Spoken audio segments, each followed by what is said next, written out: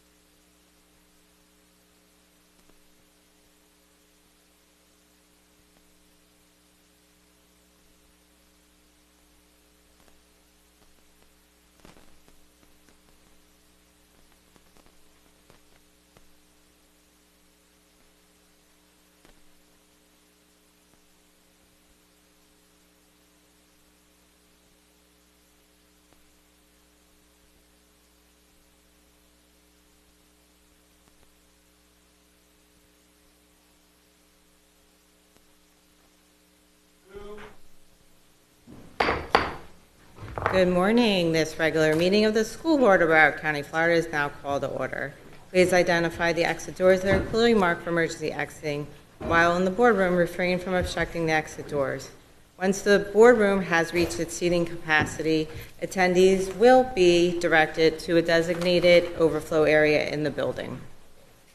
Upon activation of the fire alarm system, please exit from the room in an orderly fashion and continue to exit the building and remain outside until the authority that has jurisdiction has deemed this building safe to return. We ask that all attendees to maintain a respectful and professional demeanor during this meeting. Disruptive behavior, including but not limited to yelling, interrupting speakers, or engaging in personal attacks, will not be tolerated. If you engage in disruptive behavior, interfering with the orderly process of the meeting, I will issue a verbal warning to cease the disruption immediately, and failure to comply with the warning will result in your removal from the board meeting by law enforcement. Removal from the meeting by law enforcement will be for the duration of all meetings held on this day. Our primary focus is to create a safe and productive environment for all participants. Thank you so much for your cooperation. Please rise and remain standing for the presentation of colors by J.P. Tarabella High School, Navy JROTC Trojan Battalion, and the Pledge of Allegiance by Riverglades Elementary School. Forward. March.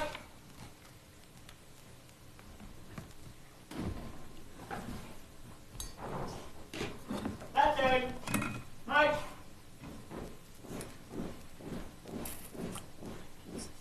Color guard. Hold. Freeze and colors.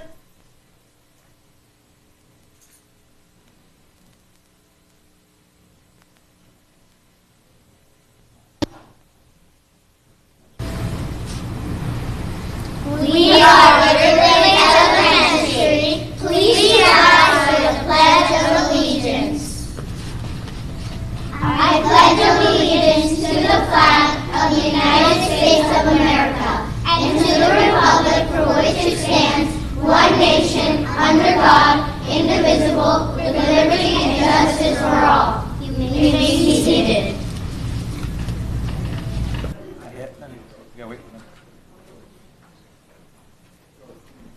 Carry.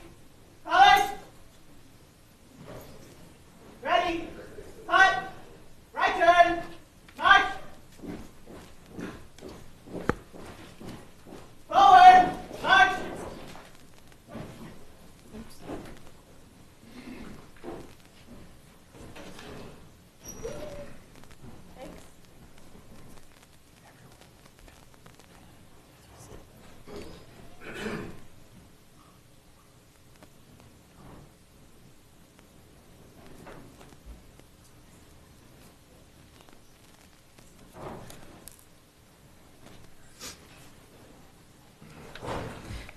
We want to thank Principal Joanne Seltzer and the team at River Glades Elementary School for the Pledge of Allegiance.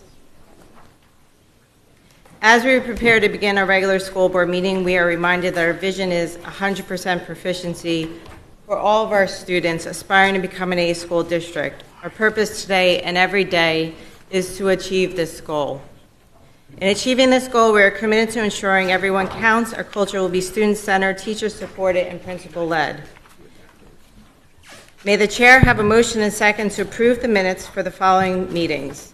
March 12th, 2024, special expulsions. March 12th, 2024, regular school board meeting. So moved. Moved by Alston, second by Zeman. Is there any discussion? Seeing none, all in favor of approving the minutes, say aye. Aye. Aye. Those opposed, say no. The minutes are now approved. Dr. Licata, any changes to the agenda? Yes, there are. Dr. Wanza, would you please read them in complete form and not abbreviate so everyone in the public can see that we're reading everything out fully? Thank you. Yes, sir. March 12th, 2024, regular school board minute meetings added. Item H3, non-instructional appointments and leaves, 22-23-24 school year, as well as 2024-2025 school year. It's a second revision. Item H4, non-instructional, separation of employment or discipline, 2023-2024, revised. Item B1, proclamations presented by school board members, additional information was added.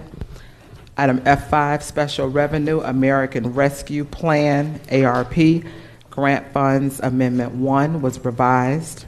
Item G1, SBBC versus Serena Perry, extension of time to file exceptions, revised.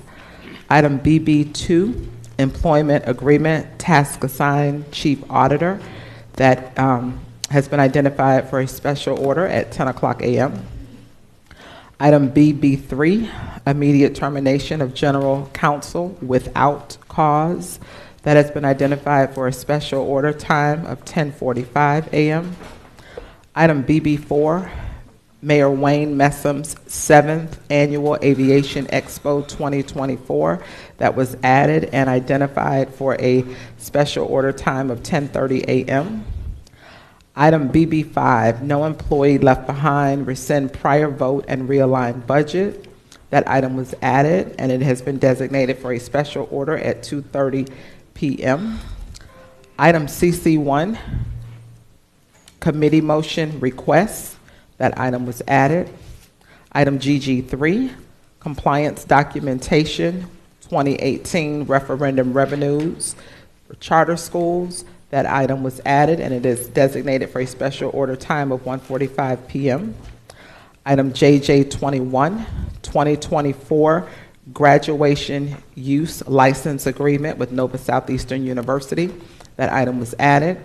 Item JJ22, 2024 graduation contract with Lauderhill Performing Arts Center. That item was added. Item JJ23, graduation performance venue agreement with Seminole Tribe of Florida. That item was added. Item 004, membership in Power Buying Group, PBG. That item was revised. Item 0013, fiscal year 22-114, type 2B modular buildings. That item was revised. Item SS1, 2024 agreement with Coral Springs Center for the Arts. That item was added. We also have speakers for the AM speaking time, Dr. Trudy Jamanovich, Chaz Stevens, Melanie Maestre, Chris Nelson, and Steve Tassin. And a speaker added for the PM speaking time, Kevin Flynn. And then an attorney-client session is scheduled for 1 o'clock p.m. That item was added as well. That concludes the recommended changes to the agenda. Mr. Alston? Thank you, Madam Chair. If I could, would you allow a point of personal privilege for 60 seconds? Yes. Thank you, Madam Chair. I want to pull BB5 and withdraw the item from the agenda. I know how to count to 5, Madam Chair, and I know 4 others clearly don't support my view that raises should be for all employees, teachers, non-instructional staff, bus drivers, cafeteria workers, clerical staff, security, custodians. The biased media, in my view, and a special interest group clearly attempted to twist my words inaccurately. Nice try. It's also sad to see that 14,000 employees were left behind and will be left out going forward. I will continue to do the right thing. That won't change, but more to come later today. With that, Madam Chair, I will withdraw BB5 at this point, and we'll continue the discussion at another point. Thank you. Thank you, Mr. Alston. Dr. Licata. Madam Chair and board members, it is with great sadness that I write this letter informing you of my anticipated retirement on 12/31/2024. I communicated to the board on 12/17/2023, which is protected from the public record, regarding status of a medical condition that I have been receiving treatments for. After conferring recently with my doctors, my wife, and my 4 adult children, it is best that I retire from this incredible role as an educator after 30-plus years here in South Florida. I'm giving advance notice so you can properly prepare for the next superintendent. It is an exciting time for Broward County Schools, and I believe there is an amazing staff that's been assembled here for great things. I can't thank the community enough for their faith and trust in me. I have forged some incredible relationships, and I believe the district is on the right path for even greater accomplishments. Thank you.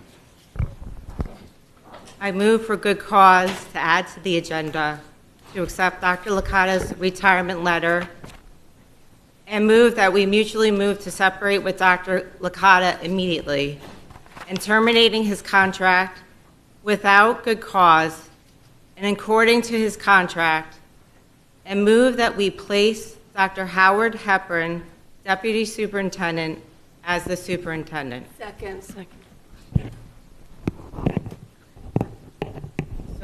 I'm adding it to the agenda. We don't need to. Yeah.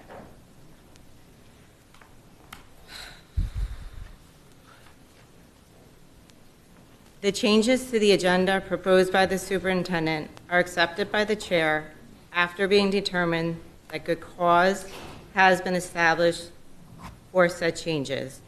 May the chair have a motion and second to close the agenda? Moved. Second. Moved by Zeman, second by Hickson.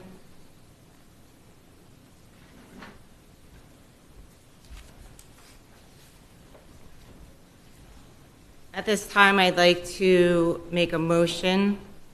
It needs a 2/3 vote. I move that the board shall consider any given agenda item not to exceed a total of 1.5 hours. Should an item remain on the floor for longer than 1.5 hours, the question shall be called, or the board shall vote to extend board debate on that time. Second. It's been moved by Aldef, second by Rupert. Public comment on the motion. Board member comment on the motion. Seeing none, Mr. Alston? Do you want to go down, or is it an hour and a half? You believe that's sufficient? Well, we can extend it. We can vote to extend if we need to. Okay. All right, I'm good. You didn't vote to close. Dr. Zeman? Thank you, Chair. To close the agenda. You know, this is probably overdue, and so I appreciate the motion. We've continued through a number of decisions and changes to accelerate the amount of time, to limit speaking, to try and stay on point and keep with this. So I look forward to this, and I appreciate the out clause in case we're in the middle of something that legitimately should take more than that. But our issue should be done well before 90 minutes. Thank you for this idea. Thank you. Any other comment? Seeing none, all in favor of the motion, say aye. Aye. Those opposed, say no. No. Motion carries with one dissenting vote from Mr. Fogaroli.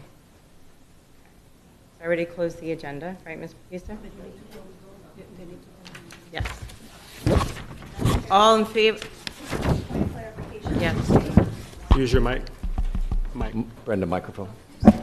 I'm asking for a point of clarification. When you say 1.5 hours to speak, does that include with the speakers, or is that Yes, just for the board? everything on the agenda item. Then I would like to dissent. We already voted, but that's okay. So for the record, Ms. Pham was a dissenting vote. So Thank you for the clarification. still passes. All in favor of closing the agenda, say aye. Aye. Aye. Those opposed, say no. The agenda is now closed.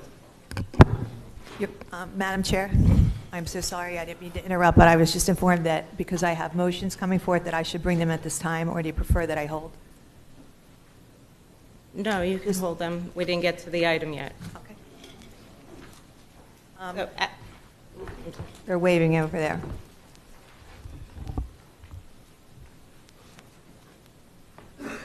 Dr. Wanza, do you have something?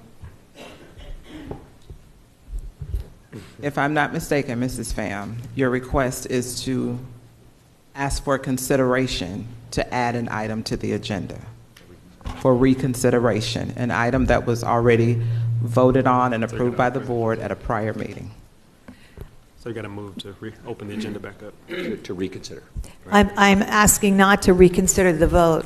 I'm asking it to be reconsidered because they was a failure to comply with the Sunshine Law. So just for clarification, I want the item brought back, not to reconsider the vote or how the vote went, but for the board to reconsider whether or not that agenda item should have gone forward based on the fact that there's violations of the Sunshine Law. Move to reopen the agenda. Is there a second? Second. And moved and second by Mr. Fogelholly. Okay, Mrs. Pham, what would you like to add to the agenda? My motion is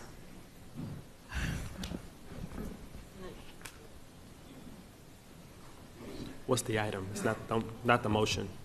oh, I'm sorry. What was is your question? item that you want to add to the agenda? It's the metal detectors from March 20th, which I believe was number 4, agenda item 4 on March 20th. Item 4, ITB 24-247, metal detectors approval, the award of the invitation to bid. So, Okay. thank you.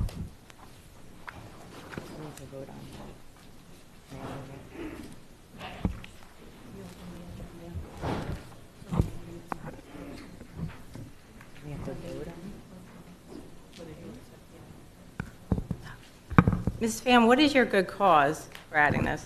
Failure to comply with the Sunshine Law. Okay, I'll accept it. All in Chair, favor- point of order, please. Yeah. It would be interesting to think for a minute about what proper redress would be for a sunshine violation. There are other opportunities to handle this that include reporting this to the appropriate authorities for them to investigate and to do their jobs. It's unlikely that a school board would be able to consider this and have kind of the proper reaction to it. A violation of the Sunshine Law is a crime. And I'm just curious if our board is the appropriate place to hear and to seek redress for this issue. Ms. Batista? So if the objective of the item is to have the school board rule on whether there was a sunshine violation or not, that would not be appropriate, because the school board, that's a legal question that the school board would not be able to respond to or answer under these circumstances. If the item is to rescind the vote, but that's not what Mrs. Pham has stated that is her goal with the item, is just to have a finding that Sunshine Law was violated. So that, therefore, the request, this would not be the right forum to have that discussed. Okay. Madam Well, Chair, I'm if I may still- respond. No. I'm still going to accept it, and then we can vote it up or down. That's it. It's on the agenda. All in favor of closing the agenda, say aye. Aye. Those opposed, say no. The agenda is now closed. Great job. As the first order of business, I would like to address my motion about Dr. Licata. May I have a motion and second? So moved. Moved by Hickson, second by Leonardi. So on page 10 of 17 of Dr. Licata's contract, I'm just going to read it because I don't think my colleagues have it with them. It's 10.7, retirement. Says this agreement shall be terminated upon the superintendent's retirement or death. If this agreement is terminated due to Licata's death, Peter B. Licata, estate or designated beneficiary shall be entitled to receive such benefits under any death benefit plan that may be in effect for school district employees in which the superintendent was a participant, and any salary reimbursement, accrued benefits, or other payments due and owing under this agreement as of the date of death. If this agreement is terminated due to Licata's retirement, Licata shall be entitled to any salary, reimbursements, accrued benefits, or other payments due and owing under this agreement as of the date of retirement. So I will repeat my motion, and Dr. Wanza, if you could type it out and give it to all my colleagues so that they have it.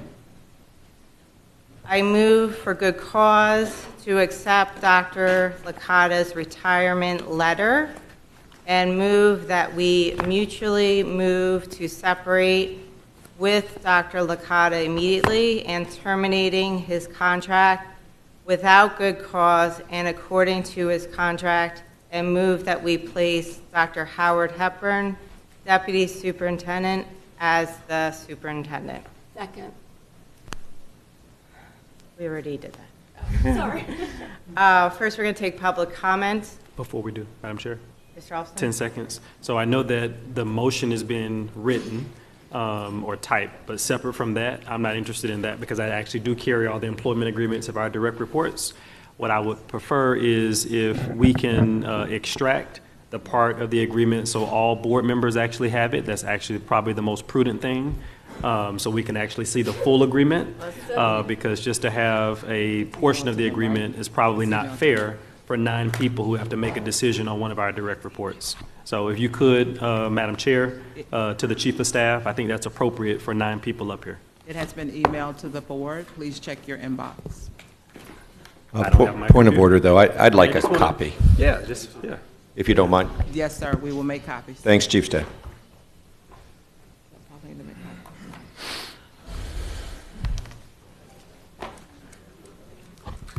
You in public comment?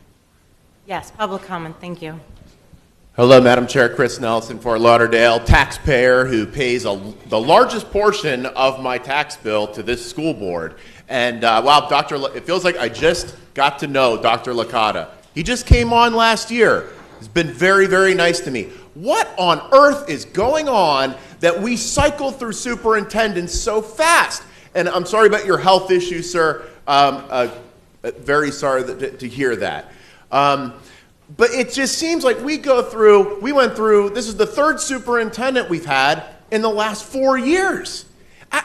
There is something else going on here. And I would say that we should look at the dysfunction of this board that's been going on over the last 4 years. I mean, $80 million now owed to these charter schools. Please keep to the agenda item. This Your is warning. the agenda item. I don't know who would want this job as superintendent right now. And if I was superintendent right now, I would probably start having health problems and want to resign. Guys, get your act in order, please, for the good of the students, for the good of the taxpayers, and for the good of the next person who's going to be superintendent, so we're not going through this every single year and then paying out money to the person leaving every single year. This board has been the exact opposite of stability. And you talk about being an example for students. Okay, and this is a bad example for students, and that's a bad example. Well, what students need, what kids need is stability. And I doubt any of them are watching the school board meeting. I'm sure they're on TikTok right now, because that's what kids do all day long, is look at TikTok. But if any of this makes TikTok and they see any of it, they're going to see a lot of dysfunction. So it's very sad to see another superintendent, after we went through this again and paid out the last one hundreds of thousands of dollars to go away. And now we've got another one leaving. I hear it. I hear you on the health concerns, sir, and God bless you. But I got to think that there's probably something more behind this. Thank you for letting me share. Next speaker. Ingrid Ford, Lauderhill, Florida. I just want to express my, Superintendent Licata, we're just trying to started getting to know him, and we really, I really regret today to hear this news. I want to bless him and his family. And also, I want to ask a question if whether rushing to terminate Mr. Licata today will allow him to keep his insurance benefit for what he needs for his treatment. Thank you.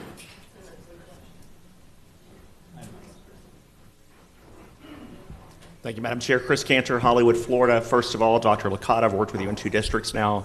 Very, very disheartened to hear that news, but I'm wishing you the best, and you will be in my thoughts, prayers, and communications as we move forward.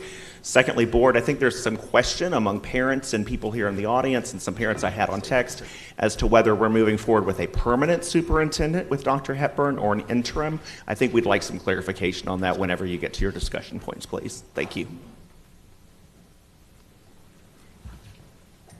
Good morning, board chairs. Narnie Pierre, Parkland, Florida. Dr. Licata, I'm sorry to hear that you're having health issue. I wish your family and your, as well as you, good thoughts, helps, and prayers. Sorry to see that you're having these issues now, but it's very difficult for us in this district when we've always been in this upheaval. We haven't been settled yet. And so now we're going from going through a whole search, getting a superintendent, to now having to look for another one. And then, as Mr. Cantor mentioned again, we needed to get some clarity on if Dr. Hepburn is going to be our full-on superintendent or interim. However, with that being said, I think all board members should understand that this is something that is extremely, extremely troubling, to be in such a transitional period on a regular, consistent basis. I think that you all have your work cut out for you, but I hope that you are making your decisions based on the students and the staff that look up to you and look for your leadership moving forward. I do like Dr. Hepburn. I think he's great. And I hope that that's something that you think about in terms of permanency rather than us making a search. That's just my put in there. But I also am disheartening to see Dr. Licata go and not really kind of come to his own. But again, we're getting text messages from everywhere, and people are very, very concerned about this transition and this upheaval, and I think the board needs to make it a priority as you move forward to kind of create some stability, and then you probably may create some public trust. But until then, we're always feeling unsettled and uncomfortable, and we need this more than ever. So please bear that in mind as you have your discussions. Thank you. Thank you. Any other public comment? Seeing none, board member comment. Dr. Zeman? Thank you so much, Chair. And it's a sad day, sir. And I'm sorry that we've gotten to this point for you personally. I am curious, Chair, though. It seems to be essential that we understand more about the urgency of this, and within complete respect for people's private lives, particularly their health issues. I'm curious if you are aware, Chair, whether or not our current superintendent, Pete Licata, can serve successfully until December 31st, 2024. You mean as far as the 60 days? No, ma'am. He has tendered a resignation letter with a separation date of December 31st, 2024. Is that correct? It was emailed, right? Yes.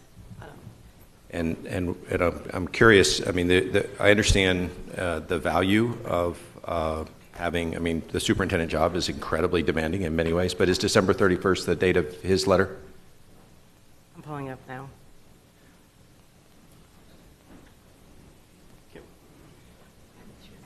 So, I mean, it depends on how, we want, as the board, to work this out. If we want to directly appoint Dr. Hepburn as the superintendent, then, Ms. Batista, you could speak to it. There could be this handoff period of time, correct? There can be an amendment to the contract where the superintendent would use a transition period and then have Dr. Hepburn serve as the superintendent during that period of time. I understand that, and I appreciate that, and I think that that would be,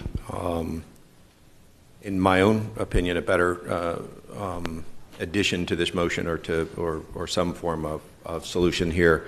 I'm still curious, though, in terms of understanding the urgency, because this is a surprise, and so we're all kind of processing the information personally and professionally and trying to come up with a good solution for Broward County Schools.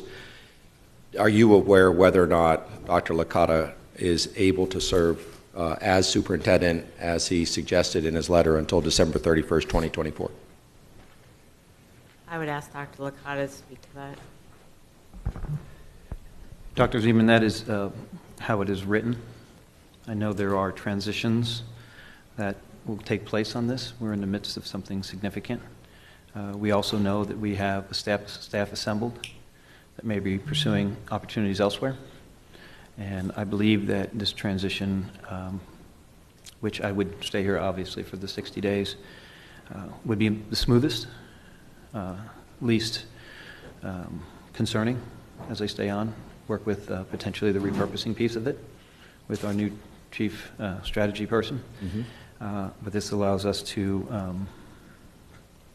potentially lock in an incredible talent as well, and make sure we do have some stability as we move forward.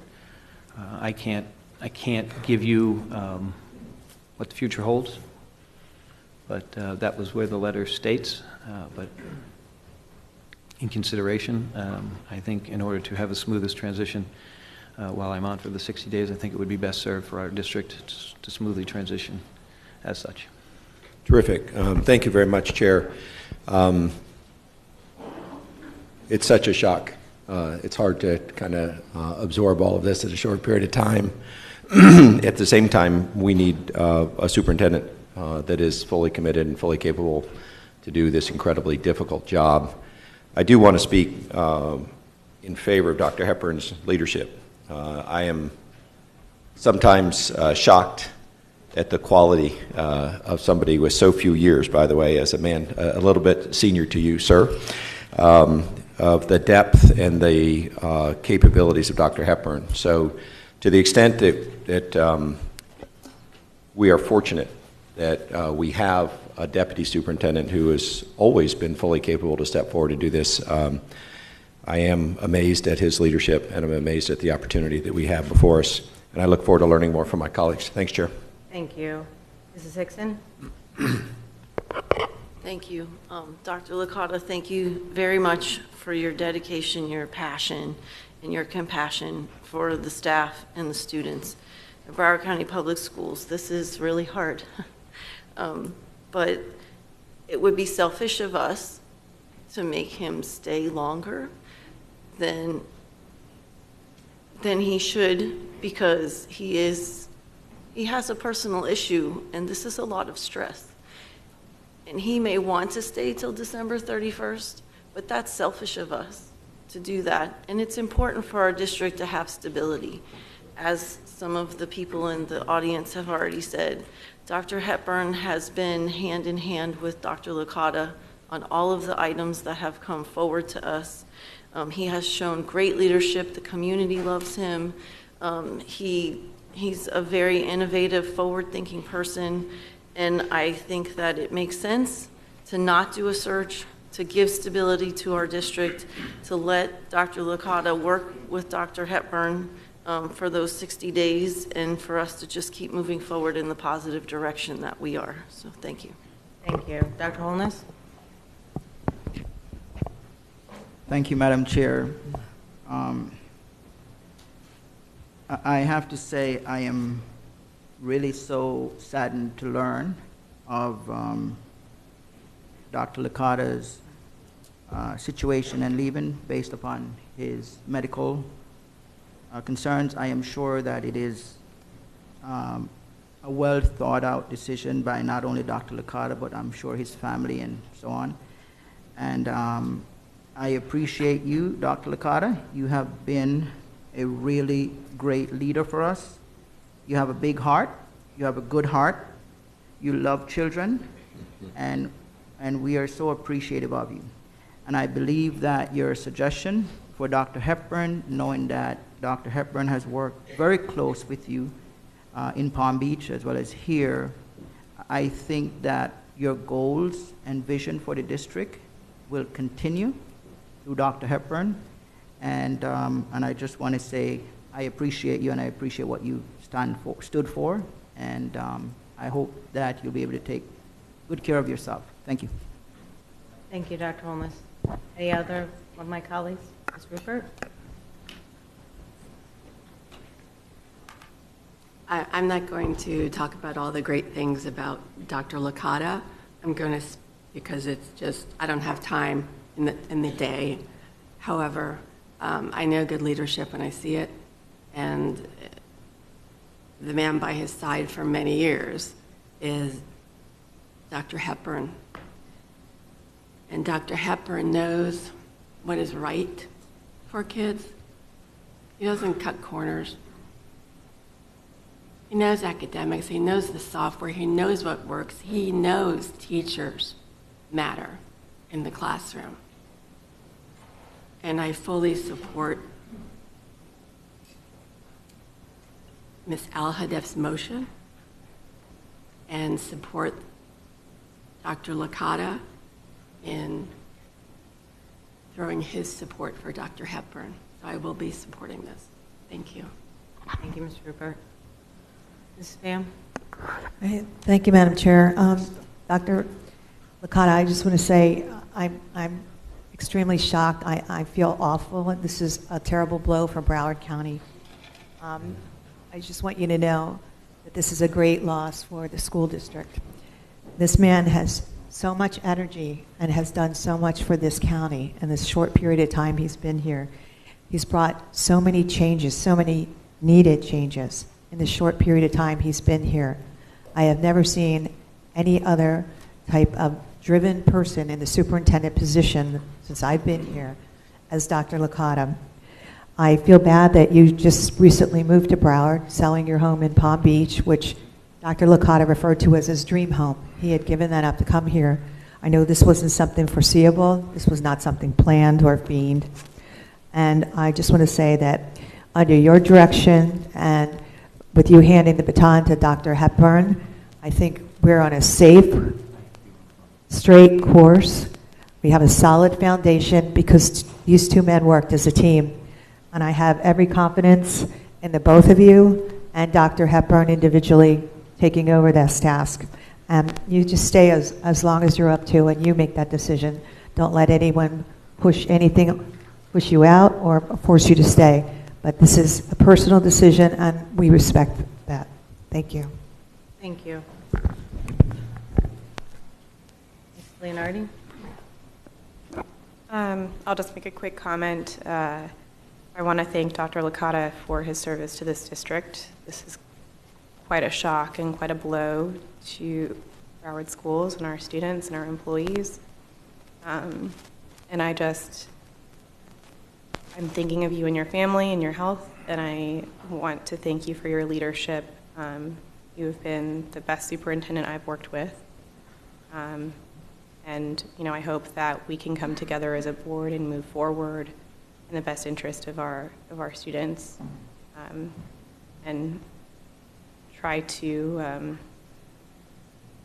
bring some calm to this district. Thank you. Thank you. Mr. Alston? Thank you, Madam Chair. You've been a great public servant, Dr. Licata, and I support the decision by you and your family. I 100% always believe that family first. So I agree with a few statements made by my colleagues. It would 100% be selfish of this board to ask you to do something that probably all of us wouldn't do. So I'm not going to do that today. I do support a smooth transition. I support stability. I think we all do. I know that academics and teaching and learning, that's the 2024 term, Dr. Hepburn, must continue. The financial health of this district, as we've been talking about, is also vitally important, regardless of who sits in the seat. Dr. Hepburn has done a phenomenal job. We have several deputies who have also done a phenomenal job. I want to make that point as well. And the entire leadership team that has done a phenomenal job. So I want to be very clear, and I know the superintendent supports that statement. The entire team has done a phenomenal job. The motion that's before us, I support the spirit of it, Madam Chair. But I also recall this board has been in this same posture not long ago. I support stability. I support a handoff. I also know I had another conversation that I probably won't go into detail publicly. So I do believe that if the board is heading toward a task-assigned superintendent of schools, I support that. But I also saw many districts do something that the community pushed back on, and that was to make a rush decision on a permanent superintendent of schools. I don't support that today. Do I support stability? Yes. Am I ready to task assign a superintendent of schools today? Yes. Will that allow calm, stability? Yes. What I also don't support in the proposed motion, and I know that we'll have a chance to discuss it as a board, is, as it's written, I support the separation immediately. That comes first with Dr. Licata and his family. We need to talk through what the transition looks like. That's important. What the handoff looks like. That's important. And then, at the appropriate time, Madam Chair, we need to immediately talk about what a national search looks like, because we now have 3 things on today's agenda, with 2 board direct reports, or 3, that we're talking about. So this will show if the board is consistent. We have a separate item that's coming as we're talking about our chief auditor, but there's a time certain, so I'll wait for that, Madam Chair. We have another item talking about our general counsel.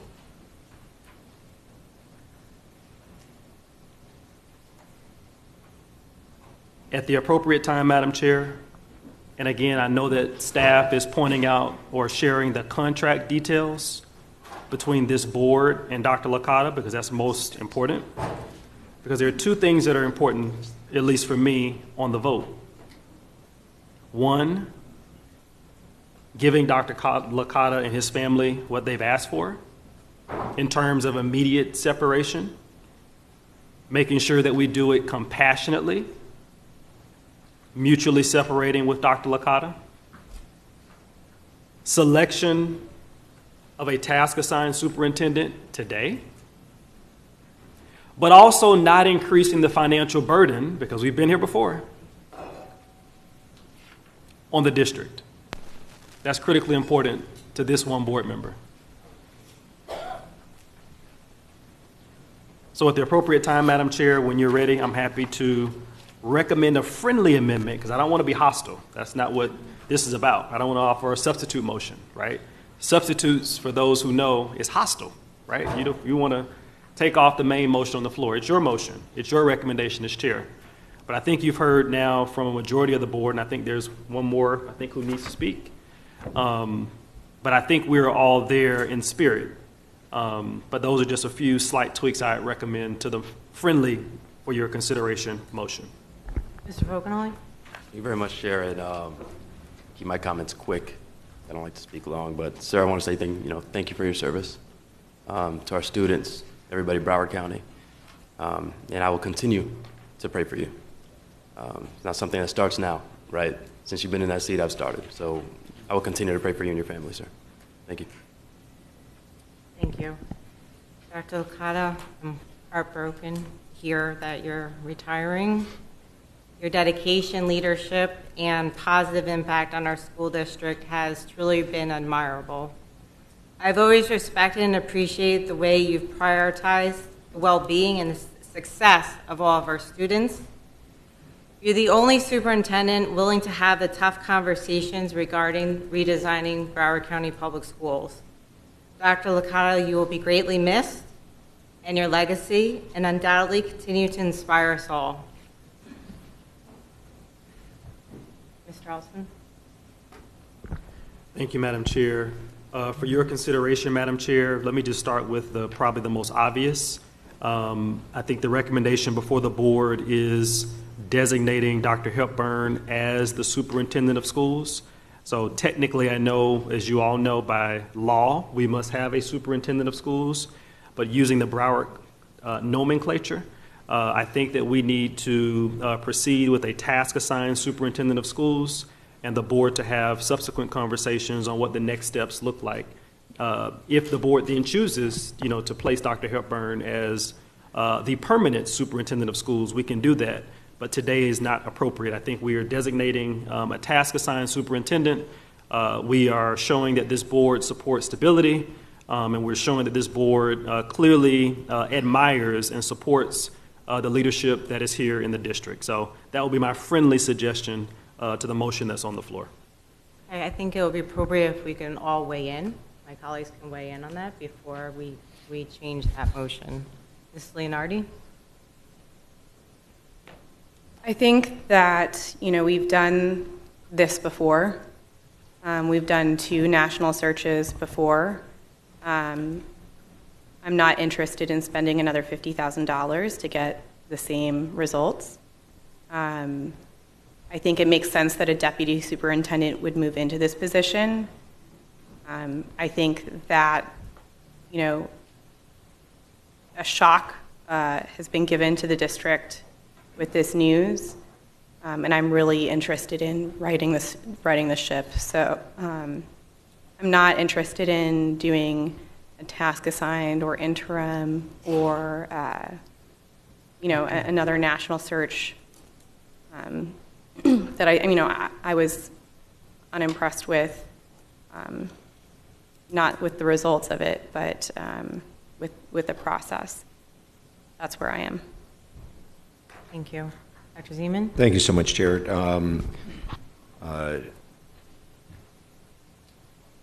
We are truly blessed to, and I hope we continue to have people behind all of our senior leaders who are incredibly capable. We meet with the people that are assembled in this room, but behind all of them is many great people who are ready to step up and do great things. And all I can do right now is just point to the people in the front 2 rows here, many of whom are brand new in the roles that they're in, and admire kind of the way that Broward County Schools has persevered. This is a resilient organization. We are only a teeny tiny part of the 31,500 people that show up to work every day as Broward County Schools. But I think one of the blessings that we have is we have a deputy superintendent who's ready to move into the job. Like Mrs. Leonardi, I'm not interested in doing another national search. It's just not the right time. We are not, by the way, hiring a permanent superintendent. There are no permanent employees that are direct reports to this school board. They're all subject to school board review constantly. It's part of the pressure. I hope it's not the kind of pressure that is overwhelming, but our direct reports serve for as long as the school board sees that they're doing a great job for our students and for our schools. So I'm in favor of this motion as it's written, and looking forward to moving forward with someone who's been recruited by a number of school districts across the United States for their amazing leadership and their ability to stay around for a long time. And so I think we're truly blessed. I think there is one issue that we'll have to deal with subsequent, but I think what we're doing today is designating a superintendent. Subsequent to that, there'll be contract negotiations, and the items will come back to the board to suit that up. The only question that is pertinent to this substitute motion, Chair, is has anyone talked to Dr. Hepburn about his willingness to take over as superintendent? Yes, I have. I just wanted to make sure, because when you have someone as wise as Dr. Hepburn, you might think that he's thinking about it a little bit. So, Dr. Hepburn, thank you for your willingness to step forward too. But I appreciate the thought that went into this motion as is, and I'll support it fully. Thank you, Chair. Dr. Holness? Thank you, Madam Chair. So, Madam Chair, when we hired Dr. Licata, we understood his passion, his vision, and he brought with him to Broward County Dr. Hepburn to be in charge of teaching and learning. I have worked with Dr. Hepburn. I've met with him every month. I've also spoken with him multiple times on the phone, and I can't see a better fit for this district to carry out the vision that we saw in Dr. Licata is going to continue through Dr. Hepburn. So I am not interested in a search. I don't believe this district, we should put this district through the instability of going that route when we have an individual who has worked closely with Dr. Licata and that I have worked with and that I have seen his passion, his dedication. I believe the most responsible thing for us to do is to accept this motion as it is. And I believe that what we saw in Dr. Licata, we're going to see that resonate in Dr. Hepburn, and we're going to move forward as we are in an optimistic way to continue to move this district forward. So I am going to support the original motion because I think it's the right thing to do for this district, and I believe that we will get from Dr. Hepburn what we're getting from Dr. Licata, and it's going to be a great transition. Thank you. Mrs. Pham? Thank you, Madam Chair. I'd like Dr. Hepburn to chime in. I'd like to hear his opinion on how he would prefer to proceed, what he feels comfortable with and competent, and even a transition phase. I think it's important that we have the input of Dr. Licata and Dr. Hepburn today. Thank you. Dr. Licata? Now is the time to talk about a career and a legacy. Leaders do not count their victories by certain things. They count it by what they do for children and the legacy they leave. The legacy of 30-some principals in Palm Beach County, a superintendent that I trained, chief of staffs that I've trained, deputies that I've trained. There was one person that was always by my side. It's Dr. Hepburn. And that's a legacy right there. Dr. Hepburn? Thank you, Dr. Licata and board. As with everybody up on the dais, I'm also in shock. Dr. Licata is a boss, a mentor, a friend. And if the board has full-fledged commitment in my capabilities of moving this district forward, staying on the right course, prioritizing our students, and being student-centered as we have started this school year, and supporting our principals, supporting our teachers, supporting innovative solutions to move our district forward the way we want to see it, to help our community understand what we clearly offer is the best choice, to make communities greater than what they are right now in Broward County, especially our underperforming and underserved communities. I am fully committed to do what I need to do to help move this district forward. So that's where I stand, and that's my commitment. Ms. Pham? That was what I wanted to hear. Thank you. I think everyone feels a lot more comfortable knowing again that if this torch gets passed in this way, that we are on a solid foundation and have a steady course. Thank you. Ms. Rupert? Thank you. I am for a permanent position. I know it's not really permanent because everybody gets a yearly contract, but for us, it's keeping a man who at the very center of things is his heart. And I've seen the way that staff looks at Dr. Hepburn. I've seen the way that staff and the public listen to him. And that's all part of the healing process because Lord knows it's been the crazy carousel of chaos. I have no desire to get back on that again. And approving this motion as is how I'm going to vote because I can slightly hear the carnival music and I don't want it to get any closer. So, thank you.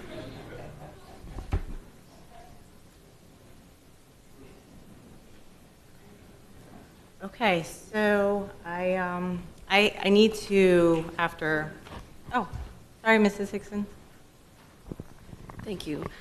Just going to weigh in also the fact that we keep saying we have financial instability or we want to be financially responsible to go out for a national search, to do community town halls, to have staff do all of that, to probably end up with Dr. Hepburn because he is in the pool now of people looking for superintendents. He has had multiple offers and probably through a national search would land back into the pool of who we would be looking at. It seems to me that would spend a lot of time and money on someone who's already sitting right here in front of us. So I also agree with the motion the way that is written, or apparently how it might be tweaked. But I think to make him the superintendent, not task assigned, makes the most sense for the stability of the district at this time. Thank you. Thank you. Mr. Foganholly? Thank you very much, Chair. And of course, I think highly of Dr. Hepburn. Again, I think all of us have a good relationship with him. He's done great work in the community. The only thing that makes me nervous about this, especially when we talk about permanent, we alone are making a decision for the entire county without getting public input, getting community involvement when we talk about a superintendent. So for me, I think it's this board has made a decision similar to that in the past of leaving the community out again. So for me, I don't see why we couldn't task assign someone. You start the process. If he would like the permanent seat, he can apply for that as well and just go through the process. He's the best candidate. Sure, he's going to come out getting the seat. But I just think for me, we had forums, Q&As, sit-downs with our people that we put in there. There's so many. Licata went through all those steps. Personal interviews, changed my mind, right? Without having those conversations, I just think for me, it's cutting them out, and we're making a decision without getting any input from people. You know me, I love community input. But for me, I think it's important for everybody to have a voice, to have that opportunity, to have that conversation. I believe stability will be there because he'll be in the seat. Task assigning it and continuing the process, continuing what we're doing, we can do it. But to make a decision to make someone permanent really worries me. So that's where I am, Chair. I know how to count, but we're making, again, the same mistakes of the past. Thank you. Thank you. Any other board member comments? I just have a question for you, and possibly to our general counsel. It says without good cause, and his contract says without cause. Will that cause any trouble I'm going to make an amendment. on that subject? Mm-hmm. Thank you, ma'am. Okay, so the change will say this. I move that we accept Dr. Licata's retirement letter and move that we mutually move to separate with Dr. Licata immediately and negotiate an appropriate transition with Dr. Licata, and move that we place Dr. Howard Hepburn, Deputy Superintendent of Teaching and Learning, as the Superintendent of Schools. Second. Been moved in second. Public comment on the motion?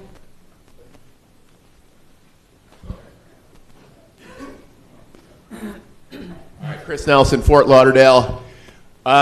We've been here so many times, and we've gone through the search process, and it's turned up with a bad decision before. I don't think with Dr. Licata, but the last time.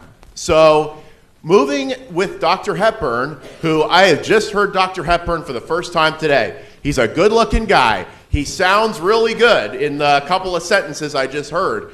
But I really don't know if he's going to give the stability that we need. I hope he will. Because if he's been working here for the last 4 years, he sees it right here. That there's been a lot of instability. I don't like the idea of circumventing the whole process, but I even agree with board member Leonardi for once ever. That going through this, we went through this thing and it was this long, drawn-out process. But I'm going to tell you, there's going to be people in the community, when this hits Sun Sentinel, they're not going to be happy with this, that people were left out of this process. So it sounds like the board has made up their mind to go from Dr. Licata to Dr. Hepburn. I hope this is the right decision. It's one of those things where only time will tell, but this district needs stability. So I hope through the chair I can say, Dr. Hepburn, please bring the stability and the financial stability we need and the grown-up that we need. We need a grown-up in this district running this, okay? We're lacking some grown-ups, all right? Tough decisions are going to need to be made. Emotional decisions are made up here all the time. We don't need emotional decisions. And I think the reason why we go on so long sometimes is because you have board members crying and getting emotional, and it's not thought of like, okay, we're talking about basically running a business here, running a huge business with like $1 billion, but what's the budget here? It's huge.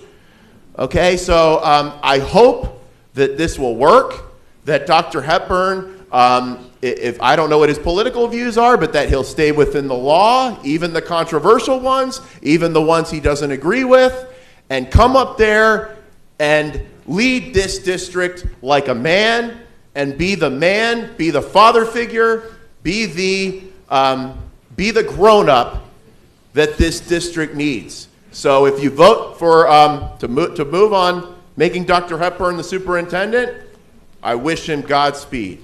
Thank you. Next speaker. Chuck Harper, Parkland, Florida. The district is under a lot of situations with, obviously we're looking at repurposing and redefining schools, and part of that vision is Dr. Licata, and his lieutenant is Dr. Hepburn. I don't think we have the ability as a district to hang out, go through a process of looking for another superintendent and trying to find that, and then having that superintendent come in and say, you know what, we're going to go back to square one with redefining, and I have a whole different vision, and all of a sudden we're not looking at repurposing schools in 25, 26, but now we're 27, 28, or 29, 30, and we're going through a process that will never end. And unfortunately, or fortunately, because I look at this situation as a positive to make fundamental change to Broward County schools. And my hope is Dr. Licata will help Dr. Hepburn in that process. But we have to get moving forward. We don't have time to hang out and, decide, well, maybe in 3 or 4 months we might find somebody that might be really good. When we have somebody, and I will tell you, I have worked with Dr. Hepburn on a bunch of different things. He is a little new to me, but he's an amazing, amazing individual. So with that said, we have a deputy superintendent who is amazing. Let's move to him as the superintendent, and hopefully Dr. Licata will help. Thank you. Next speaker.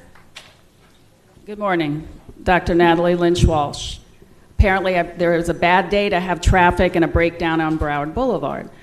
Okay, so I know most of you seem to be in shock, but this is about logistics. That's why you keep hearing the word task assigned.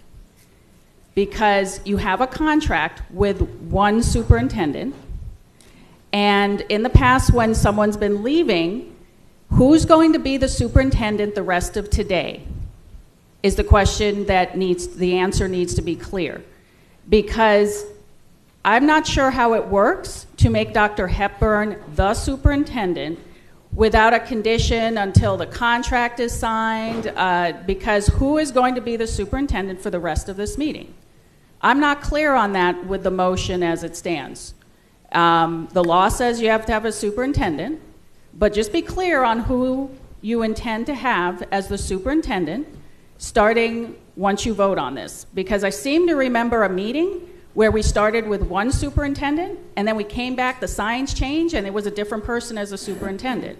I think that was when the mutually separated superintendent left. I could be wrong. We've had a few. So we have that going on. You also have a key position later for the Chief Strategy and Innovation Officer, which would not have been made by Dr. Hepburn, and to the point of making sure you have the right people on the right bus, in the right seats, you may want to defer that, but we'll get to H3 hopefully at some point today. So I'm concerned about logistics. So the two things do not seem to be mutually exclusive. You can task assign, make acting, or do whatever until a contract is signed with a permanent superintendent and decide not to do a search. You could decide after everybody recovers from the shock that you're going to go ahead and direct appoint him. I think that's an option.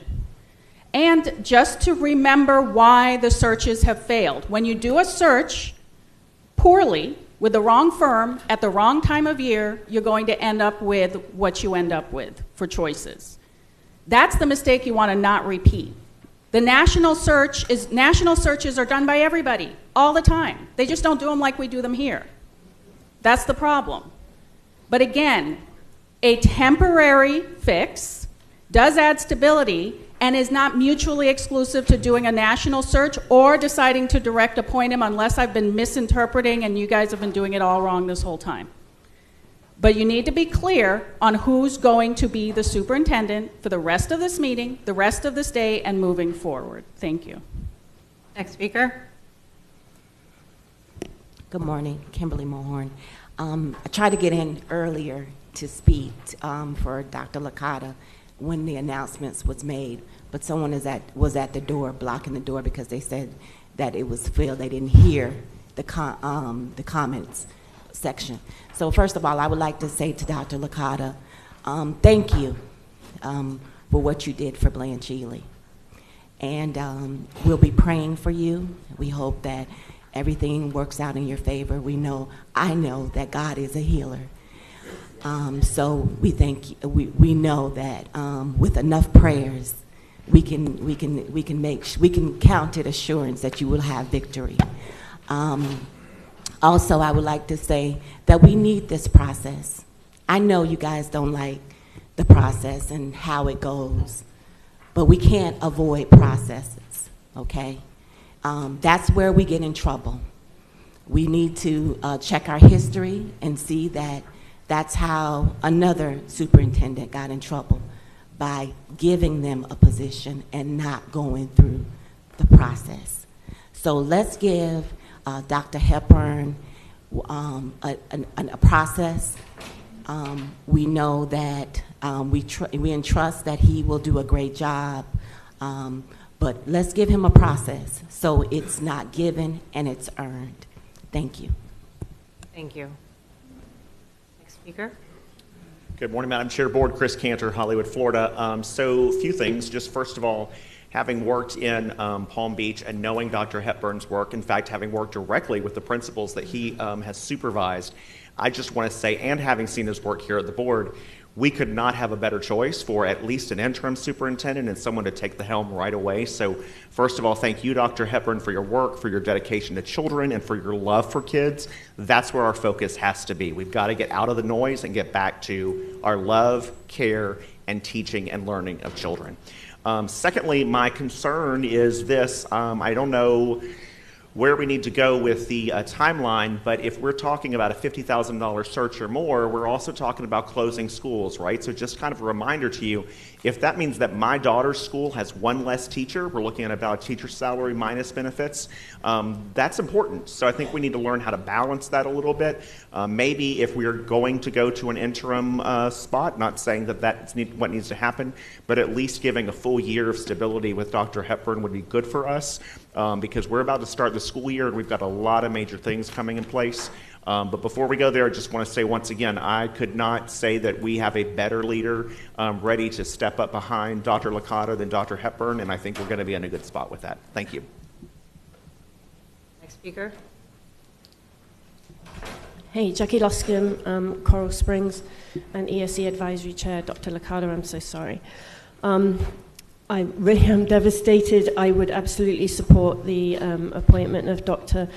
Hepburn as interim. Those of us who have worked with him know him. He has a moral compass that points firmly north. He's compassionate. He knows that the small things are the big things. He listens. He cuts above the noise.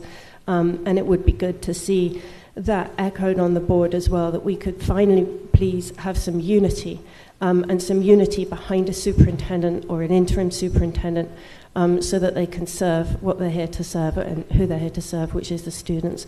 I absolutely support this. Thank you. Thank you. Next speaker. Hi, Heather Tanner.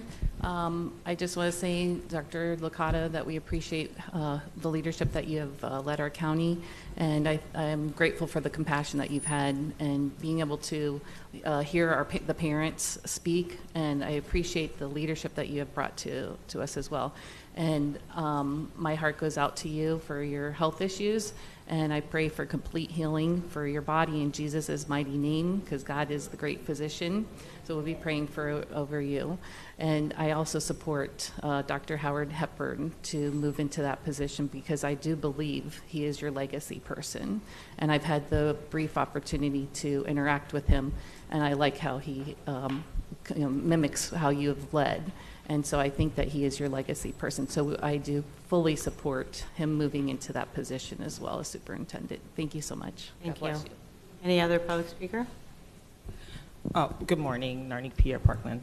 I am really excited about Dr. Hepburn's interim, permanent, I don't know, whatever the board decides. But I've worked with him in the past, and he is what Ms. Luscombe mentioned, has a moral compass, and he's always been kid-centered. Every single time we've had a conversation, every conversation diverts right back to kids and staff. So you can't get any better than Dr. Hepburn, although I am partial to Dr. Wanza too, but throwing that in the mix. I think both of them are absolutely exceptional. So again, I want to echo the fact that we are, from what the community has been saying to me, we are very, very uncomfortable with this transition, because we haven't been settled in this district. So I want you guys to bear in mind that we're constantly on this seesaw, and we want to get off the ride. We don't want to be on the ride no more. And so please focus on trying to make us as stable as possible.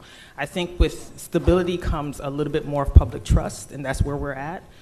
So if Dr. Hepburn is the guy, whatever you have to work out in terms of logistics to make that happen, great. But we need to see something on the horizon. We're very, very uncomfortable. We have redefining that we have to think about. There's talks of schools closing, and we just need some calm before the storm. Tell people the truth up front. Let us know what's going to happen in 18 months, and be honest. And I think we can all work together to come to some sort of consensus for our children. But I appreciate you all taking this time to talk about it and really work through it. Thank you. Thank you. Any other speakers? Board member comment? Okay, I just need to, Ms. Pham? Thank you, everyone, for chiming in. We had the committee members, which I noted down, that seem very much in support of Dr. Hepburn. We have some members of the public that are here, and I also heard praise, again, for Dr. Hepburn. And I'm wondering if the board would consider some type of hybrid, because I hear the concerns that the public's not involved, and they want to be involved, and they deserve to be involved. At the same time, we know, we all know, that Dr. Hepburn is very qualified, and in my heart, I know he's the man.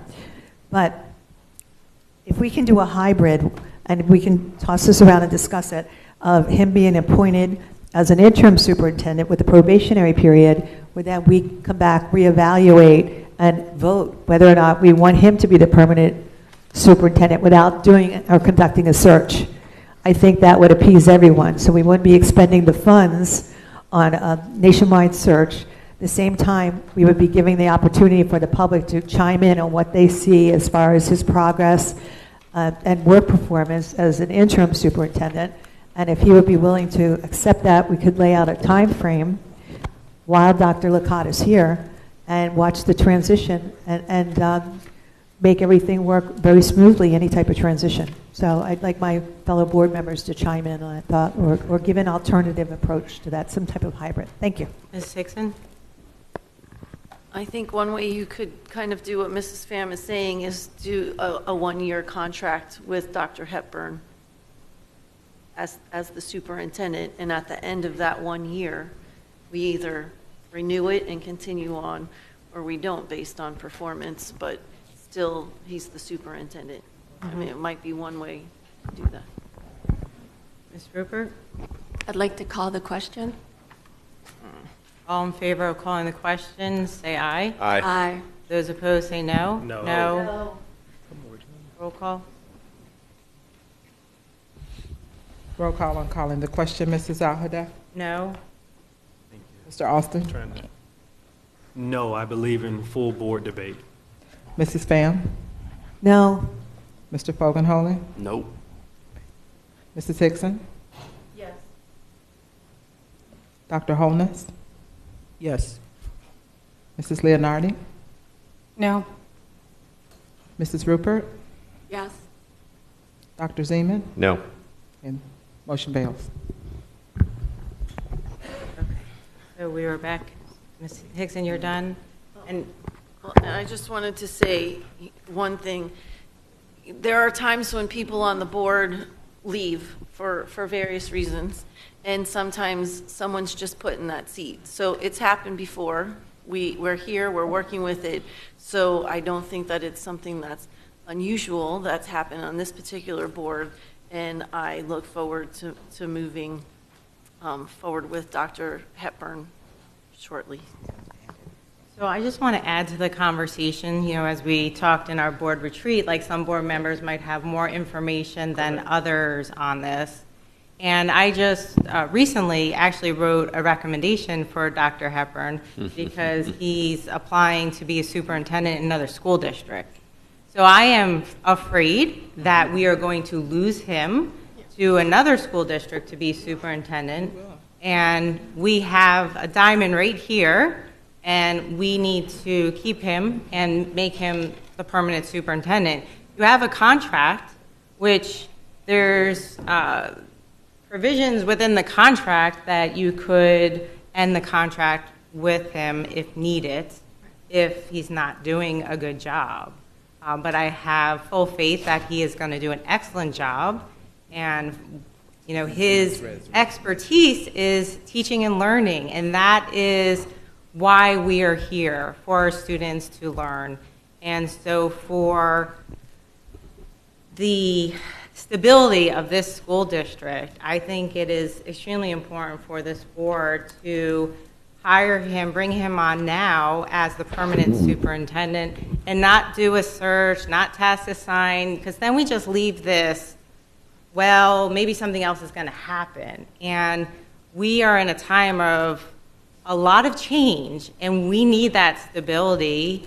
And I truly believe that Dr. Licata has helped Dr. Hepburn become the top leader that he is, and I know that he will help lead Broward County Public Schools. I do just need to add something to the end of my motion to authorize the chair to negotiate both contracts with Dr. Licata and Dr. Hepburn separately.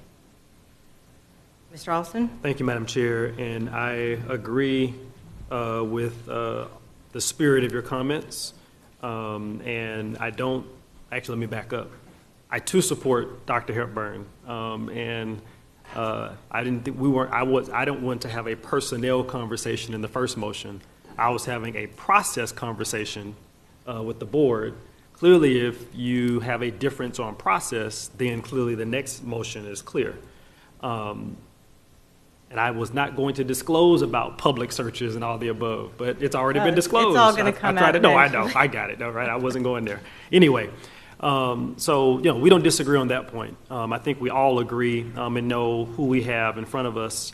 And I'll just say publicly, many of the folks who I have known in different parts and different quarters of the state have been 120% supportive of Dr. Hepburn, but that's not what I'm debating right now. So I want to put the person aside because I think it's important for us to have a first process conversation. And I thought we were heading for a compromise, and I think I heard you, Madam Chair, which I think many of us were just in a workshop where we said, let's hear each other out, right? I mean, to call the question on the most important conversation that we're having as a board, I mean, come on, really? Let's hear each other out, right? It's all about mutual respect, and I think that's what we're trying to demonstrate to everyone watching. So maybe it's a question, and I think I heard the majority of the board essentially say, no, we do not want to go out and do a national search. I think I understood that, okay? So if that's where the board is, that's not on the, I get that is not on the table. Now let's go to the second process conversation where we are talking through, one, a decision today, two, how we make a decision, whether it's task assigned, because actually I'm going to ask our general counsel if I could, Madam Chair. The separate item that we have coming before the board, we have a task assigned chief auditor. What are the provisions and time frame in that contract that the board is considering? Ms. Batista? The negotiated contract is for 1 year. Got it. So we have a chief auditor where later today, whenever we get to it, we have one of our direct reports is a task assignment for a year, which I thought I heard that suggestion, but then, someone retreated from it. So I would love for that conversation as well, because I think that's also another model for whomever we decide in the next motion should sit in that seat. So for me, process, I'm open to showing consistency because we may do the same thing at, 10 o'clock? I don't even know what time it is anymore, whenever the chair gets to it, right? So that is back to being consistent, back to us showing stability for all of our direct reports. That's where I'm at. So I would love that process conversation, not about the person, because I think we all understand, the 9 of us I think have said who the person will be, but process-wise, if the board will consider, similar to what we're about to do soon, I think, on a different direct report, a 1-year task assignment for our superintendent of schools. I don't want to make that back to what I said before, Madam Chair, because we all sat through the workshop. I don't want to make a substitute motion, right? It's just a friendly conversation and dialogue if there is at least some appetite for that. So I'll pause. Ms. Batista, can you speak to the superintendent's current employment agreement and how long that's for?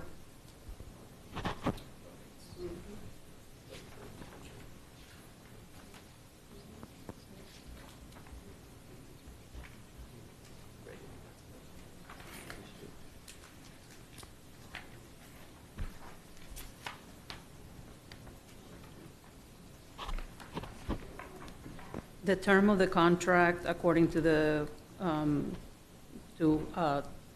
provision 2.2, is until June 30th, 2026. So it's a 3-year contract. Mrs. Hickson? I have a question, because I don't disagree with Mr. Austin about being consistent. So for the auditor, are we actively going to be searching for a new auditor, or are we going to wait until the year is up for his? Because I didn't realize we had a contract for a year, because I'd like to do it the same way. So can we switch the auditors to whatever we decide to do with the superintendent? So the contract with the task assigned auditor has provisions for termination if there is a new, once a new auditor or permanent auditor is hired, then that task assignment would end.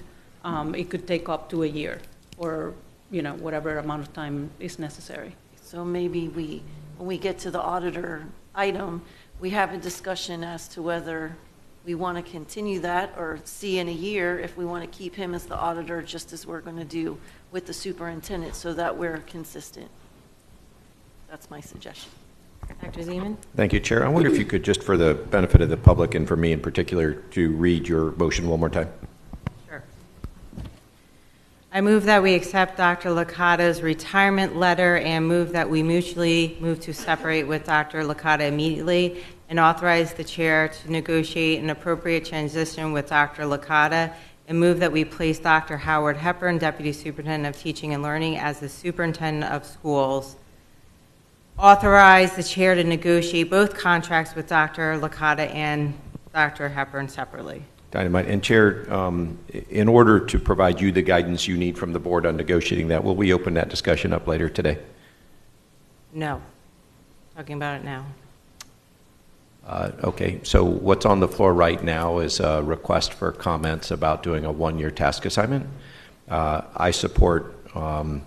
I don't think, it's not task assignment, it's just a one-year contract. Thank you very much. Yeah. To limit the new superintendent to a one-year contract? Yes. I don't support that. I think that we've got to move, and for a variety of reasons, primarily in terms of retaining the talent that we have, I would prefer to make it a permanent move for now, but it's all permanent subject to the school board deciding that any of our direct reports aren't serving in the capacity that we need them. So I vote for a full-throated endorsement of Dr. Hepburn and a contract to be negotiated, and I look forward to that discussion at another round.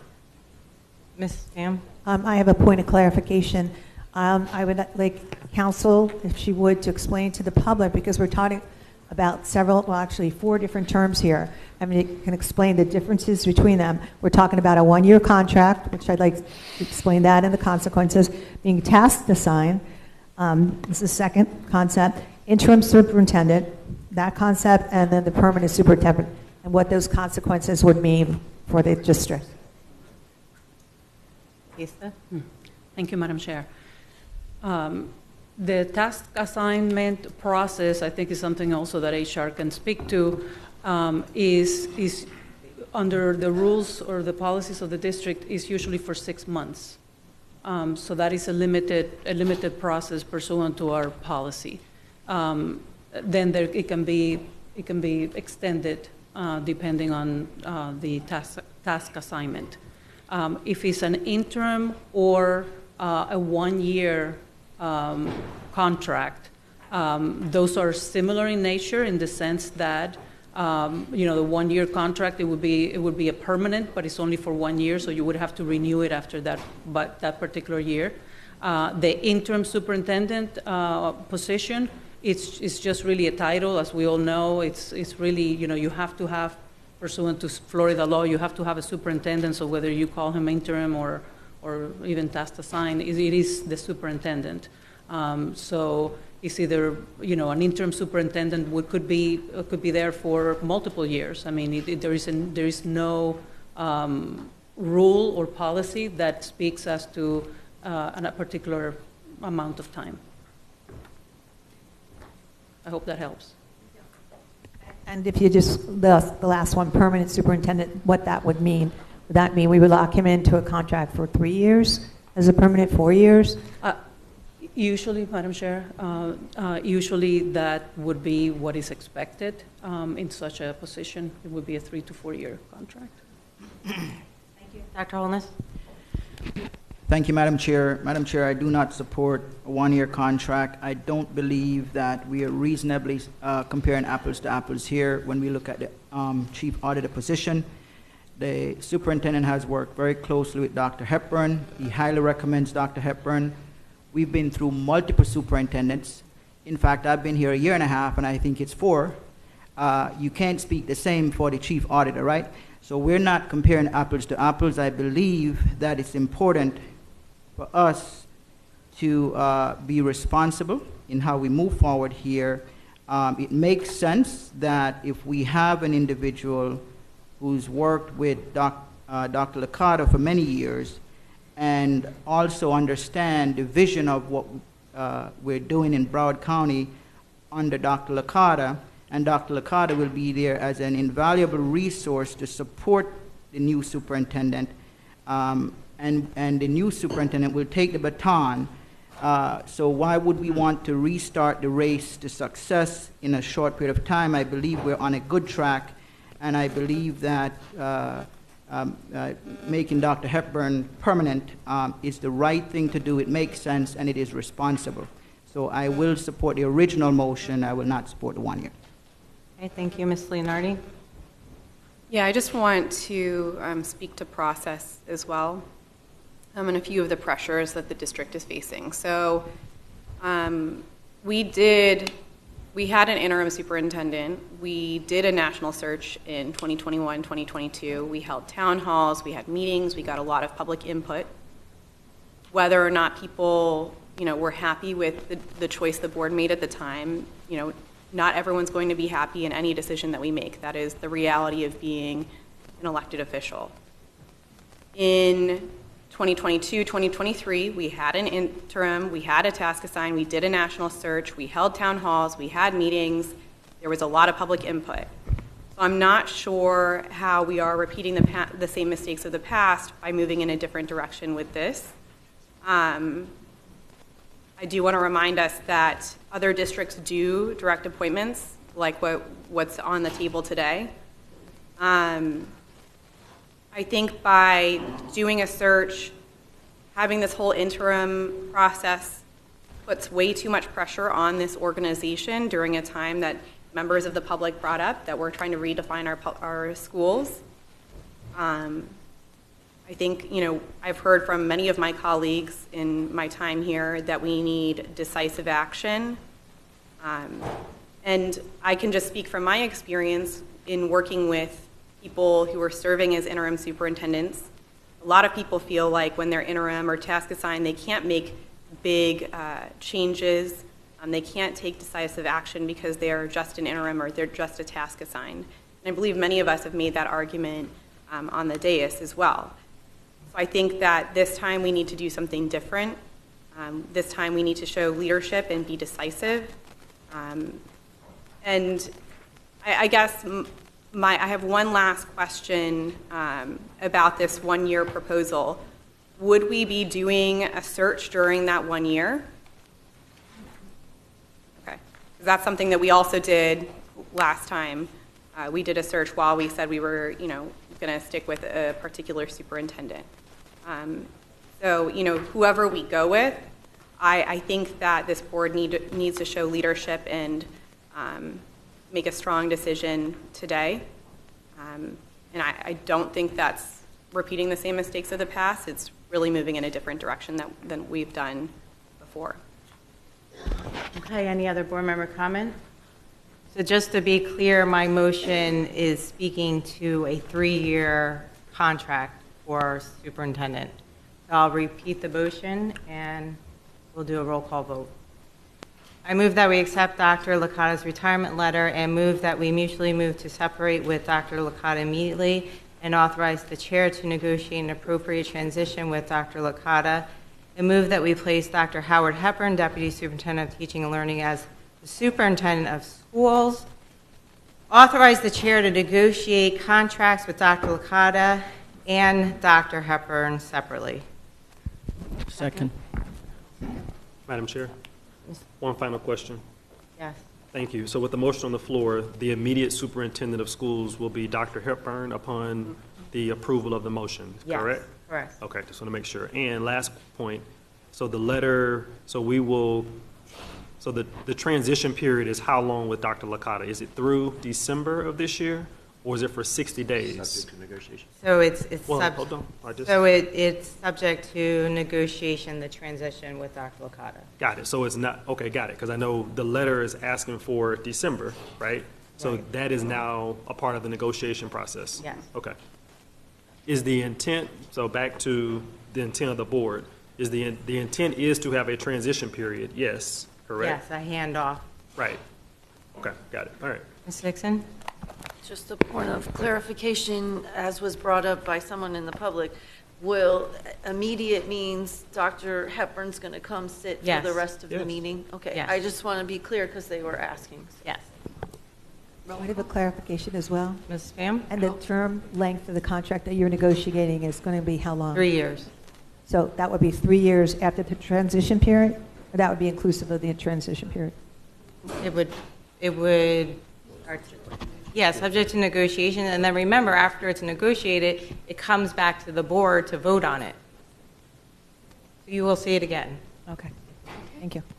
Mr. Fogarty? Thank you very much, Chair. So just to clarify, I just want to make sure, because I know we're talking about December as a possibility. I know it's going to come back to the board. So is it possible that we're going to be paying 2 superintendents for a whole year, or for the rest of the year? That's a possibility? That is possible. Yeah, that is possible. This transition period is going to be paying 2 Yeah. superintendent salaries, correct? No. It says 60 days in the contract. That's where I'm at. Thank you, Chair. Mrs. Leonardi? In the contract, is there a provision about severance? I know this, but I'm just think that should be out in the open. Ms. Batista? There is a provision for severance of a maximum of 20 weeks. That is pursuant to immediate termination. That provision would kick in, and then that's the amount of time. Well, 60-day notice, and then, but the severance itself is 20 weeks. Right. So under different scenarios, we would be paying 2 superintendents, correct? Thank you. Any other questions?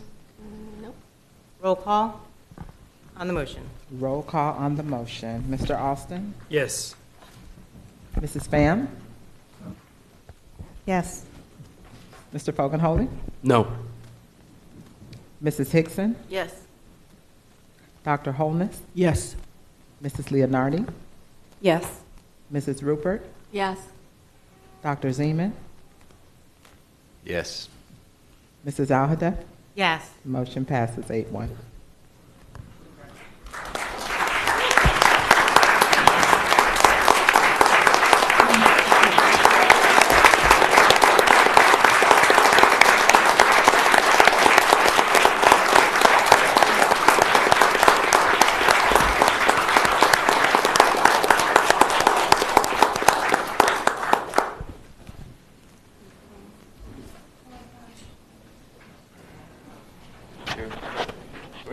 We're going to take a 10-minute recess.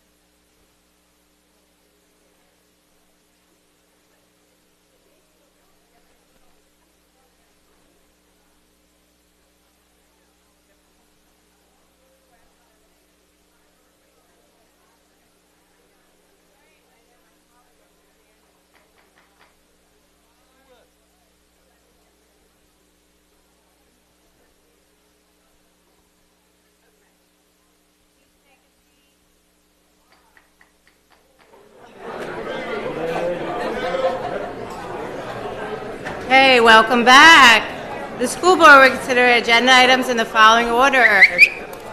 The school board will first identify any consent items, single letter items on the agenda that we pull for separate discussion. All remaining consent items that were not pulled for separate discussion will then be approved by consent. The school board next considered H3, followed by any other H items that were pulled from the agenda for discussion. After the H items are considered, the school board will proceed in accordance with the agenda's lettering system. The school board will consider any consent items, single letter items pulled for discussion for a given letter, and then consider any open items, double letter items with the same letter. The meeting agenda has been modified to correspond in this order. The next item of business is the consent agenda. Board members had notified staff of the items they wish to address. All those items not pulled for separate discussion will then be approved under the consent agenda. The following items of the consent agenda have been indicated. All right. Dr. Wanza, can you call it out? Sure. On the consent agenda, single letter items only, Mr. Alston, H4, F2, F3, F5, those are Mr. Alston's. Oh, keep going. No, keep going. Okay, Do everyone. all right. Ms. Mrs. Pham? Hickson, you want me to keep, Mrs. Hickson's items are item H1, H2, H4. That is it. And then Dr. Zeman indicated item F2 and item F3. Those are the consent items that we were provided with. Okay. Mrs. Pham, do you have any polls?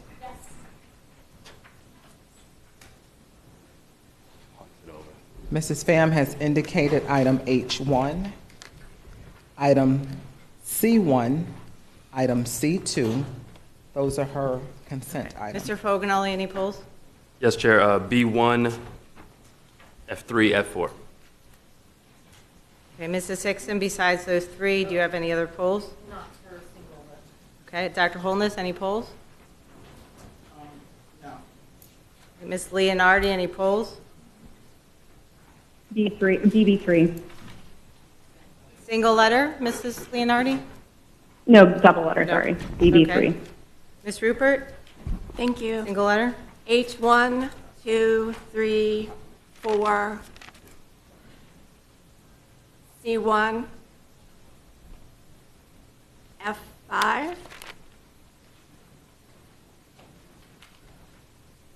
and the rest are double.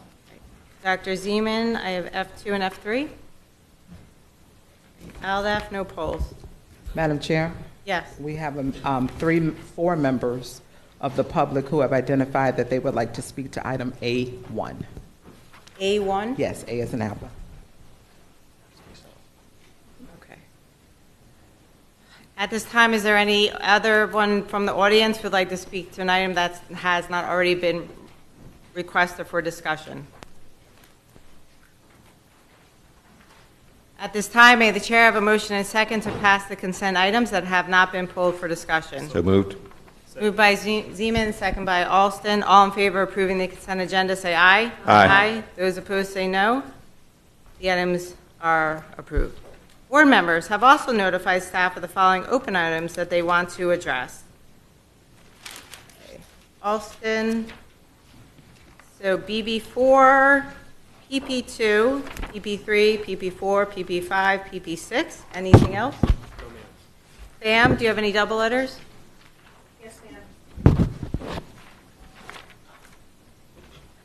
AA1,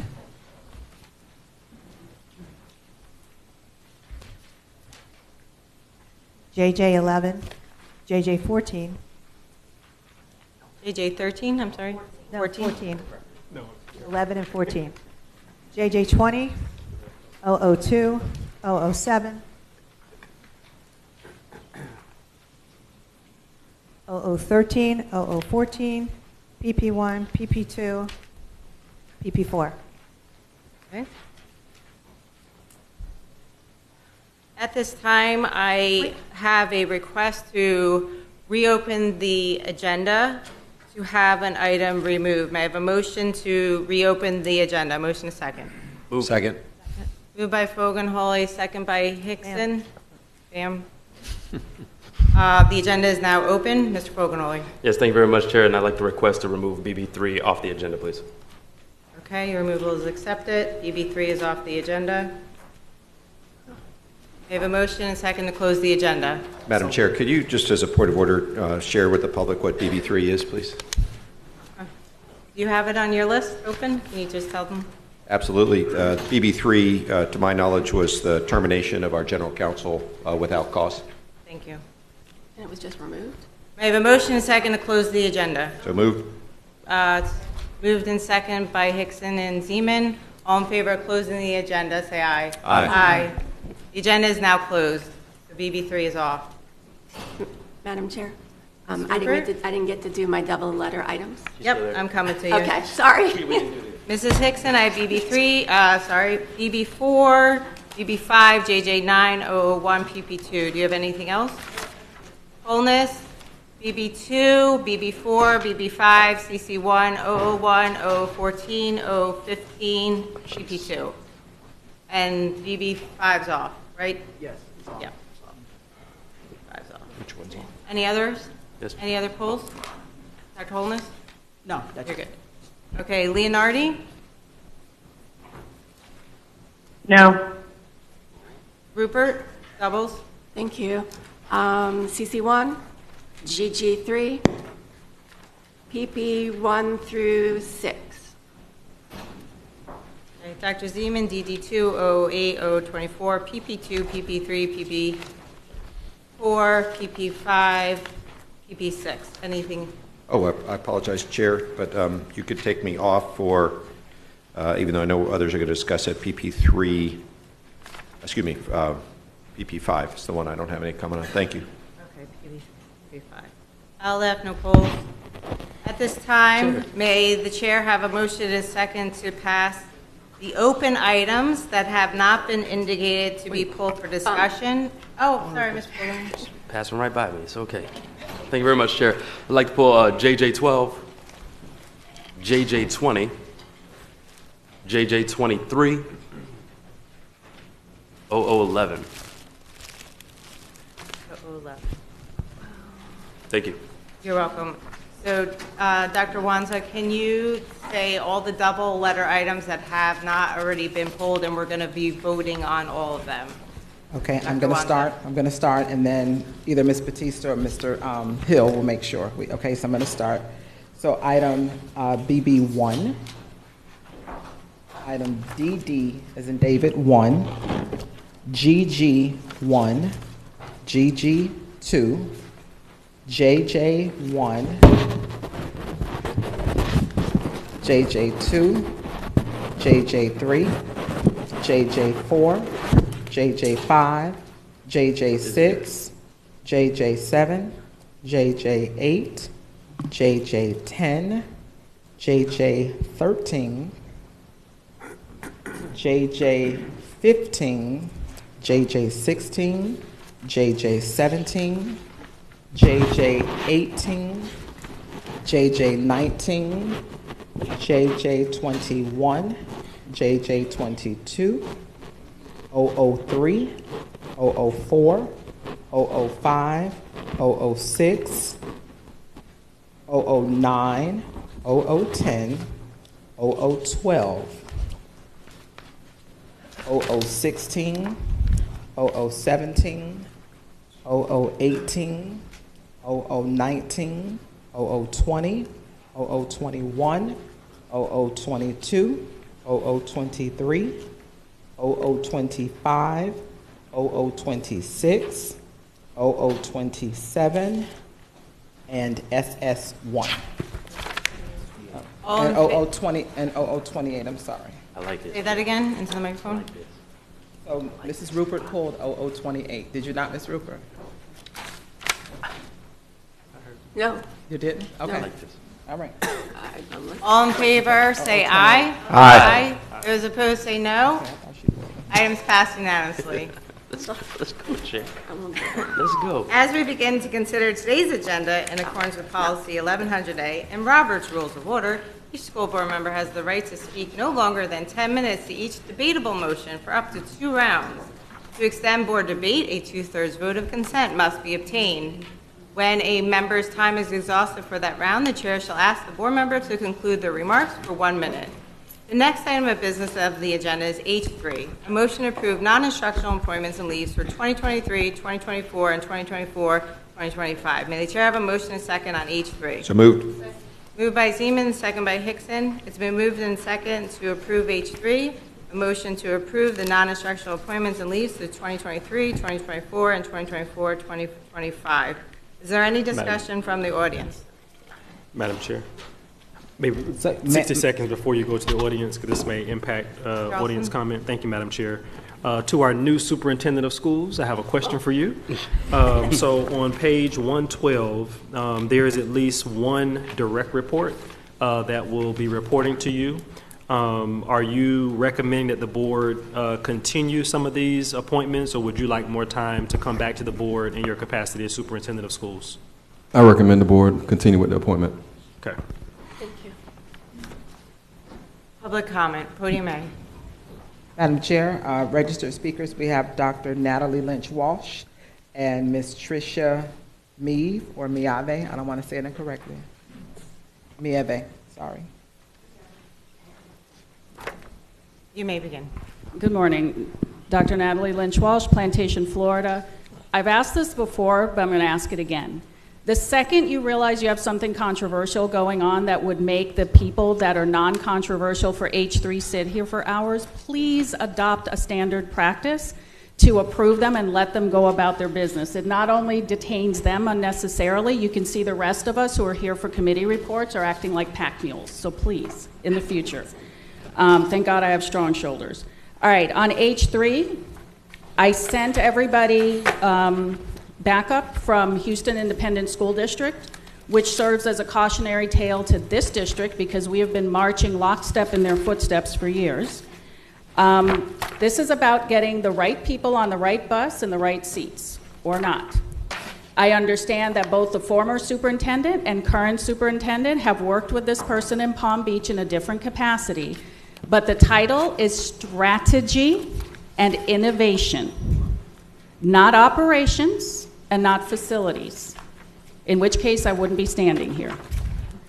So I'm asking to separate that one, table it, defer it till it can be reviewed, because once you do these things, and I'm speaking as someone that's a member of the Long Range Facility Master Plan Steering Committee that doesn't have its next date set and didn't meet for 6 months, and we're just starting to get data. To table that one position, go ahead with everybody else, because it is a direct report to the superintendent, and in the spirit of not having 2 people in one position at the same time, I might have missed where the current Chief Strategy and Innovation Officer separated from this district. I haven't seen that separation. So if you approve this, how many Chief Strategy and Innovation Officers are we paying for starting today or tomorrow? Because I believe this one is effective the 17th, and we still have one that's got 1.5 feet up in Vermont. So this is the same question. Who's going to be the Chief Strategy and Innovation Officer starting on the 17th? Because I must have missed where we separated from the first one. Thank you. Thank you. Next speaker. Yes, Tricia Mee, representing Friends of Manatee Bay Dual Language. Here, we're here representing our parents, primarily, and our kids. As you know, last year we came through and proposed to Dr. Licata that they continue to support and continue to maintain the dual language program at Manatee Bay Dual Language. So right now we're standing here because we are questioning a bit the process that was taking a hold on the interview process and stakeholder process for interviewing the candidates. We felt that there were 2 top requirements from teachers and parents, that the dual language be a requirement 1 of knowledge of the dual language, as well as some experience with the program, and as well as Western school experience. We wanted this from the candidate. We also want to emphasize that we're ELL-focused school.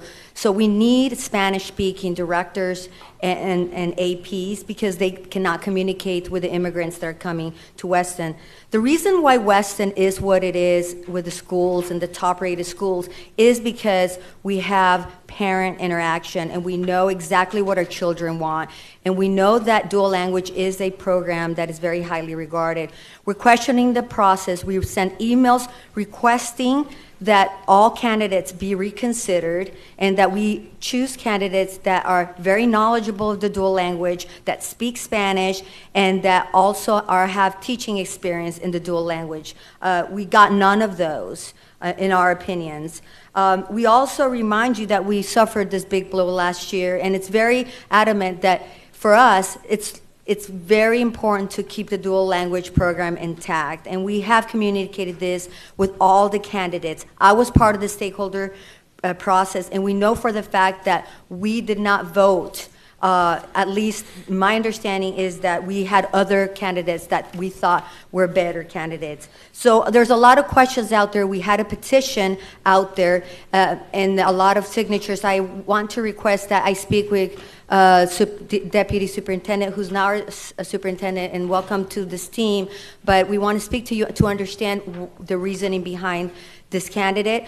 And we also want to make clear that there was a petition being sent out, and there's a lot of parents that were disagreeing with the process overall. Again, we think that for Broward schools in general, the dual language is the sticking point. It's the low-hanging fruit to get student population up and to keep those populations from going to charters and also to private schools. So we urge you to really take on the legacy of Licata and make sure dual program is a priority at Broward schools. Thank you.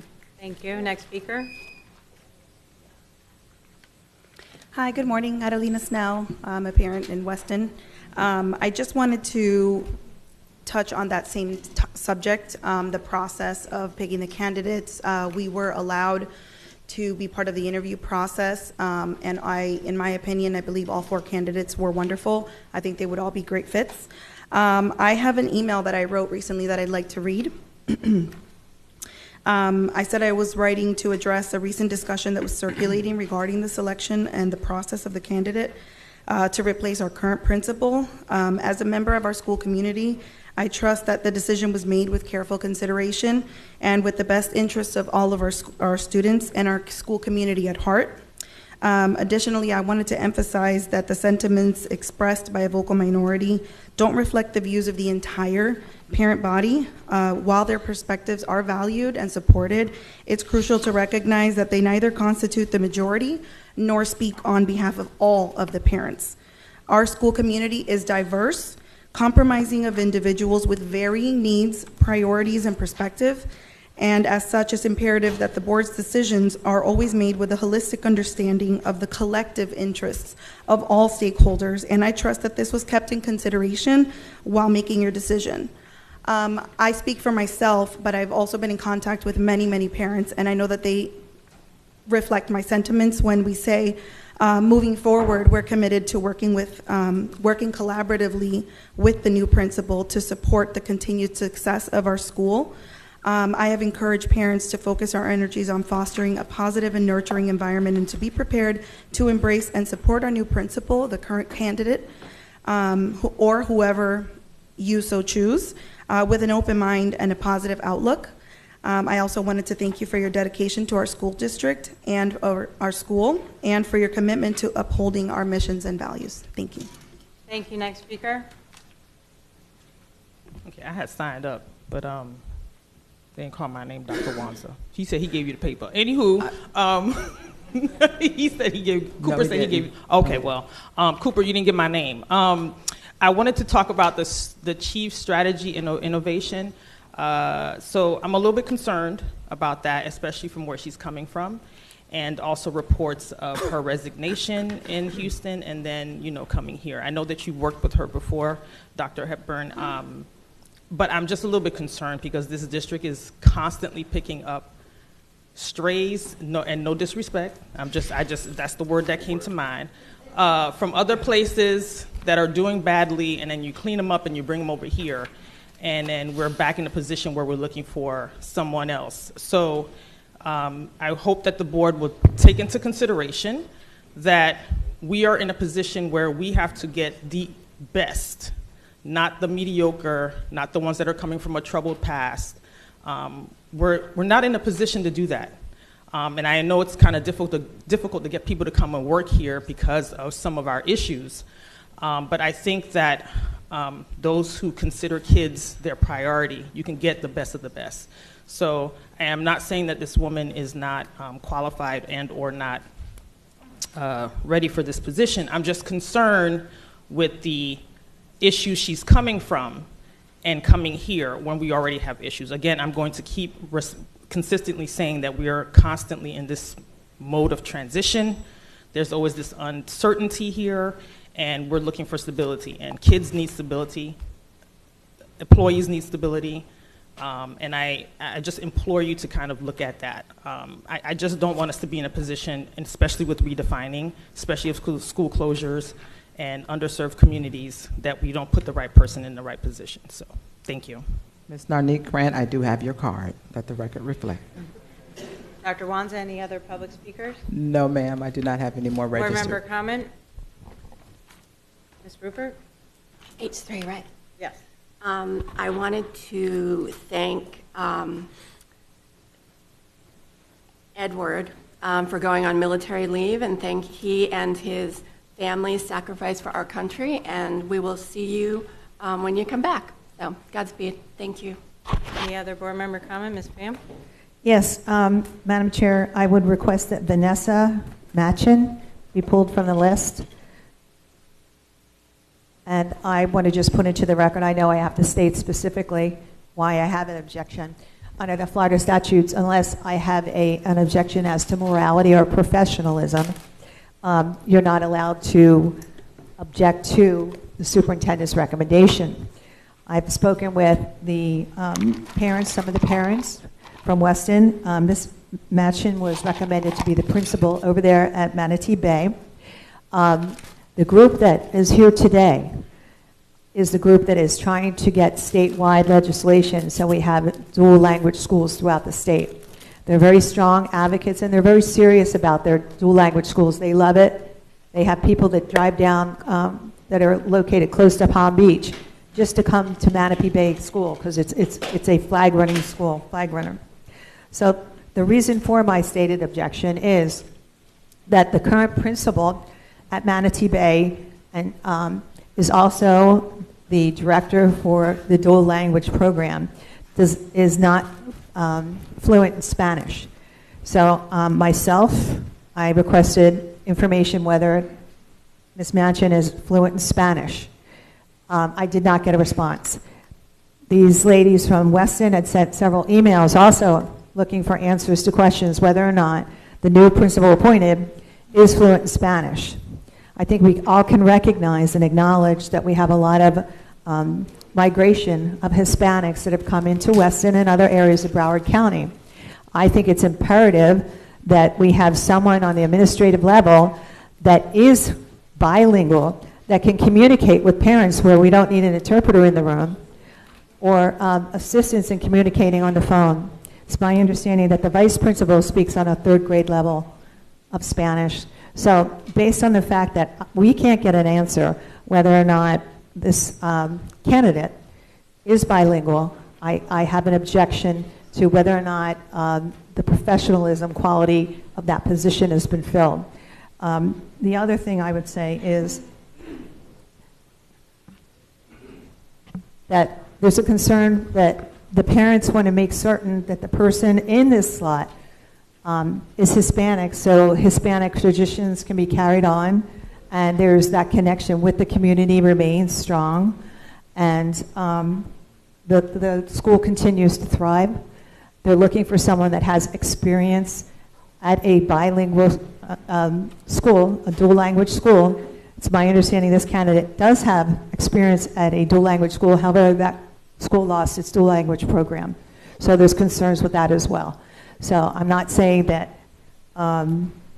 this candidate may or may not be qualified. I'm saying right now the questions that were posed have not been answered. And I said, based on that, I would like our new superintendent to meet with the parents and make at least clarifications as the, the quality of and the caliber of the principal they may be receiving, and whether or not that person fits into the community and the school as it is currently. Thank you. Dr. Hepburn, can staff answer, does she meet the minimum qualifications? Thank you, Chair. I can answer that question. Yes, the candidate does meet the minimal qualification and is bilingual.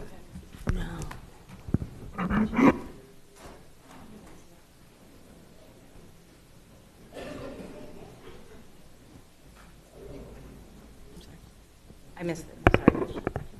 Yes? Okay, thank you. Any other board member comment? Does she have to give her good cause, or is that acceptable good cause that she stated? She didn't vote no. We didn't vote yet. She has not voted. Okay, if she votes no, got it. All in favor of H3, say aye. Aye. Those opposed, say no. H3 passes unanimously.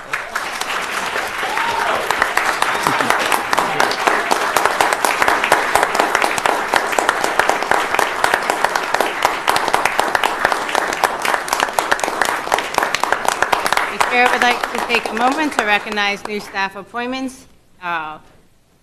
You've already stood, thank you, and congratulate you on your career advancement with Broward County Public Schools. We value you and your families. Dr. Hepburn, can you introduce your new leaders for a few remarks? Dr. Wanza. Absolutely, Mr. Dr. Superintendent.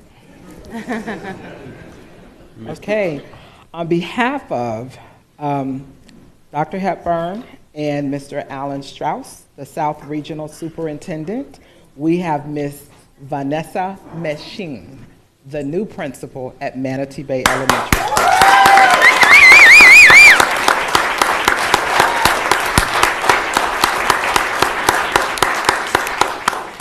Buenos días. Good morning, everyone. Hola, My name is Vanessa Machin. I am thankful for the opportunity to join the Manatee Bay community. I am so eager to get to know the students, the parents, the faculty, and staff. Together, we are going to move forward with the innovative programs, the many achievements, and the traditions of Manatee Bay. Thank you. Thank you. On behalf of Dr. Hepburn and Dr. Fulton, the Central Regional Superintendent, we welcome and congratulate Ms. Christy Burdick Rippo, new principal, Nova Eisenhower Elementary School. Good morning, board members and Dr. Hepburn. And Dr. Hepburn, before I talk about myself, from one UCF night to another, congratulations, sir. I am very excited to be joining the Nova family. As you know, it has a history and a tradition like no other. I look forward to continuing those Nova traditions and getting to know my Nova family very quickly. I have been working for Broward Schools for 23 years, but even more importantly, I am a Broward School alumni. So only time I left was to go to college, and I came back, and I'm committed to stay here all the way through the end. Thank you. Congratulations. On behalf of Dr. Hepburn and in her absence, Mrs. Deborah Chipkowski and Mr. Mark Dorset, we welcome the new Director of Physical Plant Operations, Mr. Manuel Bonilla.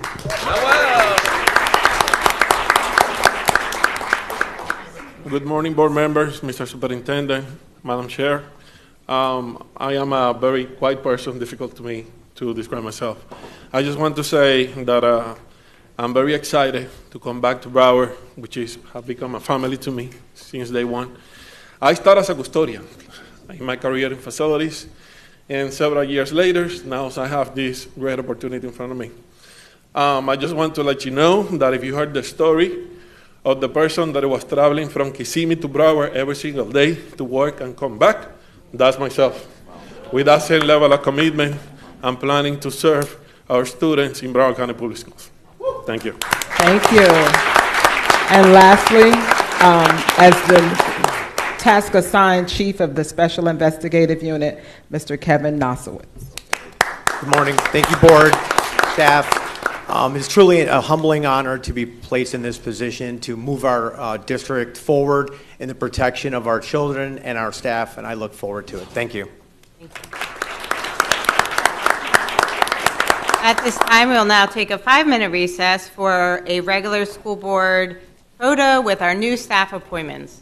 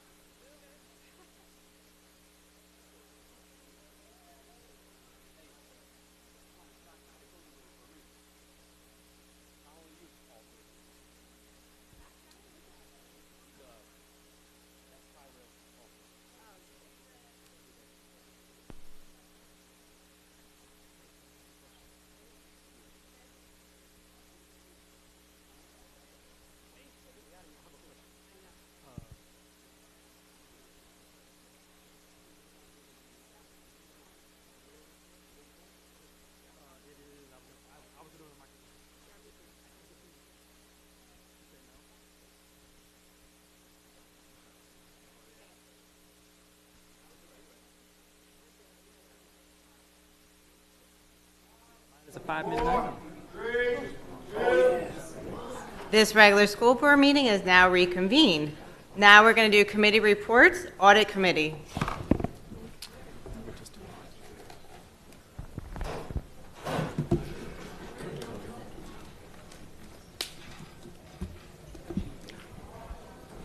Good morning. Morning. Time, Still, Andre? Yes. Dr. Natalie Lynch Walsh, Chair of the District's Audit Committee. All right, so we passed a bunch of motions recently.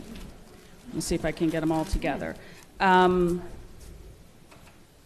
our last meeting, which was, I believe, April 11th, we reviewed the HCT audit on intercoms.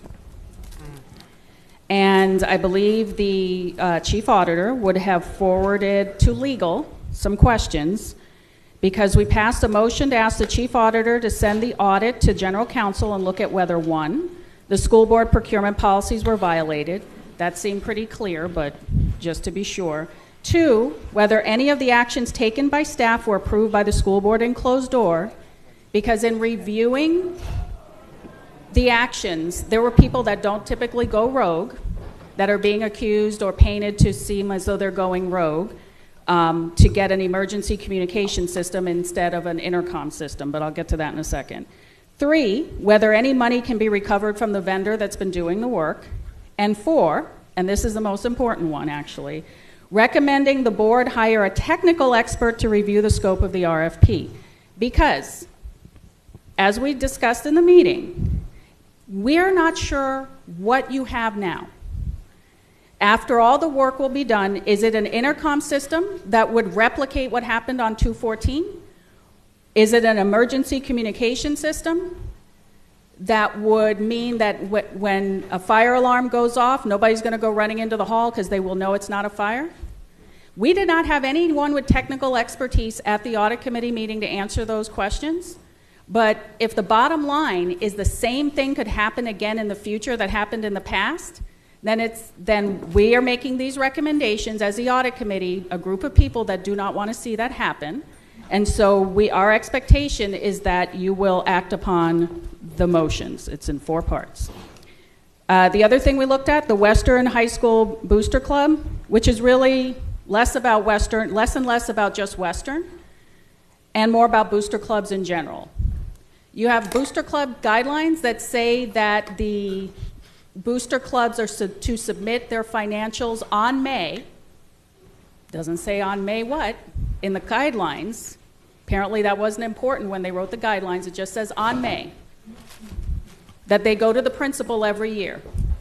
So our first motion related to that was we asked for a list of booster clubs by school. That apparently does not currently exist, which is surprising even to me and to the group. Our motion was to ask the general counsel if the district has any liability for booster club activities. Because understand there are debate club students who the perception throughout the country is that they owe money to different venues because of the debate club coach who I've never seen. When you think the word con artist, it comes to mind. For additional context, what is the district's liability for the Western High School Booster Club and debate coach debts if the principal failed to ensure the booster club guidelines were being followed, which is what happened. So that was related to that. We finally discussed enterprise risk management. We started that conversation with the board at the workshop on the 20th. The motion that was passed is to implement enterprise risk management district-wide and assess the internal control system of the district, the entire district. In the past, you've supported HR and procurement.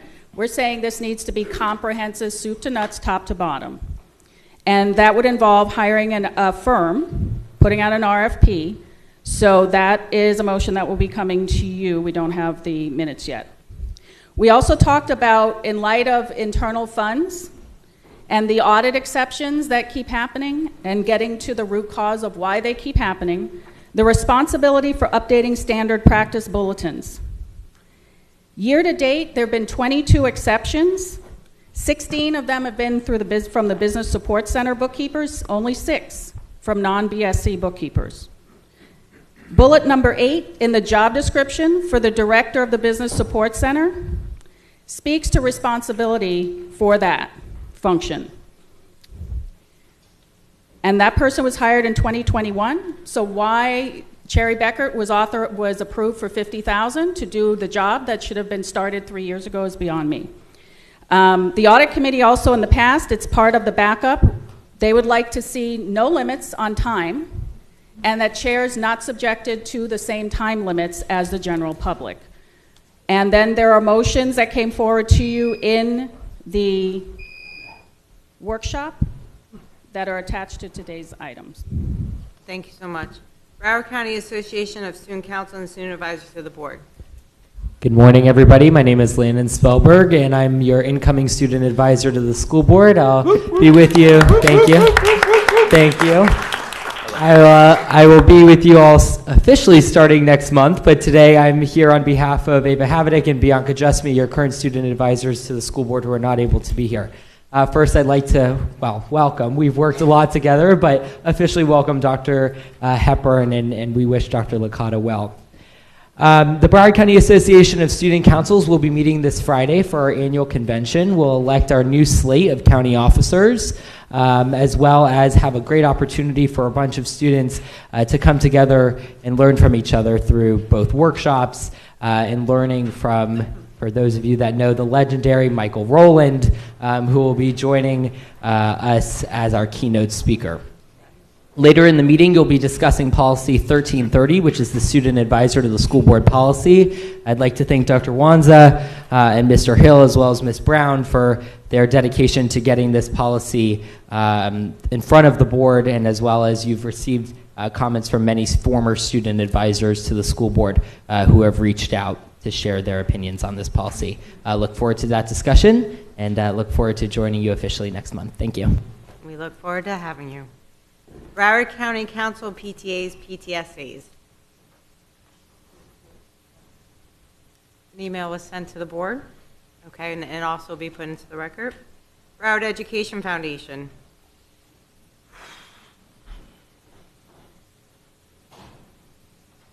Good morning. Congratulations, Dr. Hepburn. It's awesome. I'm here this morning to brag a little bit about our organization.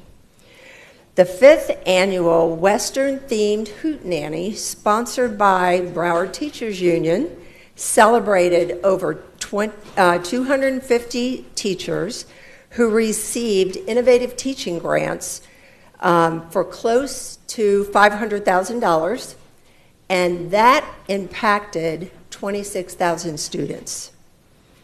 Our school supply center is projected to equip free school supplies to teachers valued at more than $2.1 million by the end of the year.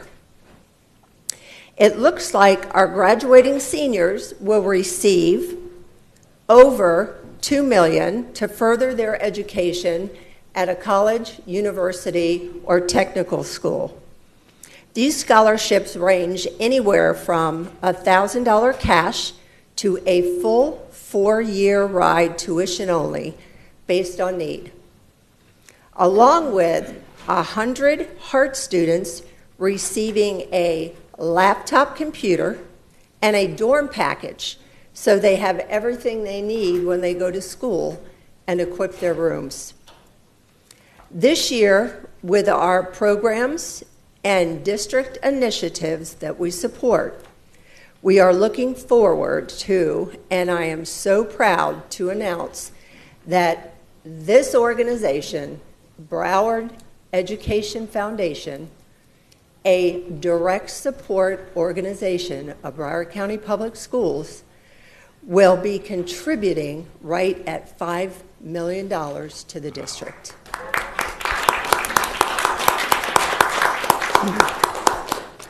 With all that being said, I too will be passing the baton on, and my retirement date is June 30th. I want to thank you all for all your support over the years. Not only the board, but the staff as well. It's been a tremendous honor and privilege to serve this district. Thanks.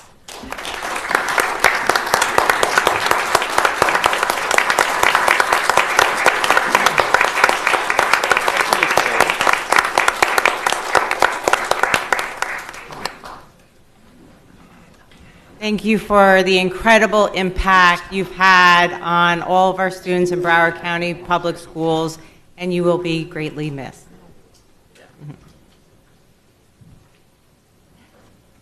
District Advisory Council.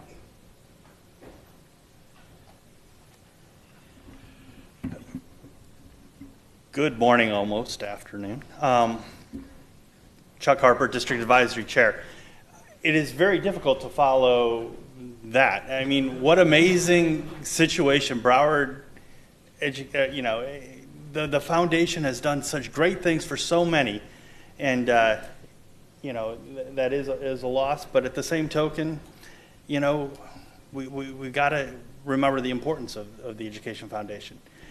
I also want to say, Landon, who I think just stepped out, I have worked with the last 2 years as my liaison on the student side of the equation. What amazing young individual.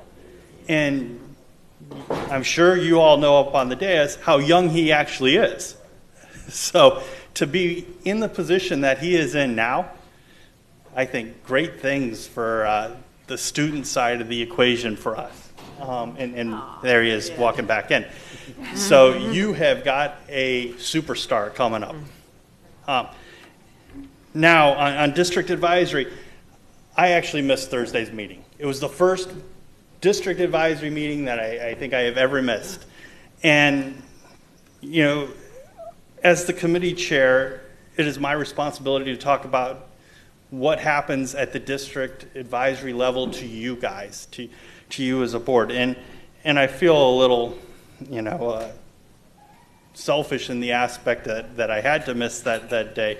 But I do want to say one thing in regards to giving reports by the chairs. Now, it is so important, and especially when situations happen like happened this morning, where as chairs, we have to pivot our conversation immediately, because the remarks that I was going to say, revolved around Dr. Licata, and those remarks now have to change and have to pivot. And if I had submitted a written report last week to you guys, many things would be different. And that's kind of one of the reasons why it's so important for the committee chairs to be able to speak, on their own words at the time. There is concerns about policy 8100 that'll come up later. But I do want to, because I, like just about everybody today, has said, oh, my days are numbered. My days with you guys are numbered too. I have maybe 6 weeks left. Then my youngest son will graduate from Broward County Schools. And with that said, you will elect a new DAC chair. I just want to stress the importance of the vision and stress the importance of it's your opportunity right now to redefine Broward County Schools. It's an amazing opportunity, and I look forward to helping with you in whatever capacity I can. I joked with somebody, hey, I'd take a bus driver job, but I'm not qualified for being a bus driver. As much as engineering school at Florida got me to where I am, I don't have the qualifications to be your bus driver. So, I hear all that. But, with that, I want to thank you all. Thank you. Diversity Committee? Motion. My bad. There is a motion.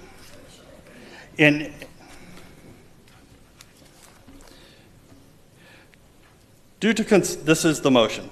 Due to concerns about the interlocal agreement, ILA, and the state requirements for educational facilities, equitable treatment of students, community boundary process, community members and boundary proposals, and a lack of parent organization and advisory committee participation, we reject proposal policy 8010, policy 8010 changes, and recommend starting fresh with community input from the 3 regions. That's why I need to be at these meetings. With that, I think I'm done.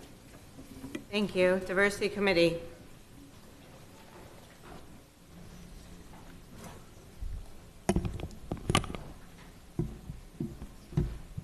Good morning, Narnie Pierre, Grant for the Diversity Committee. The committee has completed the response report for next week's workshop and look forward to not only presenting and our findings, but also provide this board with some recommendations that can be implemented immediately and others that can be achieved over time. The school site visits continue with a persistent and consistent theme of facility issues. Another thing that is being observed is the level of inconsistencies with standards of service and reassignments throughout the district.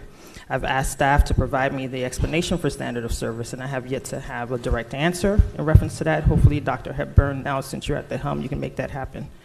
I will have more on that next week. I've asked the Office of School Choice for information on the process of reassignment, which they provided. I found some inconsistencies. I also requested information on how schools provide seat numbers for the reassignments. I have yet to get a straight answer on that, how that is determined. What I was informed was that the process initially was district-based, then it transitioned to being school-based, and now it's in the process of being district-based once again. In any event, the process of reassignment appeared not to have been done with fidelity under the school-based model. This month's site visit was at Fox Trail Elementary. We were pleased to observe that the school had minimal facility issues and limited work orders. The district had crews out during work on the playground and covered play area. There was an issue with the outside playground canopy that was currently under work order. We had some concerns on the metal bars on the upstairs windows, and we inquired about the safety protocols. We are still waiting response on that. We pointed out a few issues with bathroom toilets and the wall and floor cracks. Their overall site visit was satisfactory. While we do these site visits, we also observe the level of service the school receives from the district, the immediacy to which they receive responses and follow-up. I will be discussing that next week's workshop as well. Lastly, this committee has expressed frustration that the lack of looping in the policy review for specific departments that are directly mentioned in our policy 1.5 that governs this committee. We are just getting notice on policy 5000 that will change and change to 8010. We will not be able to address it until May. And we are very concerned that this policy goes before you in June for final vote. As Chuck he wasn't there, but I went to the DEC meeting last week where the Department of Demographics presented, and I was appalled at the fact that everything to do with communities, committees, and all pertinent stakeholders have been stricken in the name of removing specificity. I would argue that this district needs in many instances specificity. Also, phrases like equal education were used in a way that is not clear. I was pleased to see that the DAC felt the same same way and made motions to reject the entire revision. Some board members don't believe in advisories. One stated to me, advisories are here to work with the district and not hold them accountable, to which I disagree. We are here to alert you to issues that you may not be aware of, help hold this board to a level of accountability that promotes transparency and to prepare and strengthen the public's trust. We are here not to only help but elevate you, allow us to do our jobs. Thank you. Thank you. BTU? BPAA?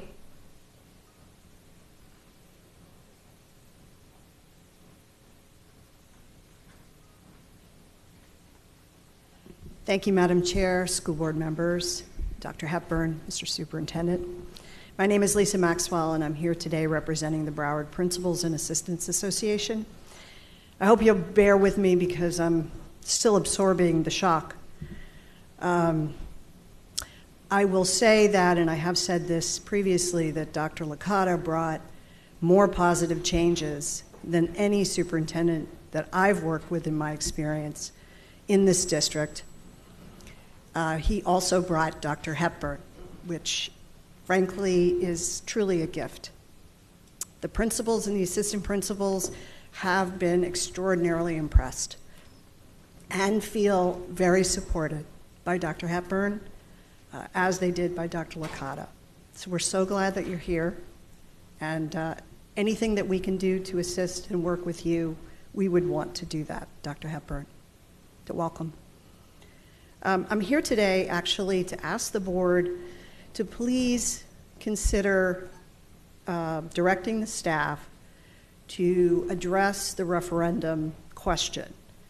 In approximately 45 business days, or last pay period in June, all principals and assistant principals will cease receiving payment for the referendum that they had been getting this past year. That net result is a 5.5% decrease in their pay. So I'm urgently asking that the board address this so that there's no gap. Assuming the board intends to continue with referendum payments to other employee groups, and I hope that you do, and that you would consider during this decision to also ensure that that's for the next 3 years as well, as you have for all of the other union groups.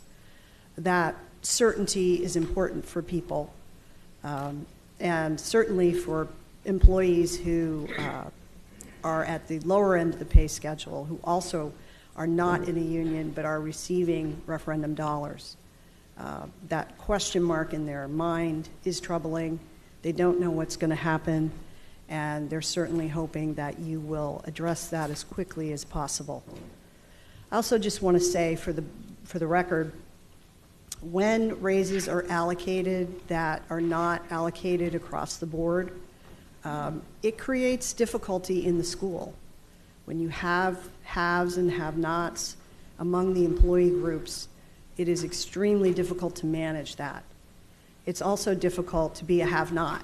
And so I know that the financial situation that the district is in is urgent and it's extreme and someplace we've never been before.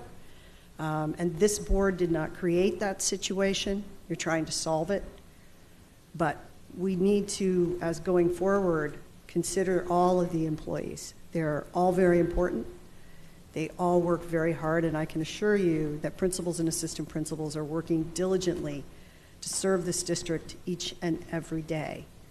And so thank you for listening today, and I appreciate anything you can do to resolve the referendum issue. Thank you. Thank you. Esmab?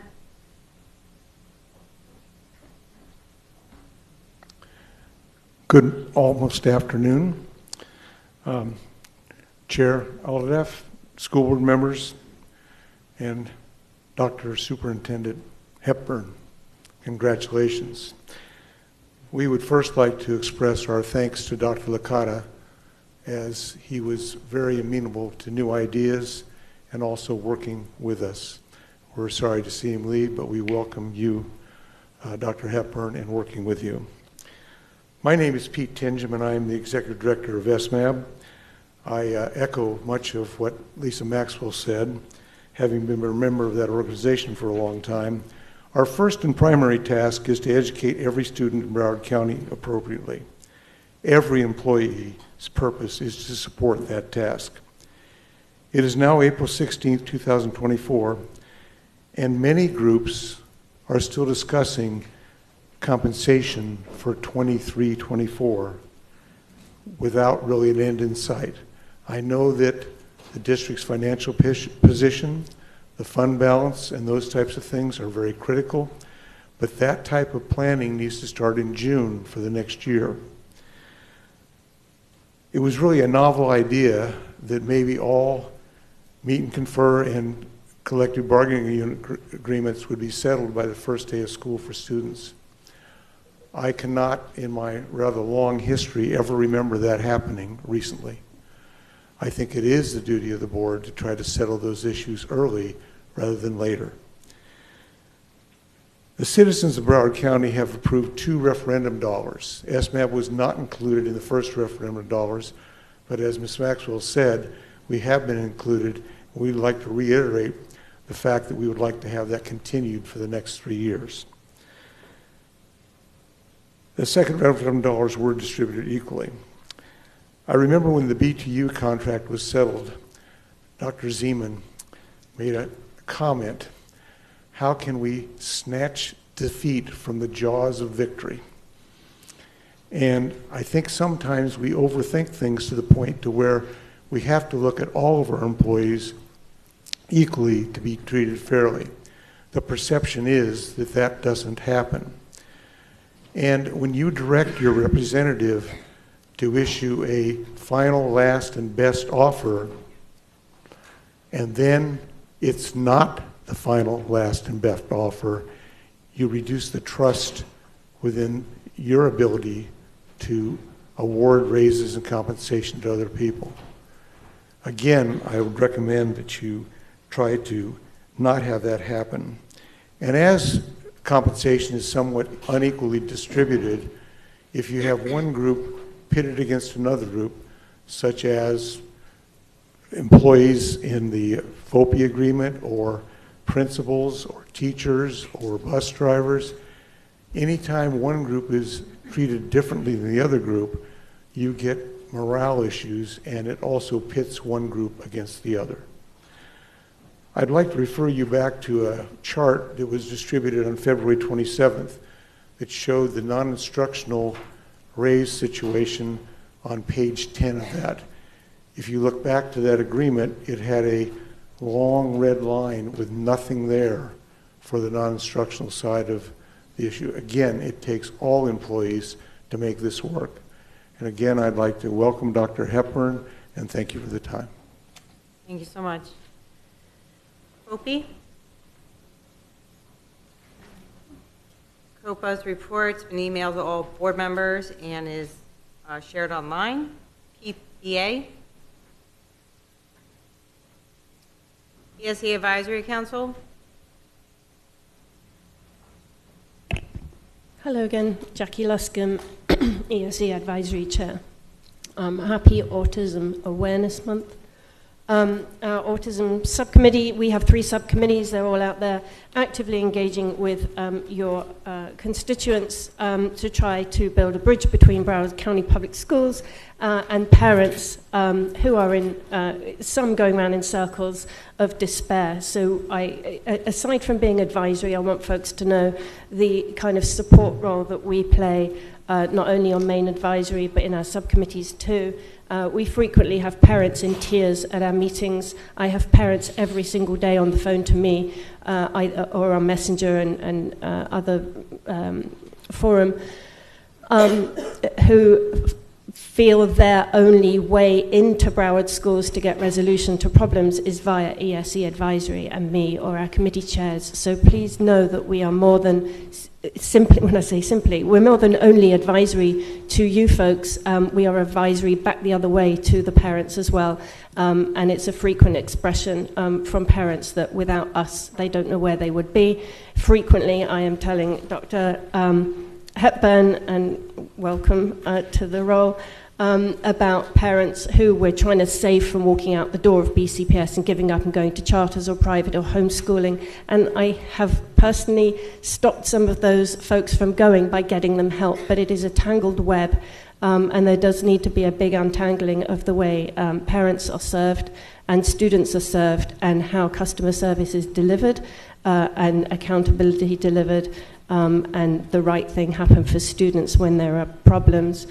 Our advisory meeting tomorrow night, our guest is from one of the strategic account managers for Kelly Education for discussion on the training or qualification requirements for subs and paras, and what specifically preparation they have for the specialized demands of working with students with exceptionalities, and particularly in self-contained ESE classrooms. That dialogue with Kelly Education and I was triggered by an incident that came to light last month in which a student in an SVE class, a self-enclosed ESE classroom, was tied to a chair by a sub.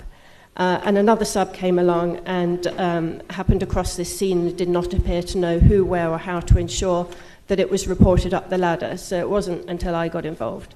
And then I believe there was an investigation. But we need subs and paras properly trained, equipped, prepared, and supported to be working with the specialized demands of students with disabilities. We'll also be discussing what training subs and paras have in reporting child abuse and neglect, and the difference between that mandatory reporting duty and how they also report professional misconduct and the see something, say something thing, as the lack of knowledge about the difference and the various different pathways that you take for reporting needs to be known, again, not only by all staff, but all those hired in and out on a daily basis, on a temporary basis. We'll all be, also be looking at some of your policies that are under review We've got guests coming tomorrow night to present on the enrollment and withdrawal, school choice, and the redefining schools policy thing. Where else are we? Behaviour. We speak often at meetings, we'll again tomorrow night, about customer service and meetings, and in particular behaviour issues and how schools are dealing with them, disabilities-related behaviours that don't appear well understood in some situations. We know there's a fantastic core of people in Broward schools who know how to work with students with disabilities, but those who don't, who think that there is that you deal with behaviours by just constantly writing kids up and not actually intervening and drawing up functional behaviour assessments and behaviour plans and supporting that child to be successful. Also, we spoke at the last meeting about how schools are repeatedly calling parents and telling them to take their kids home rather than being able to deal with behaviours and know how to support and manage them. That is a backdoor illicit suspension, and we did ask at our last meeting for there to be renewed reminder to schools about that. And I have signed up to speak to CC1 to lobby on the motions that we have, but I'll mention one quickly now. The Cameras in Classrooms pilot program by the state is coming to an end in June. That means that parents in ESE classrooms can no longer request a camera. We are asking for you to continue this scheme yourselves. You already have the hardware. You've spent over $700,000 on that hardware, so we're asking for you to continue it too. Thank you. Thank you. And Dr. Hepburn, I'd ask if you can follow up with the board on how Kelly Services is training the substitute teachers to work with our ESE students. Thank you, Chair. We're already on that, gathering that information. Thank you. ESOL Leadership Council? Facilities Task Force?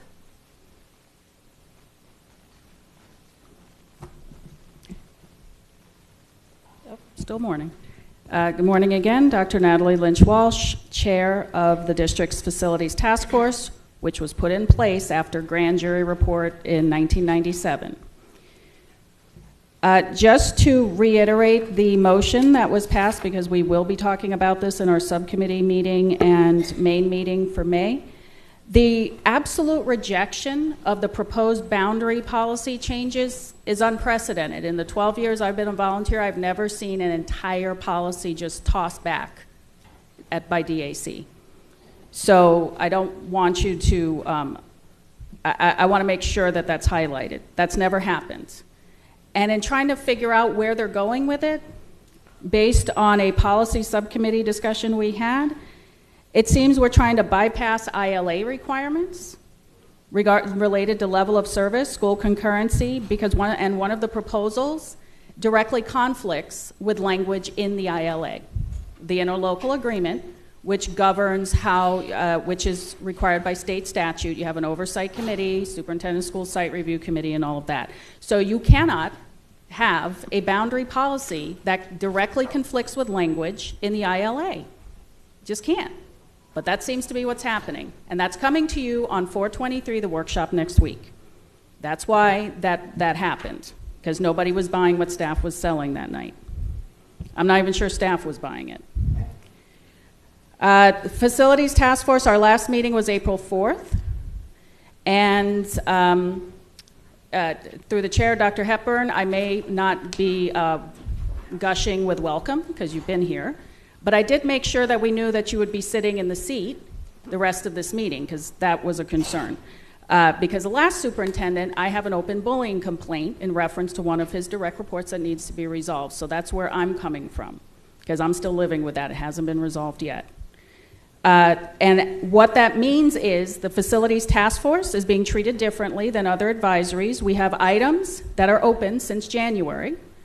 One of them is a request for ARP and ESSER budget to actual for facilities. There have been crickets in terms of how have you spent the $90 million that was allocated. Not $9, not $9,000, $90 million.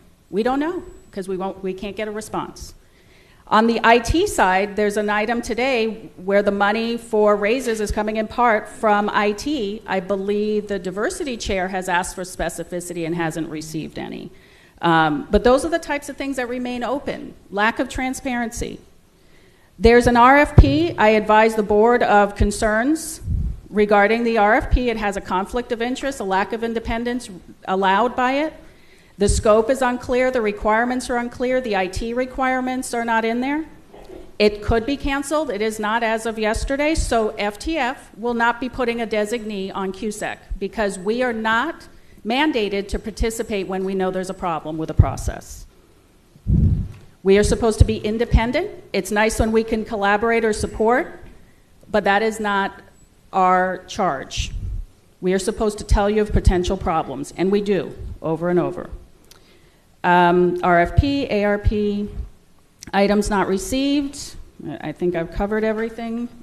What we'll be looking at, long range, facility master plan steering committee. We've been starting to get data, but we have to meet in sunshine before we can really discuss it. There is no steering committee date that I can advise people about. No date yet. We didn't meet for 6 months. We lost a lot of time. There's no date. It isn't dependent upon whether you've hired somebody. We need to be meeting so we can discuss because we're the community members that know our communities and the data means something to us. So if you could help with that, that would be great. This week, we meet this week and next week, and we're looking at the proposed changes, the ILA. We're going to dig into that. We're going to look again at the facility condition assessment RFP, so when that comes before the board for final approval, we'll have more to say on that. And then next week, we'll be reviewing the annual diversity committee report to provide them with additional feedback. The data we've received so far, the HISD efficiency report, because it is relevant here, redefining our schools, looking at Pompano and Plantation, and getting ready for the DEFP recommendations, because that's one of our functions, is to make recommendations to the DEFP. Our immediate problem, though, is resolving the lack of information. We have been reduced to 2020 when there was a single point of contact and people were acting as though they would be fired if they spoke to us. This cannot continue. Thank you. Thank you. Gifted Advisory Council has emailed the report to all board members and will be shared online. Human Relations Committee.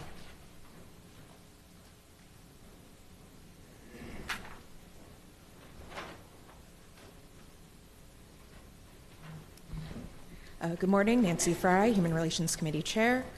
First off, I want to offer on behalf of the entire HRC our well wishes to Dr. Licata as he goes through his treatment. We really appreciated all the time he spent with us this year in the open line of communication, and we are looking forward to hopefully having that same kind of relationship with Dr. Hepburn. Additionally, also looking forward to working with the upcoming student advisor to the school board, Mr. Spellberg, and looking forward to his installation next month. At our meeting last month, we received a presentation on all of the behavior summits that had been happening around the county with Kathy Keith. And previous to that, we had just held our Spring Teen Leadership Summit that Monday, and we invited the students to bring their feedback to us at our meeting because we didn't have time to collect it all at the summit. We had 65 high school students attend our Spring Summit from schools across the county. In particular, they wanted to highlight that they really appreciated that transportation was provided and that the students were still engaged in the discussions that took place during the summit, the whole ride back to their schools. We must continue to provide our students with opportunities to give feedback and contribute to improving the culture within their schools and around the district, especially since one of the points they raised is that they find it's much better to talk to people than to a form. We also will continue to provide our HRCs with chances to meet and talk with their counterparts at other schools, as that was a highlight for them as well.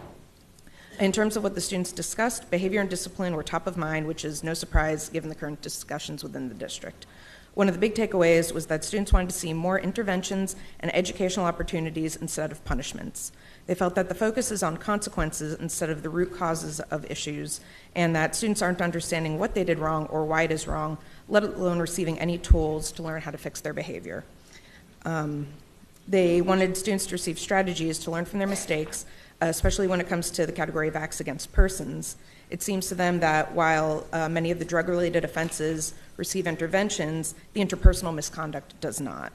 Additionally, they felt that too many violations led directly to out-of-school suspensions, and that in-school suspensions provide more opportunities for lessons and education. Another request that came up was for better discipline and behavior materials for students, including a suggestion for a simplified discipline matrix that the students can find a little more accessible. The Safe Promise videos from Sandy Hook Promise were a huge success. Students said they felt empowered and encouraged to take threats seriously, and they asked if they could get more videos or slide presentations that they could then distribute or present to other clubs. In general, there was significant discussion around more student-led presentations and greater peer involvement in the educational side of conduct and discipline. This is also something we are going to look into helping to facilitate through our HRCs going into next school year, bringing in student voices to help get these messages across to their peers. One other suggestion that came up during our meeting from my fellow committee members was to provide information about the appeal process for code of conduct violations when a student receives a consequence, much in the same way that we provide the Hope Scholarship information when a student reports bullying. Parents and guardians don't always understand what their rights and their students' rights are when it comes to discipline, and that's a way to make it easier for them to access that due process information. As we begin to wrap up the year, we are going to start goal setting for next year and review what changes we want to make, as well as where we can improve and grow our human relations councils in the schools. Thank you very much for your time. As always, we look forward to continuing to work with the board and the district as we focus on our school environments and our students to ensure inclusion, belonging, and equity. Thank you. Thank you. Parent Community Involvement Task Force. Small Business Advisory Committee. Technology Advisory Committee.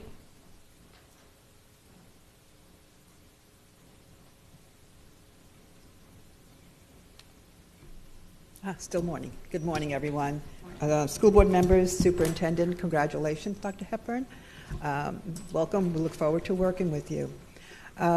We had a meeting last week. Unfortunately, we did not make quorum, so we just had a discussion on our policies for technology and where we're going moving forward with them. I also want to give Parent Community Involvement Task Force a congratulations on their presentation on focus for their parent university. It was informative. It's better than what we got at TAC.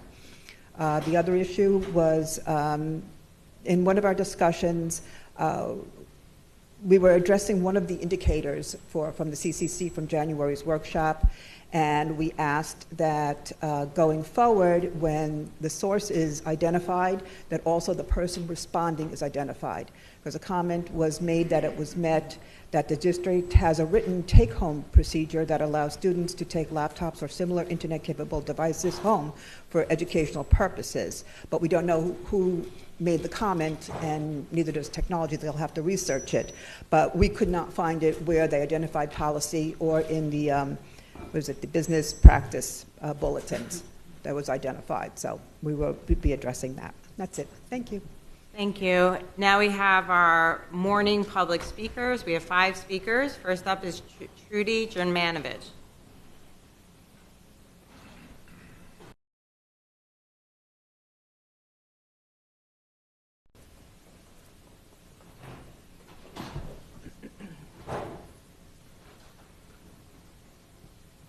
You may begin. My name is Dr. Trudy Jermanovich, and I want to point out that the website's written comment section has not been updated since February 21st.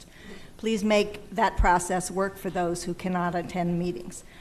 I'm now bringing you some words from the founder of Stop Moms for Liberty. She states, "My name is Liz Megatarian. I am a retired Florida teacher and the founder of the national movement Stop Moms for Liberty. I have been watching events unfold in Broward and have felt compelled to comment. Board, please make a clear position. Are you against pay raises for teachers? Don't let extremists undermine your teachers because they are anti-union. For pretty transparent reasons, your board is under scrutiny. Don't be fooled to think that state interference with the governance of your board is anything but geared toward driving people away from public schools. Excuse me. Actions by the state and local extremists are all part of the privatization effort. It's meant to drive families into for-profit education. Newsflash, educating children should never be about profit. But thankfully, right-wing extremist strategies are backfiring. There is more support being generated now across this country for public education than I've seen in 30 years. Book banning is a distraction. Bathrooms are a distraction. CRT fear is a distraction. All is meant to distract us from the privatization dangers. This is about the money that can be made off the backs of children. Stop it now while you still can. Keep Broward in control of the Broward schools. Don't let extremism take hold. Those of you who have been duly elected have an obligation to represent your community and save your public school system. Now I switch to my comment. Dr. Hepburn, congratulations. And your new position is really just an expansion of your old position. We still want to know what's happening to sex ed this year. Students are being deprived of a program which has been successfully implemented since 2014. Teachers are in limbo and have not heard anything about whether we will have a program or not. Please use Monroe County's program if the state hasn't moved on the program, which was sent to them by this district in October. As several board members have requested, please give us an update. Thank you. Thank you. Chaz Stevens? She can't help us.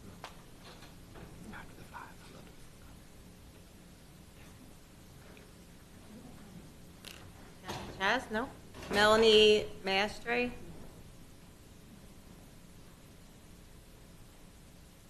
Chris Nelson? Stephen Tassin?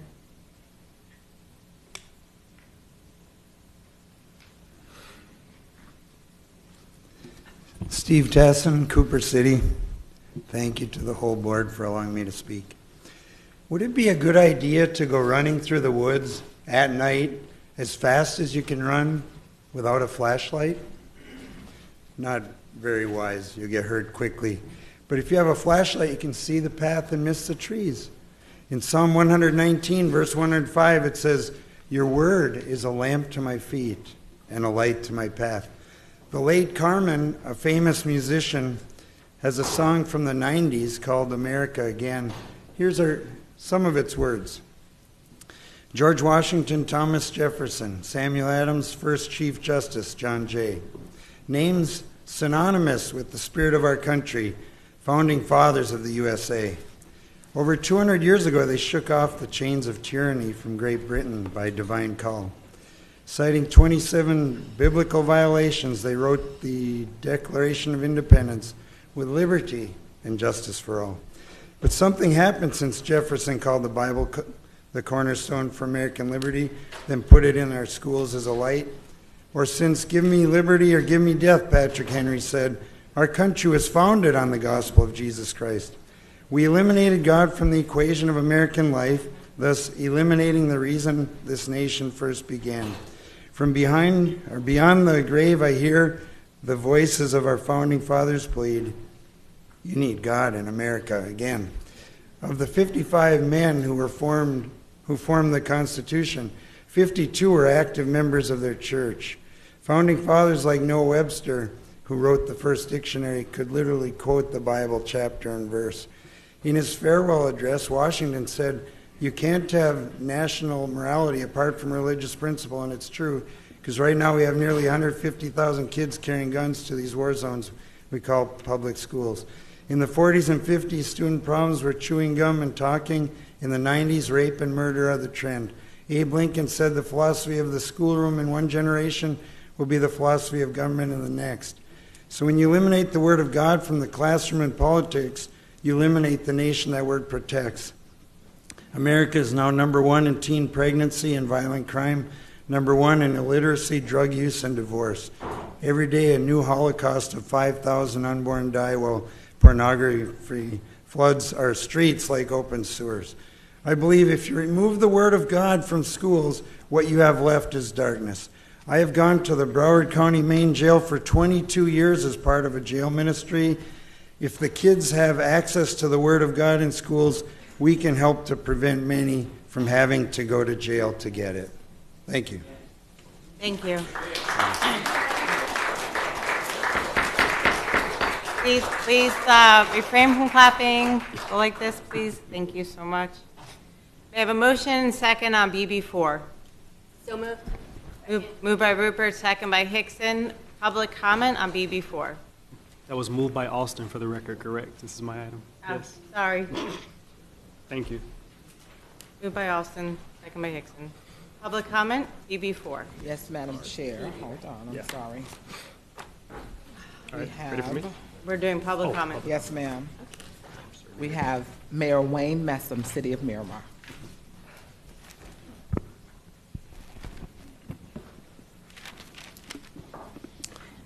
Good morning, Madam Chair, board members, and congratulations on Dr. Hepburn on your appointment to superintendent. First, I would like to thank Board Member Tori Alston for bringing this item forward. What you have before you is a request for the School Board of Broward County to formally partner in a more financial position to partner with the Miramar Aviation Expo. This December will be the 7th year of offering the Aviation Expo. The city of Miramar has a vibrant aviation industry, and many of our businesses services both FLL and Miami International Airport. This event has grown to be perhaps Florida's largest aviation expo, specifically catered to children, to inspire them, our next generations of pilots, repair mechanics, aviators, and engineers. We have been able to assemble some incredible corporate partners like Spirit Airlines, American Airlines, JetBlue, and the list goes on and on. With aviation being one of the targeted industries, not only in Florida, but for Broward County, it only makes sense. I would like to thank the school board for allowing Broward County school children to attend the event, which takes place the first Friday of every month, where we have over 1,700 Broward County schools being exposed to pilots, air traffic controllers, schools, the Air Force, and many our Broward Sheriff's Office. And because of that effort, we have seen these children matriculate and go to Embry-Riddle and other schools to be engineers, to attend Broward College in their repair program. So we are formally asking that the school board be able to cover the cost that my office feels the burden of. It averages about $30,000 a year to transport those 1,700 students, as well as to feed them.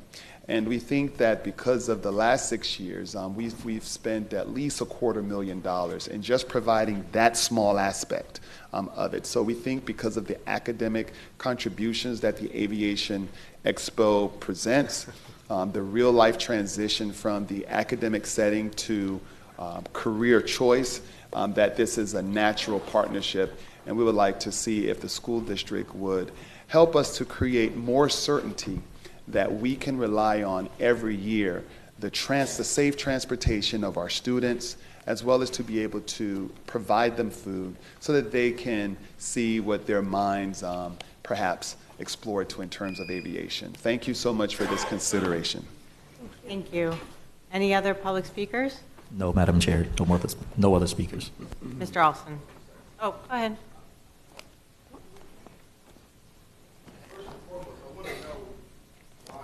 You all moved on to another section without allowing additional open comments on the last section.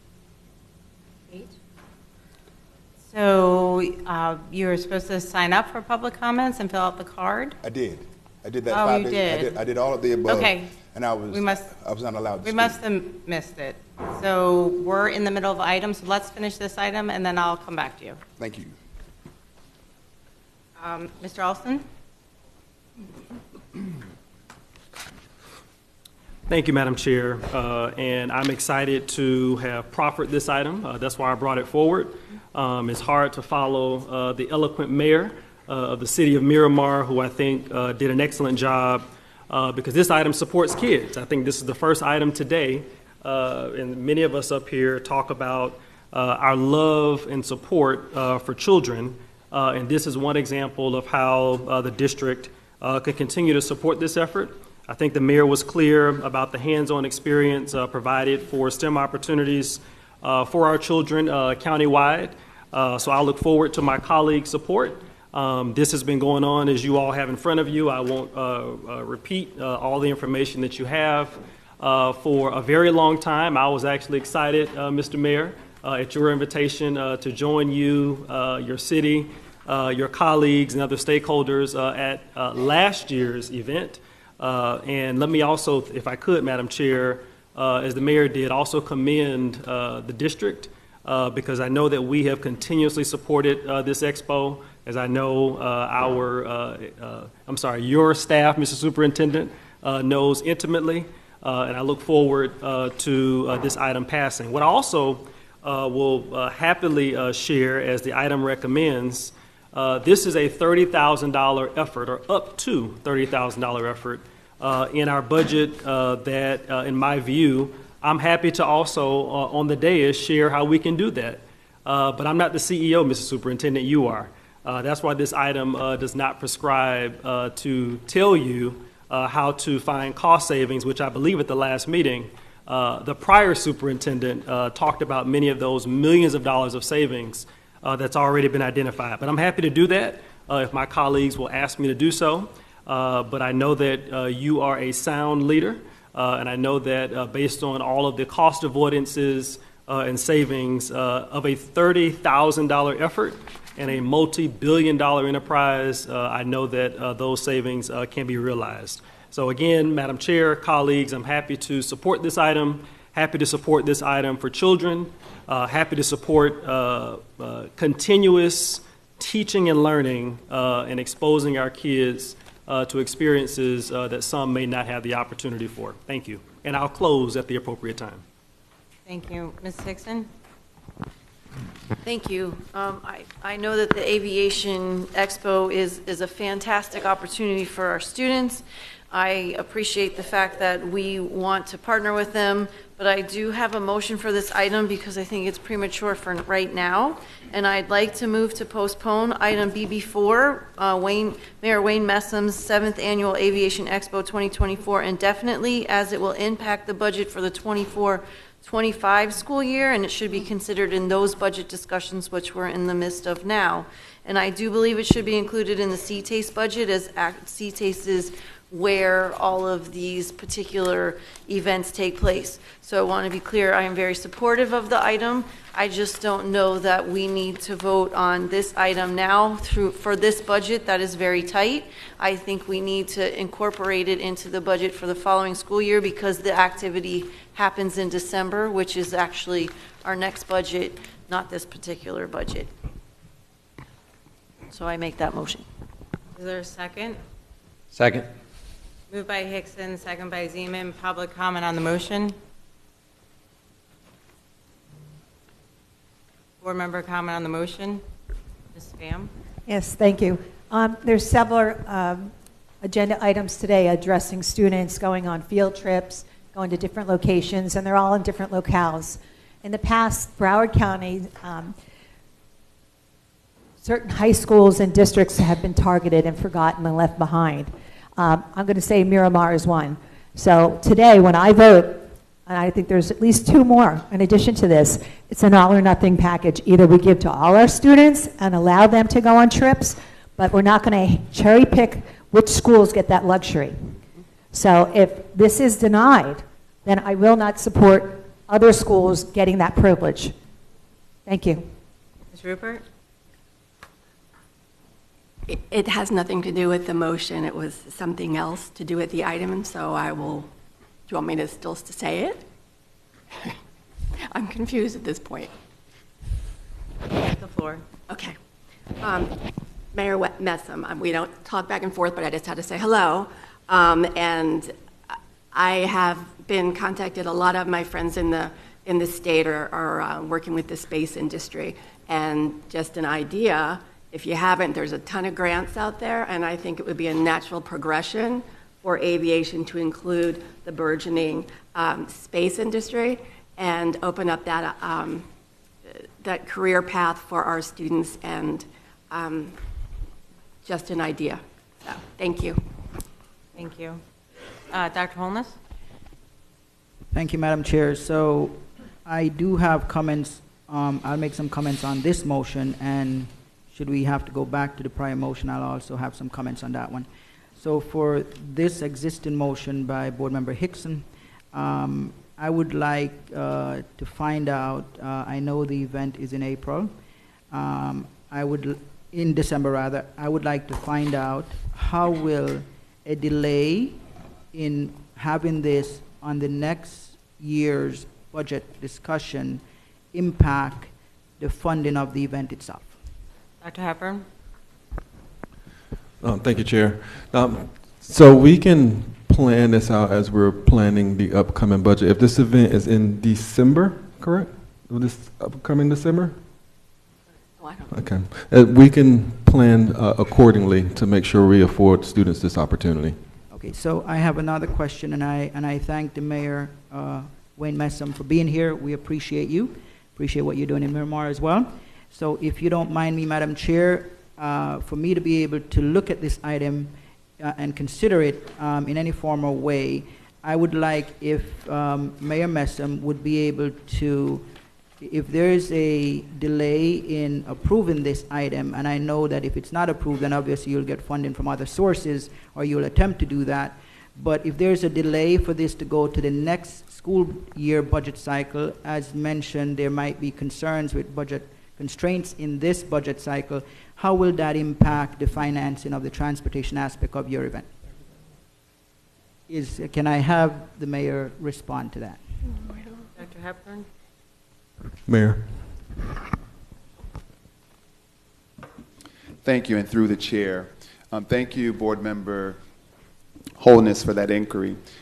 Because the Aviation Expo and its prominence and significance, there are costs that we have to forecast out months in advance. For one, speaking of space, our next speaker is a former astronaut. So to confirm that, we have to book that out months in advance, arrange travel and security, and releasing these funds instead of going to transportation and food, it allows us to be able to do that. Second, I did not want to say this, and I'm going to walk on a thin line, because currently right now, we are in the process of landing a significant partnership with a major airline carrier with Miramar High School and their aviation department, which we cannot announce at the moment until it is formal. And there are resources that have to be committed to preparing the city, as well as with Mr. Porter and Miramar High School, to ensure its success. So the timing is actually critical. As a mayor, I understand and respect the budget process because there are competing interests for limited resources. But in this instance, the timing of this request, if it could be allowed and approved, it would ensure the success of many elements that surround not only the Aviation Expo, but a direct relationship with one of our thriving aviation magnets located at Miramar High School, that we desperately need those resources to be able to contribute to ensure its success when December happens. And if it is delayed until the September, October 1 time period of when your next budget will take place, it could put in jeopardy some of those elements that would ensure success. Wonderful. And Madam Chair, I have a few more questions. Mayor, how is this normally funded in the past as far as the transportation? Well, this is actually unprecedented. There is no precedent. We are thinking beyond we're outside of a square wall boundary. As a municipality, obviously educating our students and our future leaders, you have the fiduciary custodianship to do so. But as a municipality, your students are our students, and we want to be as innovative as possible to help lessen the burden of school districts to think outside of the box and perhaps be more nimble in things that you may not be able to do that we can leverage so that we can have this partnership. You're providing the students and the education, and we are providing these experiences and collaboration to allow programming that you don't have to be burdened with. But with your support, it can be successful as well as benefiting our students. Okay, so I believe I read that normally this event attracts upwards of 2,000 plus students, which is quite a lot. And I believe my prior question, though, is I know they've always needed transportation, right? So in the past, how was this normally done? So we have worked closely with district staff to ensure that we're using your approved vendors. We take your recommendation, your staff sets it up, the city writes the check. to pay those vendors that you don't have budgeted to transport the students. And what wasn't included, on the second day, on Saturday, we provide a free forum in our amphitheater for your robotics program to either host the competition or to practice for a competition. It allows the community to see the wonderful work you're doing in schools. We have dozens of teams from throughout the district competing. It's on a big jumbo video screen. It's just an exciting experience for our students. So that's not directly aviation related, but those are just some of the additional benefits that the Aviation Expo provides for not only our students, but the broader community. Okay, and so the 30,000 that you're looking for here, will that cover the transportation cost in its entirety for the 2,000 students, or are there other partners that are helping to offset the cost of that, or is it the district that will be providing the total cost for this? So we have vendors that pay for their space to outreach to our community and the students. We have foundations that also contribute. Over the past 6 years, this is the very first time that we have actually asked the district for support. We've just always have been appreciative that you allow the students to attend as a field trip. But because of the interest and because of the potential and the resources to really maximize this opportunity, it's requiring more resources. So now we feel that we've shouldered this burden over the last 6 years without reaching out to the school district. So we believe that the track record is there. The event speaks for itself. We have cities over the country that are trying to replicate what we're doing. And so now I think it's necessary for us just to grow the relationship. Maybe one day we'll be standing before you and the school district will be doing a $500,000 contribution because you're seeing the students that are leaving out of our school district and going right into industry, becoming pilots. In fact, one of the airlines actually has a program that will take students right from high school graduation and put them in the cockpit in less than 3 years with a job.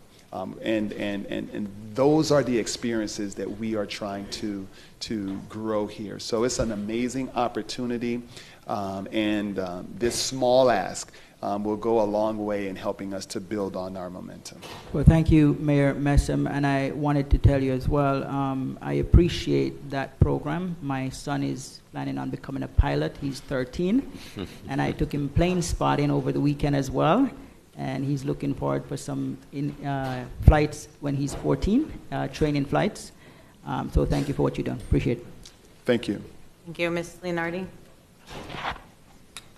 Yeah, I mean, as a teacher, I saw that access to transportation was the biggest barrier for students participating in things outside of school. So I definitely see the need for this. I would just ask our superintendent to consider, there are a lot of cities that put on different events and kind of job fairs and things like that, and try to provide like internships and connect students with local industries. But again, transportation is a barrier for a lot of our students. So, I love this proposal to work with the city of Miramar. I would love for us to work with every city that is trying to connect our students with opportunities in advancing their careers. Ms. Dixon? Thank you. And again, I want to reiterate, I love this plan. It wasn't about that. It's about the timing of the money.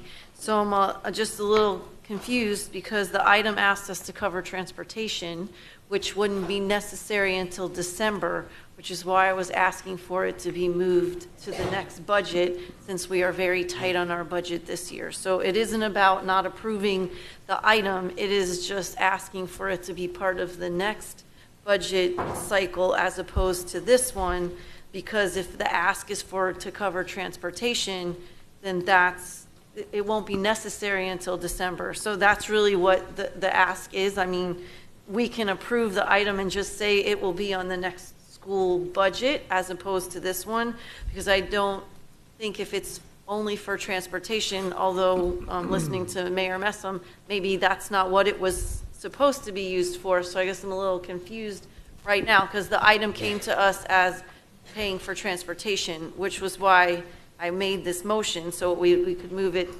to the next budget and have transportation ready for you for December. So there's no, in no way am I saying, I don't think this is a fantastic idea. I do. I'm just worried about the budgeting timing. So if someone could address that, if it has to be right now, I can remove my motion. But if it is for transportation that's needed in December, that's really what I was trying to speak to. Mr. Foganholy? Thank you very much, Chair, and thank you, Board Member Alston, for bringing this item. Thank you, Mayor, for being here, and thank you for all you do for our kids. As a board member that does have Miramar as part of his districts, I really appreciate this. And I do agree with Board Member Leonardi, right? I think for us, it's building more partnerships with our cities to have that. I know a lot of them do great programming for our kids. They do so much, but for us, I really want to see us become a better partner for our cities and work together. I think this is a great thing. This has been great for the last 7 years. And I just want to see it grow. I think it's been great, but I do want to see more cities involved and us become a better partner. So thank you very much, Chair, and thank you for the item. Thank you. And I'd just like to say, I think this is super exciting. I would maybe in the future, or a superintendent can try to seek out some donations to maybe pay for lunch or possible sponsorships from the airlines to help pay for this transportation and creating those partnerships. And I do have one question as far as security at the actual event, because I know it is a school day. Will we have an armed security officer at the event? Yes. Dr. Hepburn? Yes. Mayor. Yes. All excellent questions. First, by this passing today, then we know that transportation is covered, and then we can dedicate resources to the other items. So that's why it's important in terms of the timing. As a part of any event that takes place at the Miramar Amphitheater, by policy, it is required to have not only security, but we have our Miramar Police Department detailed present at this event because it's a large assembly. You're talking a couple thousands of visitors on the Friday dedicated strictly for students, and the community day in which most students come back and bring their families, and the broader community comes out on Saturday. And there is security there provided by the Miramar Police Department. Thank you, I appreciate it. Mr. Alston, did you want to make a comment? Sure, I'm happy to close. I was only just going to add that, and the mayor alluded to this, I think there were upwards of 30 to 50 plus officers that clearly are armed by the city. So thank you, Mayor, for your comment. I don't believe there's another motion on the floor. I know that this was shared or at least passed out to the board, but I think there is a motion. Yeah, it was. Oh, you made a substitute? Oh, I didn't hear that. Subsidiary motion. If I could just. Oh, okay. Sorry, go ahead. And then I'll get back to, because I do have the floor. So Okay, hold on. Dr. Zeman. No, after the motion, ma'am. It's okay. Ms. Dixon? Okay, so based on that answer, I will remove my motion, but I would like to make the direction that the money come out of the next budget. That was really all the concern that was here. So I'll remove it to make this easier, but with the direction that the money, we're committing ourselves, but the check won't come until the next budget cycle. Dr. Zeman, do you remove your second? Yeah, No. No, Dr. no, Zeman, don't do you second. the motion belongs on the you. floor, not to me. But yes, absolutely, but I'm ready to speak after you vote to remove the motion. Motion is removed. Dr. Zeman?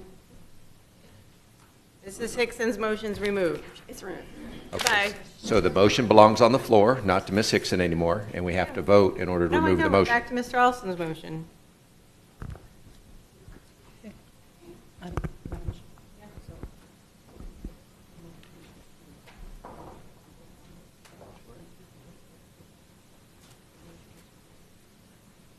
Without objection, the motion is removed.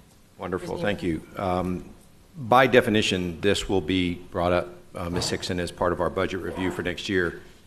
I think to a number of points beyond Mayor Messam's amazing event, there's an opportunity for us to set aside funds to partner with all 31 municipalities and make sure, whether it's transportation or coordinating communication, just sharing information about municipal events, we have a long way to go. I spent a lot of time. I came out of a municipal organization for 6 years on the Fort Lauderdale Education Board, and we were screaming to get people's attention. We never had a request for funds. That's even better. I like that. But what we did was to try and lean in and coordinate with Broward County School Board as much as possible.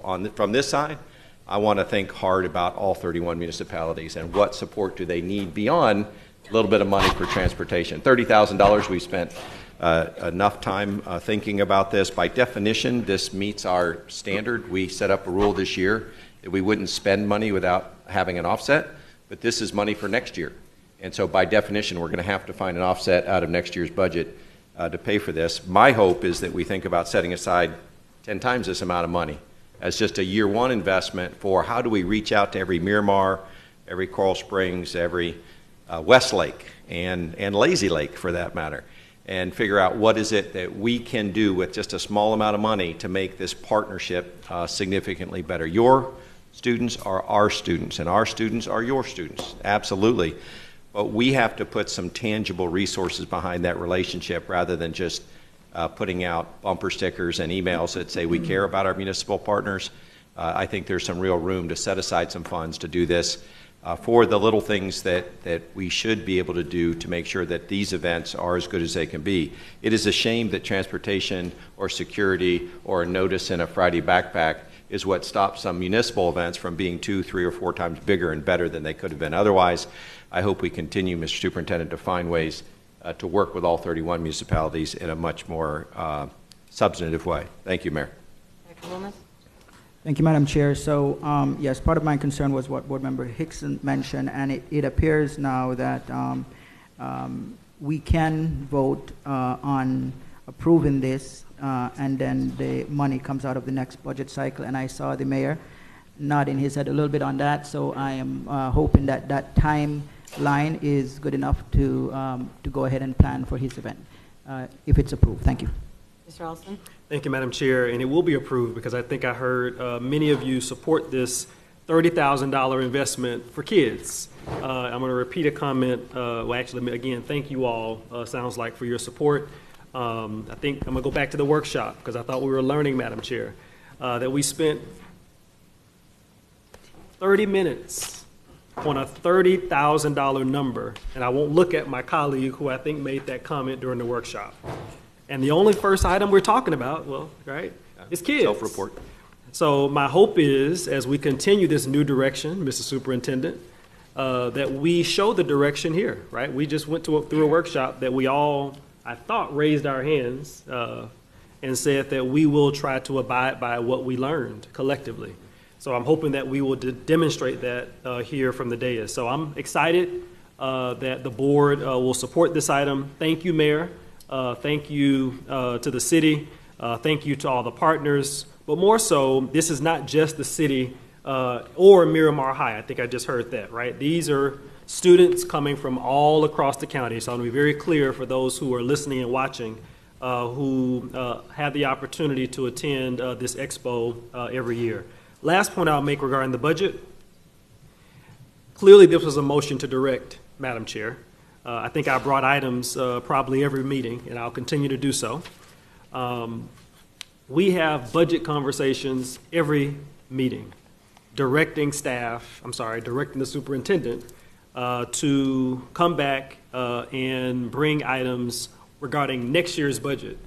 This item never talked about this budget cycle or next budget cycle, because that was the intent of having a conversation openly. But I appreciate the spirit of the comments, and with that, I won't hold up any longer. Let's take it to a vote, because I think I heard 5. All in favor of BB4, say aye. Aye. Those opposed, say no. BB4 passes unanimously. All right. I have a motion and second on BB2. So moved. Chair. Moved by Zeman, second by Hickson. Public comment, remembering. Public comment for the one person. Come. I had a sticky note too. Sometimes you forget. Is John Amanchukwu, founder of iknowgod.us. I'm here to address a book today entitled Push, by Sapphire. The real name is Ramona Lofton. This book is in South Plantation High, and this book is rated adult. Now, we all know that a 14-year-old or 15-year-old or 16-year-old is not what? An adult. You're not an adult until you are 18 years of age. I'll read from page 25. It says, I've been knowing a man put his dick in you, gush white stuff in your booty, you could get pregnant. I'm 12 now. I've been knowing about this since I was 5 or 6. Maybe I always known about pussy and dick. Page 32. Daddy put his pee-pee smelling thing in my mouth, my pussy, but never hold me. I see me, first grade, pink dress, dirty sperm stuffs on it. No one combs my hair. She's saying that because her father raped her several times and impregnated her twice. Page 35. I feel mama's hand between my legs moving up my thigh. Her hand stops. She getting ready to pinch me if I move. I just lay still, keep my eyes closed.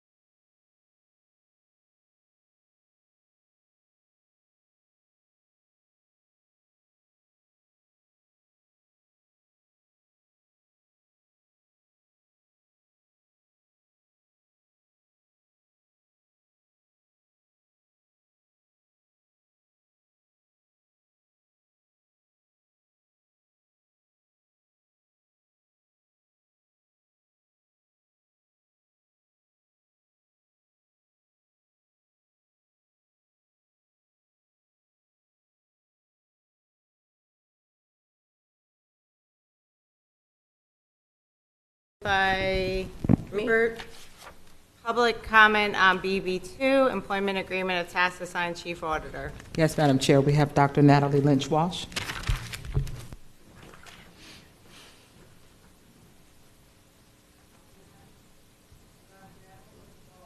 I think it's on. Oh, now it is. Audit Committee, Plantation, Florida. I'm the chair of the Audit Committee. We did not vote on this. However, I can share with you that in the 2 meetings we've had without the former chief auditor, the air in the room has changed. And I personally support this in the spirit of stability, not so much stability as much as moving forward, because that has been completely necessary in the Office of the Chief Auditor and on the Audit Committee. It is nice to go to an Audit Committee meeting and not have to be in full battle gear ready for a fight. So that's been really nice the past 2 meetings. Thank you. Any other public comment? No. Yes. He's bringing it. I believe he's bringing it. Any other public comment? One more. Okay. You can read it. Read the name. Kenny Minshew. Kenneth Minshew.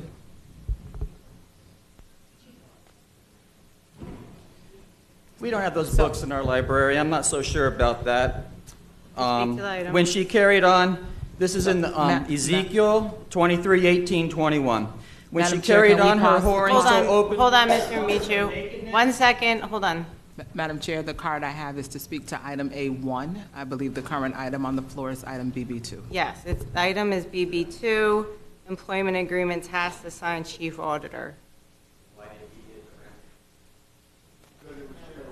Okay, that's it. No more comments. Board member comment, I have Dr. Holness. Thank you, Madam Chair. I just have some questions. I know that we have a negotiated salary here for the task assigned chief auditor. I wanted to find out what's the typical percentage increase for a task assigned position. Is there a typical percent increase from their original salary to what they are task assigned to make? And if so, what is that percentage normally? Ms. Batista, do you want to speak to the, or, okay. Dr. Hepburn? David Azarito. Yes, there's no set standard. There's no average percent that we use. Each one is separately reviewed by compensation. Thank you. Have we task assigned in the last 5 to 10 years a chief auditor in the past?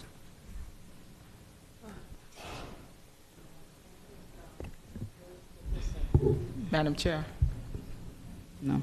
Okay, so the current salary of 165,000 represents what percent increase of the prior salary of the current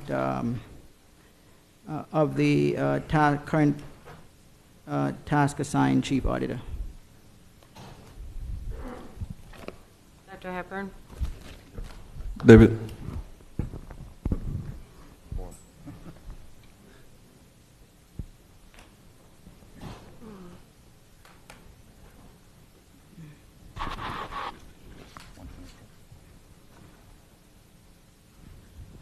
Doing quick math.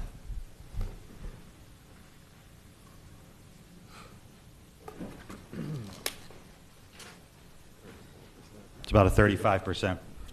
Okay, so this represents 35% increase of the prior salary of our chief auditor, correct? No. It's a 35% increase from his current salary as director. The previous chief auditor made more than 165. That's what you're asking. All right.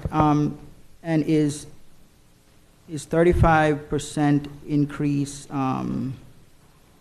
is that about average as to other positions similar for task assigned or the leadership position? I'm just trying to get some clarity on the increase. If this is being fiscally responsible, has this been typical? Because I don't know. So I'm trying to see if there's some comparative with this increase of 35% from his prior salary, if this increase would be considered typical or usual for most task assigned of this level of leadership. I believe, through the chair,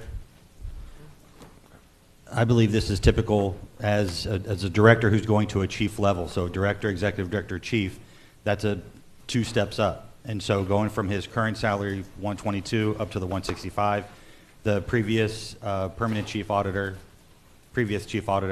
again, was at 175, I believe. So this is still within that range of a chief. It's within the pay band. I believe it would be typical, yes. Okay, and I have one more question and I'm done. The current chief auditor, I know there was a minimum requirement for this position, and I know there was a question being asked about minimum requirement. Did Mr. Rhodes fulfill the minimum requirement that we're looking for? Dr. Hepburn? Mr. Azarito. To the chair, currently no, that's why it's a task assignment. Understand. Just wanted to clarify. Thank you. Mrs. Pham, did you have a comment? Yes, I have a point of order. What's the point? The book that this gentleman just read was approved by the... We're not on that item. We're not speaking to that, Ms. Pham. I'd like to make my record. Not Point right of now. order, This according is- to Robert's rules. Mrs. can be at Pham, you're any out time. of order. This is not the time to speak to that, When should I speak to it? at the end of the meeting. Any other board member comments on this item? I just have one question. Mrs. Pham, This was found no. not to be pornographic, and yet Mrs. his Pham, you're out microphone was of cut order. off. His microphone Please silence her didn't broadcast. microphone. Thank you. Thank you for allowing. All in favor of? UB2? BB2, say aye. Aye. Aye. Those opposed, say no. No. BB2 passes with one dissenting vote, Dr. Holness. Congratulations, Mr. Rhodes. Madam Chair, Mr. Alston? since there's nothing on the floor, what I was going to ask, as we're still in this spirit of camaraderie, we just left a workshop. I'm reminding everyone, we now have a new superintendent. We now have a new chief auditor. Yes. So in continuing that spirit, what I was going to ask, Madam Chair, if the superintendent, and clearly we never respond to public comment, but if you could maybe just share what the district, just explain the district's process, right? Because clearly folks heard, those comments. I think that is what I would just recommend. Just take 10, 20 seconds to do that. And then clearly if that, and I have no idea, you would know that, staff would know that, right, to look into what was just read on the record. If that was the case, then what happens, right? Just explain the process. I think that is the prudent thing as opposed to getting into all the other stuff. I think that's all Ms. Pham was attempting to do. I'd like to. I got it. If the superintendent could just 20-second district process. Yes, we have a clear district process where on our website there is a link where you can put in information to challenge a specific book. And then we will search to see if that book is in our circulation, and we will start that process, a review. And there's several outcomes from that review. One is removal of that book. One is making sure that book is only available for the correct grade level or age group of students. And I know Ms. Hollingsworth's not in the room, but Ms. Hollingsworth probably could provide some additional information that I probably missed, but we do have a specific process that starts by looking on the website and starting that challenge process, and we have a review committee that will review that book and make a decision on next steps. Madam Chair, the last 5-second thing, if the superintendent would oblige, as the chief academic officer is walking back, I'm sure that you will direct your staff to get with the individual, to look into the issue, and get back to you if needed. Yes, sir, they're actually right behind you, Ms. Hollingsworth. They'll assist you. Well, Okay, no, sir. Yep. Please go out in the Step hallway. outside Thank and you. she'll assist you. Please, this is your warning. I just want to put Okay, no, in the record. enough. I have enough. Mrs. I can Pham, document the we're record. going to bring an item forward. You'll be able to speak to it. That's at the end of the day. I No, want to put right in here now, because Mrs. Pham, please stop talking. You're out of order. I'm just documenting for the Mrs. record. Pham, you need to wait till you're called Point on. of order draws attention to a breach of rules. Please silence her microphone. Breaching of an established practice, and you're allowed to have it addressed immediately. Deacon, silence her Bring it forward microphone. Where you don't have to wait till the end of the day. I want that documented in the record. And you just cut off my microphone. Because you're not listening. May I have a motion and second on A1? So moved. Second. Moved by Zeman, second by Rupert. Public comment on A1, Superintendent's Review Committee report. Yes, Madam Chair, we have a few registered speakers. The first one we have is Chip Moore. You may go to the closest podium next to him. The second public speaker registered is John Amachukwu. I'm sorry if I said it wrong. You may begin. So my name is Chip Moore. I am the Senior Strategic Manager with TPUSA Fate, Division of Turning Point USA. I would like to point out one thing. You didn't allow Ms. Pham to speak, but this gentleman made a comment that was not on point of order. So if he could make a comment, she should be allowed to as well. But having that in mind, I would like to relinquish my remaining time to John Amachukwu. Okay, so come to the mic. You have 5.5 minutes. Thank you so much. I was going to go outside and speak to the chief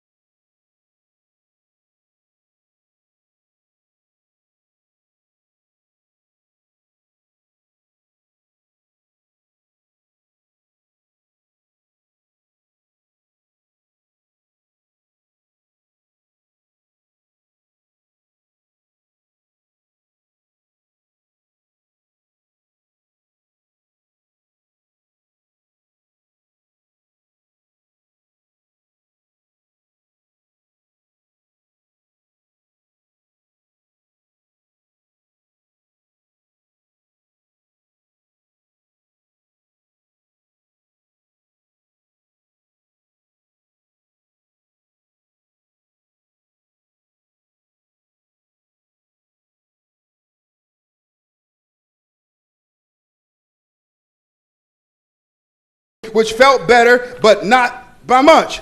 He began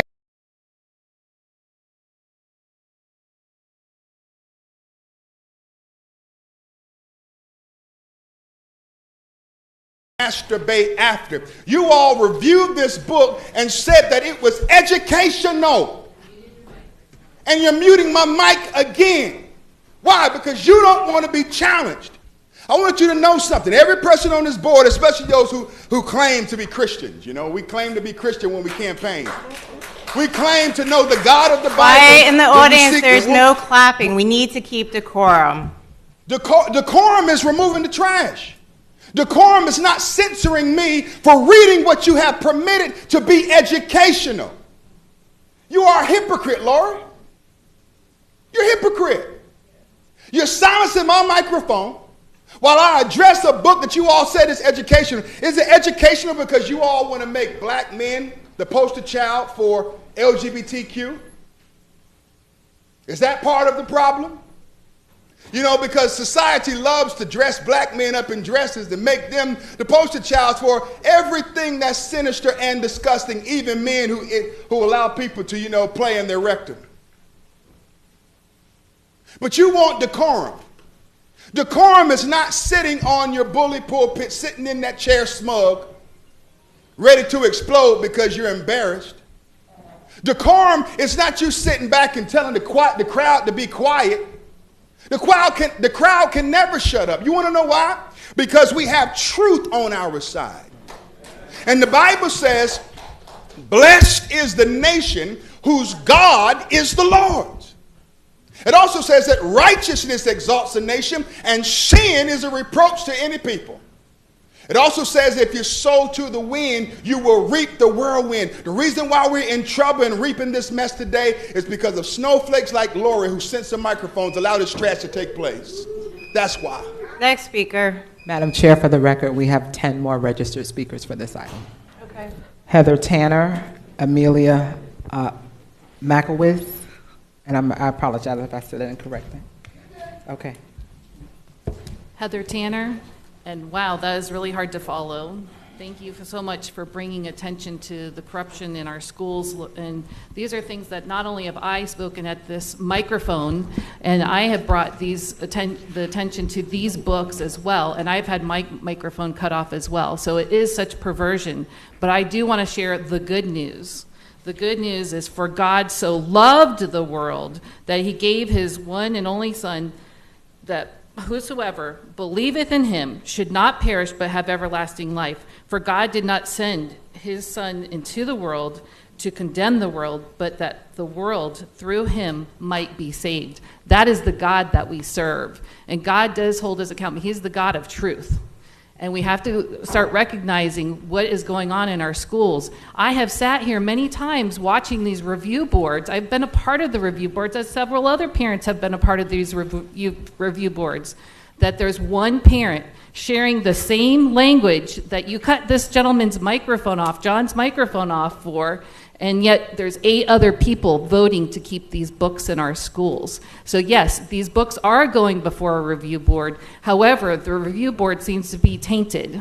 So why is it that you're going to cut off this man's microphone for the language that he said, but yet you keep the books? And yet you have the same people reviewing over these books thinking that it's okay. They said, oh, well, it's not titillating to me. That's what they've said on the review board, why they say, yes, this is educational. Well, that is disgusting. This is perversion. I do agree with him. This is pervert. You're either a pervert or you're a punk. That is well said.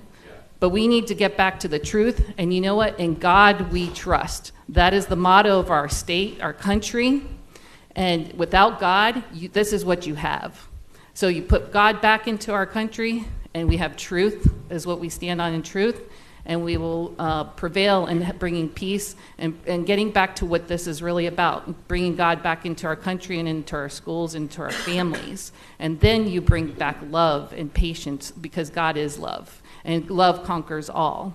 But we need to start recognizing what is going on, and if we don't start calling out what it is, then this is what's going to continue to happen in our schools. So I thank you for this gentleman coming forward and bringing forth, this is what's been going on in our schools as well. So we need to just make the decisions to take all this garbage out of here, because we don't need to be grooming our children, and get back to the basics, to the math, the reading, the science, which is what the children are supposed to be learning, not being groomed and teaching 5-year-olds to masturbate. So this is not what we need in our school systems. Bring God back in there. May God bless America. Next speaker. Dr. Not sure if Amelia Makowitz is here. Okay. Please go to the mic closest to you, and then the next speaker, Ms. Kenneth Minshew.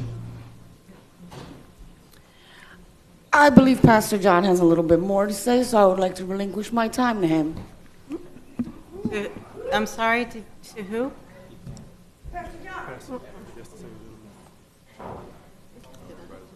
No. You already spoke on the item. Mr. Minshew, you're the next speaker. He's allowed 15 minutes according to school board rules.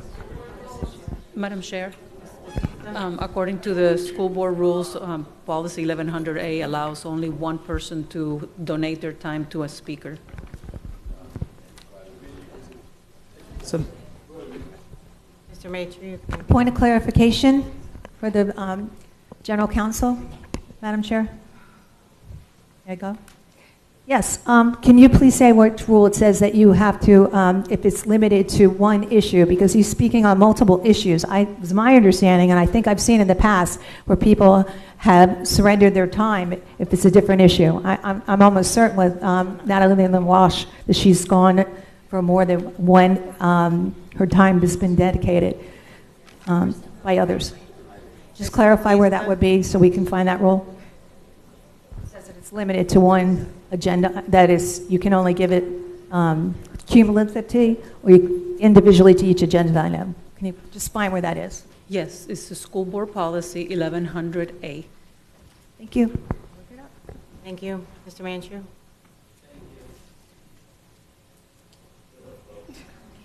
Microphone.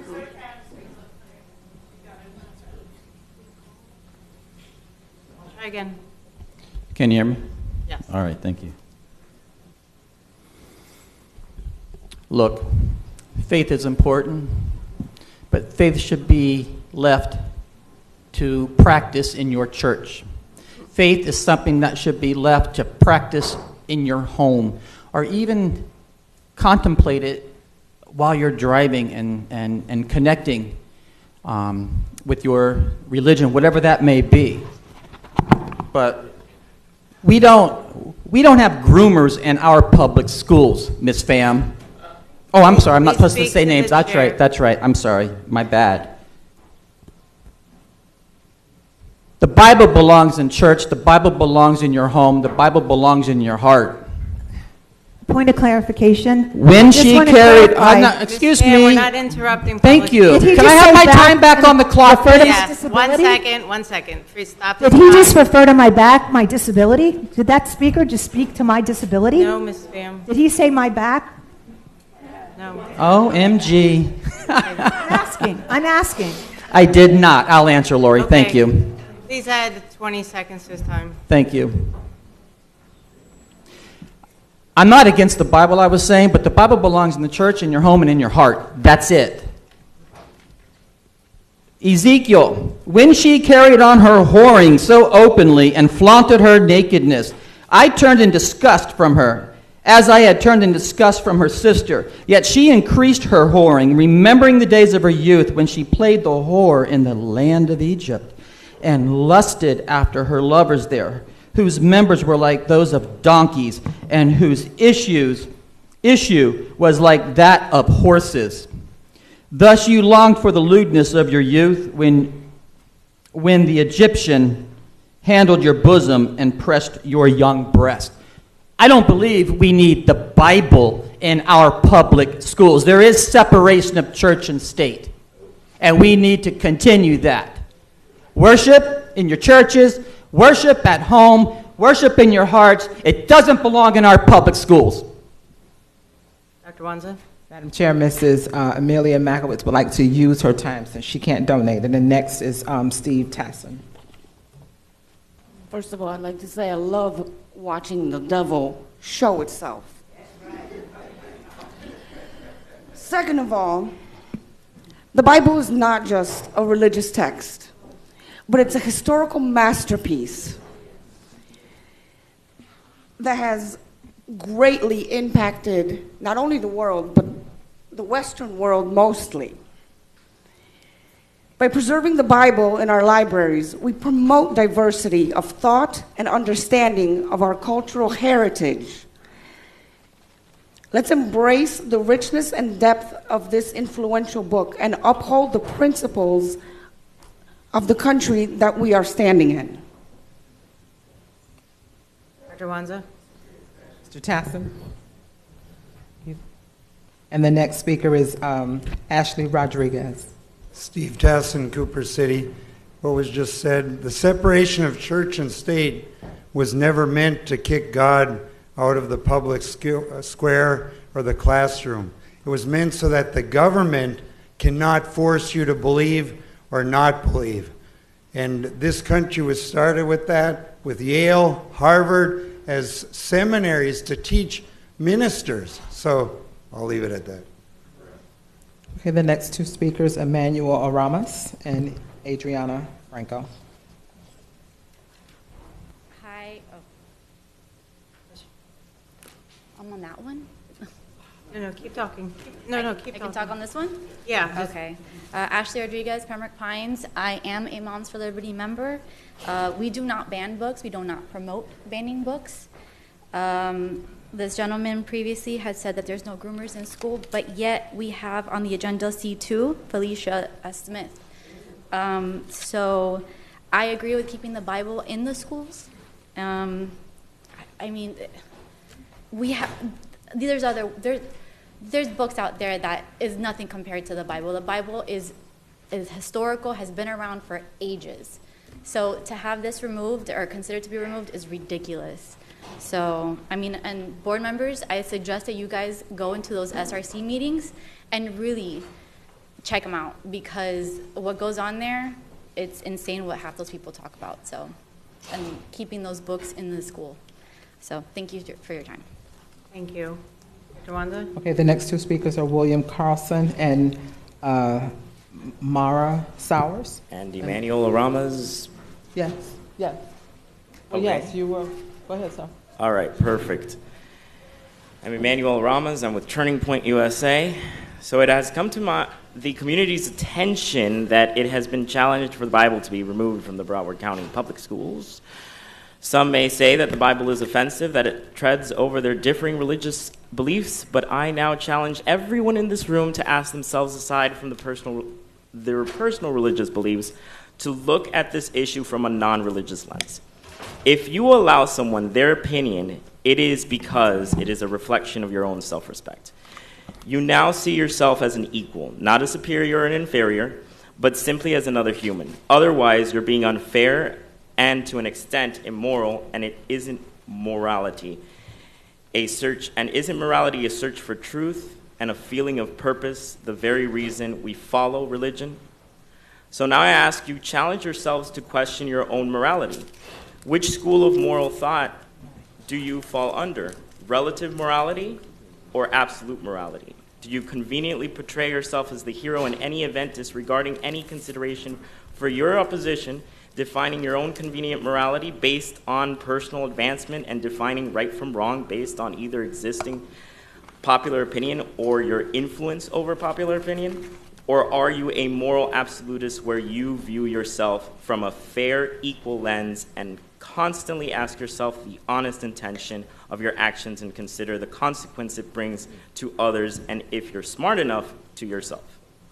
There's only one religious doctrine that clearly defines the difference between right and wrong, good and evil: the Bible. Just for comparison, our founding fathers knew this, despite not all of them being Christians, let alone religious. And yet our Constitution and country was still founded on fundamental Christian biblical principle. And the separation between church and state was instituted to protect the individual and their religion. The entire Constitution was written to protect the rights of the individual despite the majority rule. Our country is a constitutional republic, not a democracy. Taking away the Bible from our schools is a spit in the face to the individual, to our equality, to absolute morality, and to the Constitution, our country, and the culture that invites so many immigrants, like my parents, escaping real oppression, communism in Cuba, in search of freedom and respect to their existence. As President Eisenhower placed on the currency in response to the infiltration of communism, in God we trust. Children need to have the freedom to learn honest and true morality.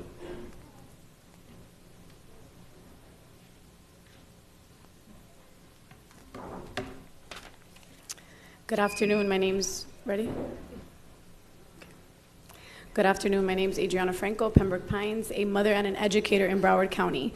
I'm here today to advocate on the importance of having the Bible as a resource in our libraries. As an educator, I have the duty to instruct students, and I know that we are student-centered, so I am coming with the reasons as to why we need it. One, the Bible is academically accepted and it is legally supported.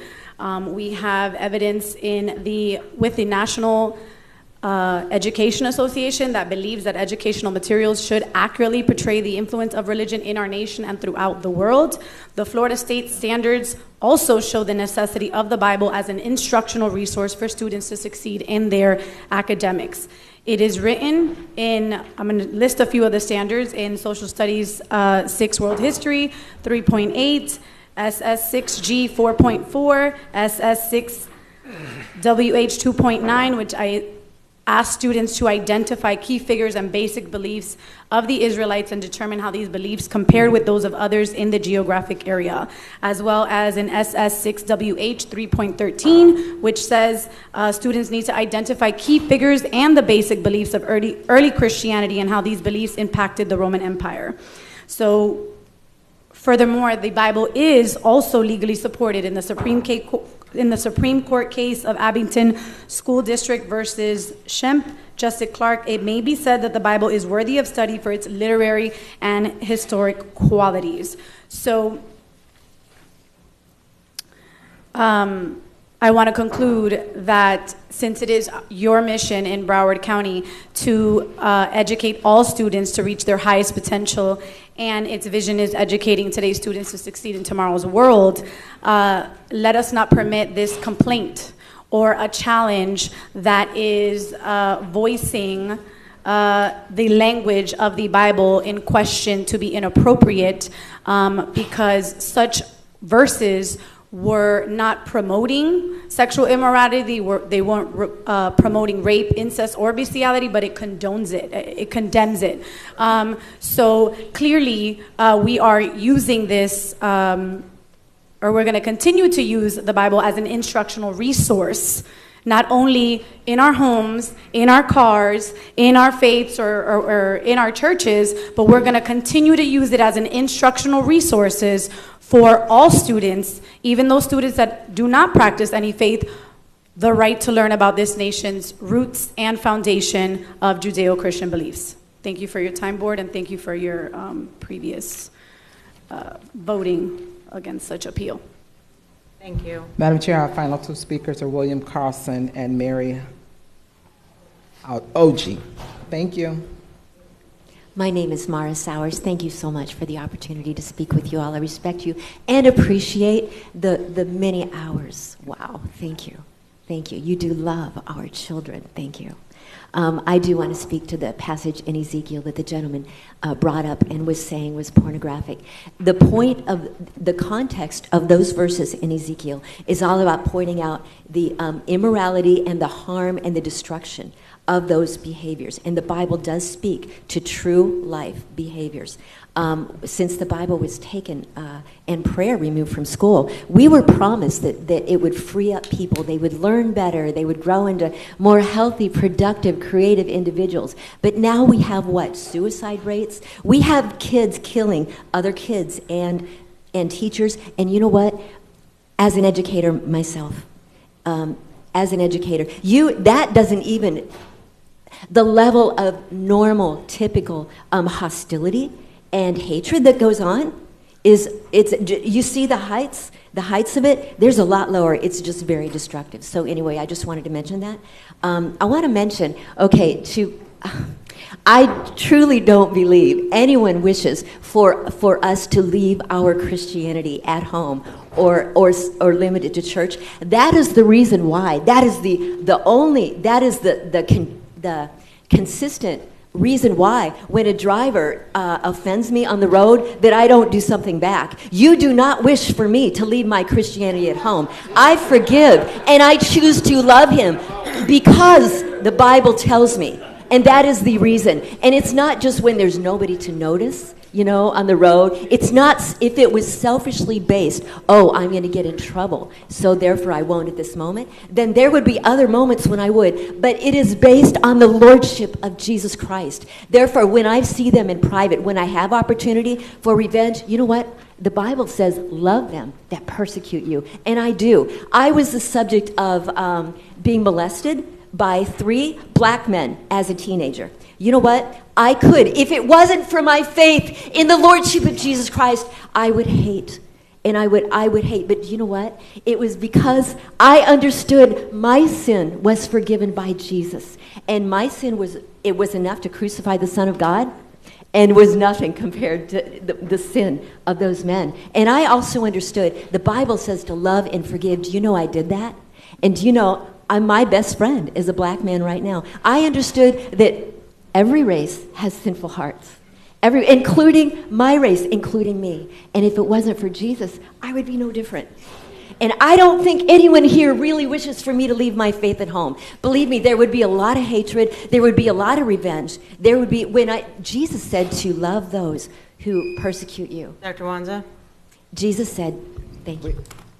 We did call Ms. Sowers. Is she? Say it again into the mic. I was next. Was that correct? We had Mary Oji, and we had William Carlson, and we had Mary Sowers. Those are the names that I called. That is the extent of the registered speakers. Okay, yeah, I'm Mara. Okay, Mara, I'm sorry. What is your name? My name is Mary O.G., and I'd like to I did call her. I'd like to turn my time over to Ms. Ford. Ms. Ford? Ms. Ford is not a registered speaker. Yes, I did register online, ma'am. So I did not have it. Okay, 6 minutes. Yep. Go ahead. Thank you. She did. I did register online. Yes, good morning again. My name is Ingrid Ford, and I am a Broward County resident, and I am a Bible believer. I want to, before I start, I want to congratulate Superintendent Hepburn for his new position, and I would like to implore you, sir, to do a review of the Superintendent's Book Review Committee, because they're not doing what they were placed there to do. Books that are clearly a violation of state law. Rape is a violation of state law. Pedophilia is a violation of state law. So those books that violate state laws should not be permitted to remain in the school or be voted on by this Superintendent Review Committee. So the committee itself needs reviewing. The second thing I want to say is that the Superintendent Review Committee, neither the Superintendent Review Committee or this board has the authority to review a book that is protected by state law, protected by our Constitution, and also upheld by the United States Supreme Court. This is not a legislative body.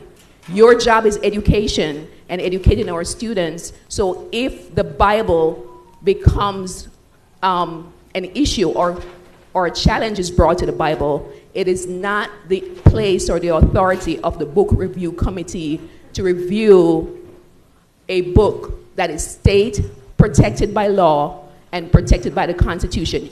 The attorney, I only have a bachelor's degree in criminal law. the attorney, I'm not an attorney, but the attorney that we have here at the school board need to review these challenges and decide what should be reviewed by the review committee or what should be referred to the courts. Because the Bible is protected by law, only the courts should be hearing the challenge on the Bible, not this board and not the review committee. So let's talk about the Bible. Let's talk about the Bible. What is it with this Bible that people are trying to ban the Bible? The Bible is the #1 all-time best-selling book in the world with over 5 billion copies sold. Let's talk about the Bible. The Bible is God-inspired. It was written by men who experienced unconditional love because you can't give what you don't have. And you cannot write about things that you have not experienced. The Bible is also the greatest collection of love stories ever written to mankind. The ban on the Bible, on specifically the First Amendment, what they're trying to keep from our children is that they were created by a creator equally and that they're loved by their creator. For God so loved the world that he gave his only son in John 3, verse 16, so that whosoever believe in him should not perish but have everlasting life. The Bible is the most inclusive book on the planet. It doesn't matter what the color of your skin is, whether you're yellow, black, red, or white. It doesn't matter what your sexual orientation is, whether you are straight, gay, or transgender. The Bible doesn't care. The Bible is the only book in the history of the world that offers love, redemption to every human being. We want to be inclusive. This is where inclusivity is, in the Bible.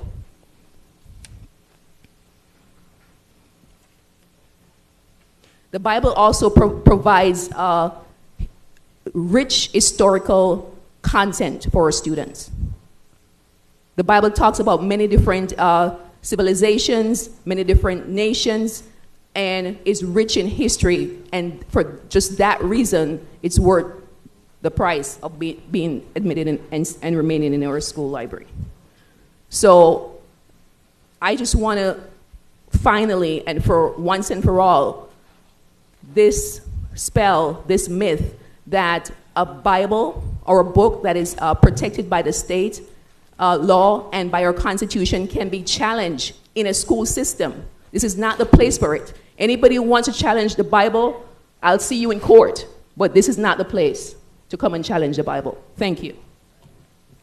Thank you. Dr. Wanza, that's it? Yes, Madam Chair. Board member comment?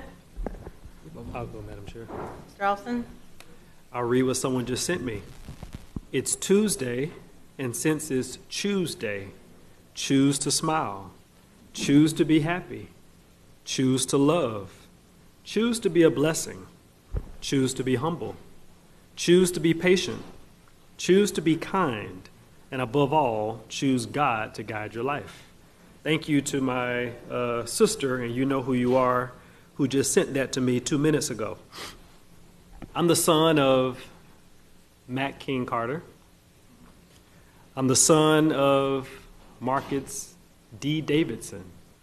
For those of you in seminary, you know who those revered icons are in the community. I don't know Mr. John or Pastor John, as I think I heard, but sir, thank you for who you are, what you do, and your comments.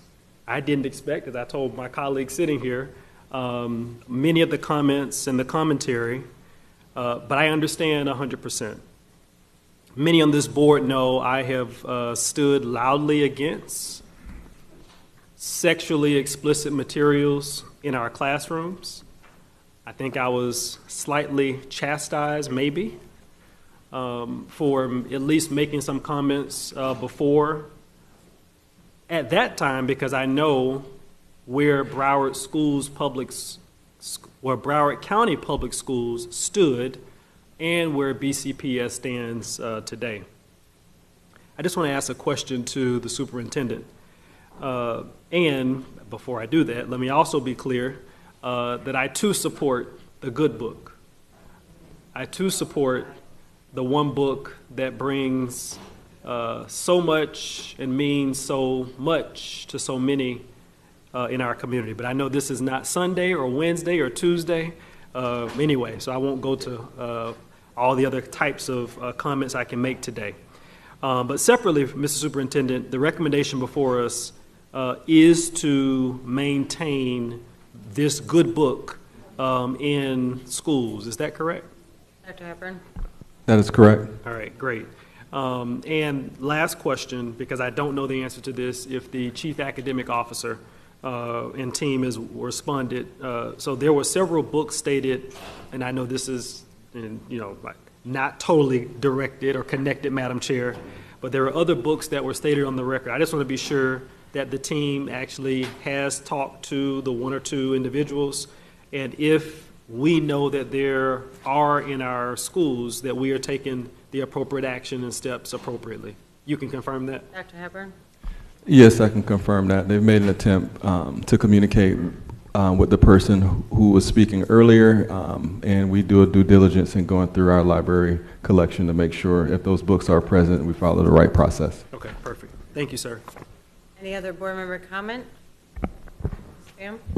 Yes, through the chair, I'd like Dr. Hepburn's opinion on what he heard read today and how he feels about that material being in our library. Dr. Hepburn?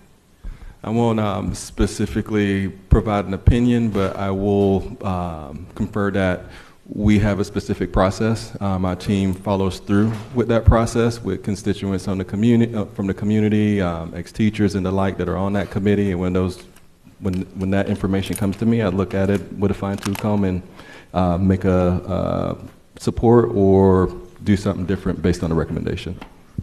Madam Chair, follow-up question? Dr. Hepburn, would you agree with me that that process has failed? Dr. Hepburn? Again, I won't, let me say this, we'll review the process. I've heard the feedback from the people in the audience on both sides of the issue, and we'll put a fine-tooth comb and review that process just to make sure it's working for all constituents. Thank you. Thank you. Any other comments? Seeing none, all in favor of A1, say aye. Aye. Those opposed, say no.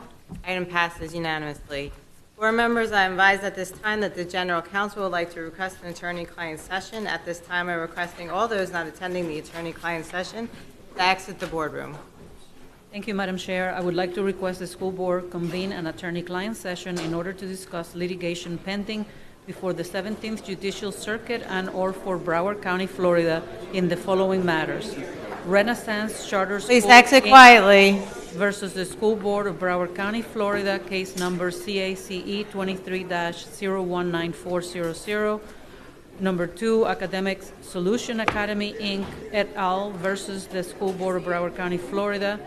Number 3, Championship Academy of Distinction High School, Inc., and Championship Academy of Distinction, K8, versus the School Board of Broward County, Florida, CACE 23-018741. And number 4, Assistance Unlimited. Please exit quietly. Central Charter School, Rich Prep Academy, and Innovation Charter School, Inc. versus the School Board of Broward County, Florida. The following persons will attend this attorney-client session: school board members, Lori Alhadeff, Chair; Deborah Hickson, Vice Chair; Tori Alston, Brenda Pham, Esquire; Daniel Fogenholy, Dr. Jeff Holness, Sarah Leonardi, Nora Rupert, Dr. Alan Zeman, Dr. Peter Licata, Superintendent of Schools, and Francisco Sanchez, Esquire; Robert Galvo, Esquire; Paul B. Ranes, Esquire; and Marilyn Batista, Esquire, BCS. In anticipation of this request, the attorney-client session was properly advertised for today, April 16, 2024, at 1 p.m. in accordance with Section 286.0118 of the Florida statutes. The purpose of this attorney-client session is to discuss settlement negotiations and/or litigation strategy relative to the pending litigation.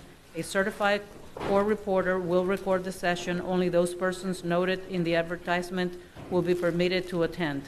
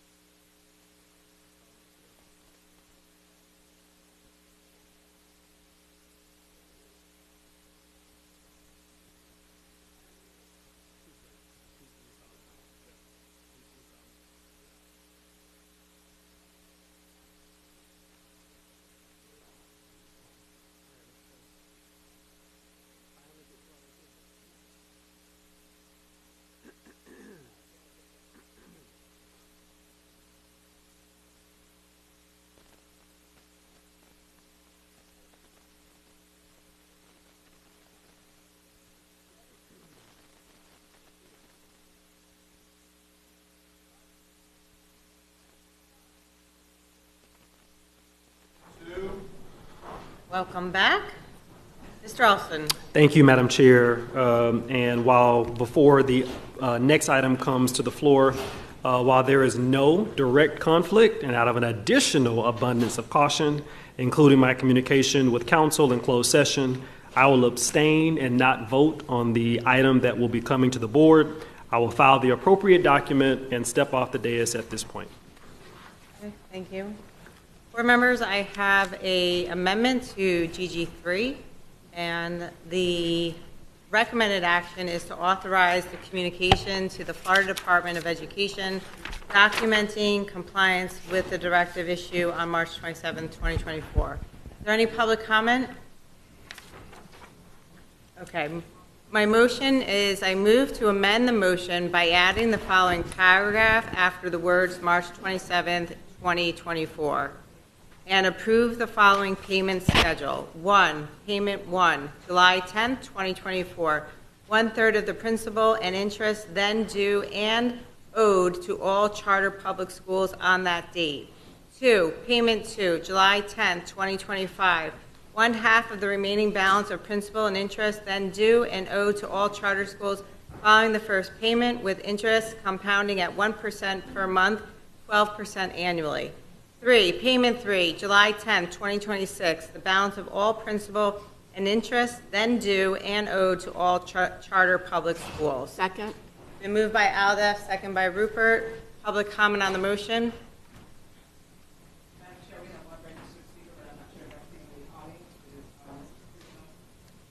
Mr. Nelson? No. Board member comment on the motion? Seeing none, all in favor of GG3 as amended, say aye. Aye. Those opposed, say no. No. GG3 passes with 1 dissenting vote. Dr. Zeman. And one abstention. Abstention. Mr. Alston. All right, moving forward. Chair, just as a point of order, given the time of day, do you have a set of priorities that we should get to ahead of others, or what's kind of the plan for the rest of our wonderful meeting today? Oh,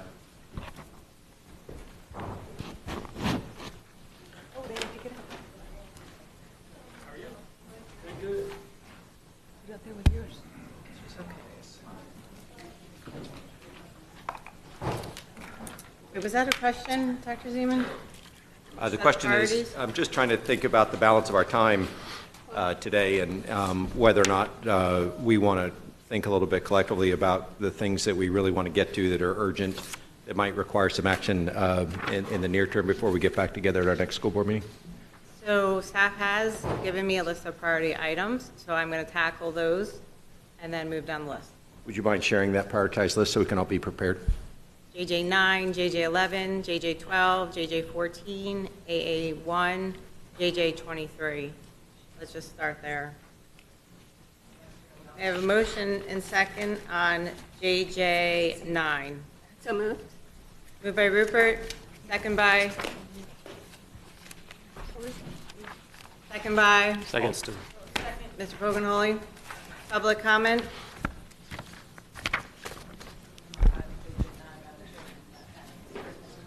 Can't hear you. Mrs. Hickson. Thank you. I just want to share the change order totals. This month went in the very wrong direction. I know there were some big items on here, but this is additional money that is not in the projects already.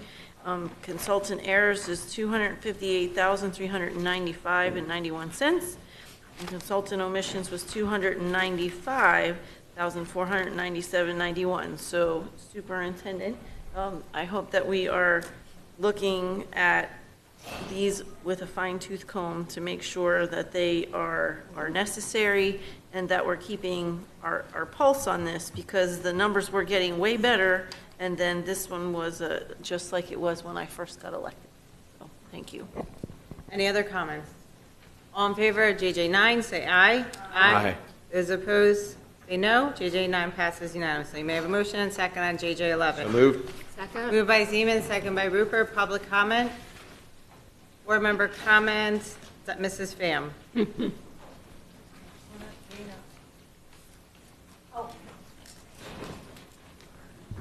So sorry, that's fine, they just texted me about that, that was pulled. Any other comment? JJ11, seeing none, all in favor of JJ11, say aye. Aye. Those opposed, say no. JJ11 passes unanimously. May I have a motion and second on JJ12? So moved. Second. Moved by Zeman, second by Rupert. Public comment. Board member comment. Mr. Fogelholy. Thank you very much, Chair, and I just wanted to take this time really quick to say thank you to Hispanic Unity and all they do for our community.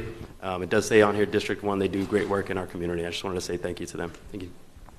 Any other comment? All in favor of JJ12, say aye. Aye. Those opposed, say no. JJ12 passes unanimously. I have a motion and second on JJ14. So moved. Second. Moved by Zeman, second by Hickson. Public comment? No. Board member comment? Pham. Okay, thank you, Madam Chair. Okay, I put in here that this is not considered the fees for the construction. They're not coming out of, hold on. Okay. In my notes, I'm having that this, it's just not important enough or critical enough at this point in time. And we just have to wait till the time we have more money for this professional service agreement. So until we determine what schools are going to be repurposed, because right now we don't know which schools of all, so we really want to limit what we invest in the schools until we know that they're going to be one of the remaining schools standing or not sold. So that's what I'm saying. I'm asking that this be delayed to a later date as opposed to, and so therefore I'm going to vote no for it. But that's why, until we know what's going to be repurposed and what's going to be closed, I don't want to invest a lot of money in school properties. It is not warranted because it's dangerous or risky. Thank you. Okay, this is JJ14, and we already spoke about high schools not being touched. Whole list of schools. Any other board member comment? Seeing none, all in favor of JJ14, say aye. Aye. Aye. Those opposed, say no. No. One dissenting vote, Mrs. Pham. Item passes. Okay. Back. We have a motion second on each one. So moved. Moved by Zeman, second by Rupert. Public comment? Each one.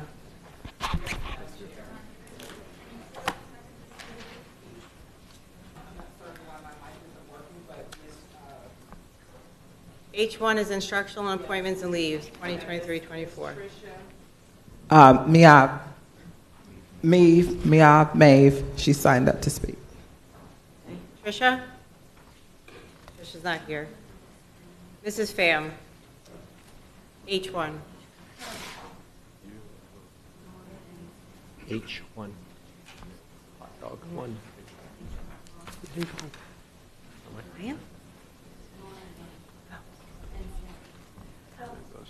We already discussed that openly. That's Okay, withdrawn. Mrs. Hickson? Thank you. I'm on the list for H1 because I'm on a leave since I am an elected official, so I have to recuse myself from voting on H1. Okay. Mrs. Rupert? The same is true for me, and I have all the paperwork right in front of me I filled out, and I will be actually asking to set aside my name so I don't have to vote on it. You're recusing yourself? Yes. Mrs. Leonardi? Yep, same situation. Ms. Leonardi's recusing herself. Mr. Fogelholy? Yeah, Chair, we're going to just separate their names to take the vote, and then they'll do one side and then the other? I'll make the motion to separate the three names. Yeah. Second. Okay, we'll separate the three names, so we're going to vote on everything except the three names. All in favor, say aye. Aye. Aye. Those opposed, say no. Those names pass. Now, we're just going to vote with those three names separated out, but I have a question, because do we have quorum? We have form without them. It's not without you. Yeah, we did. Okay, we're good. All in favor, separating those names out, say aye. Aye. Aye. Those opposed, say no. All in favor of the item as amended with the recusals, say aye. Aye. Aye. Those opposed say no. We do that one.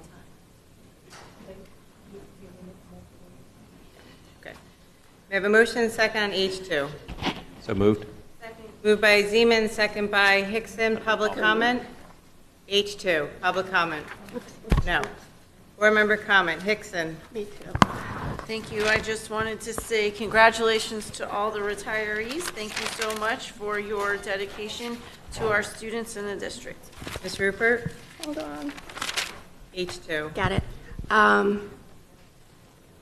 When it comes to H2 resignations from leave, and this is a follow-up for much later, and it's part of a larger conversation, is do we know how many were connected to child care related?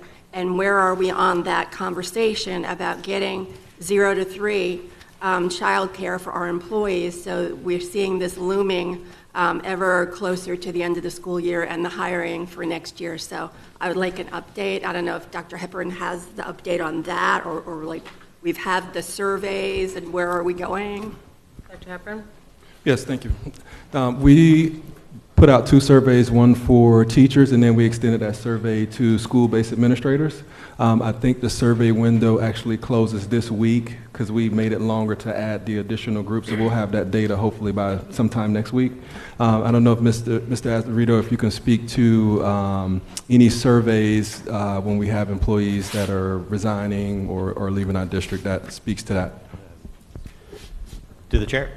So I will talk with Ms. Rockelman to find out, because I know we were creating a survey for that. I know when they do exit surveys, they may not say it's specifically for childcare, but we'll do a follow-up on that.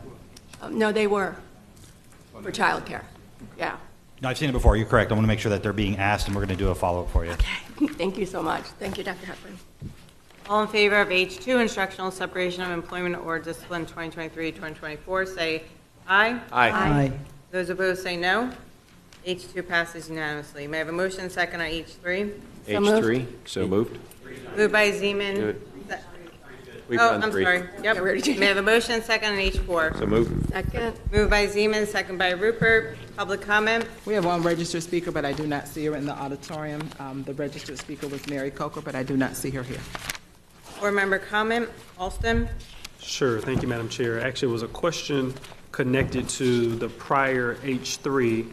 Now that I just want to confirm, we only technically have one chief strategy and chief strategy officer, is that correct? Dr. Hepburn? Yes, that is correct. The previous chief strategy innovation officer submitted her resignation a couple of weeks ago. And that does not come to the board for under this item, is that correct? Or is that incorrect? Next month.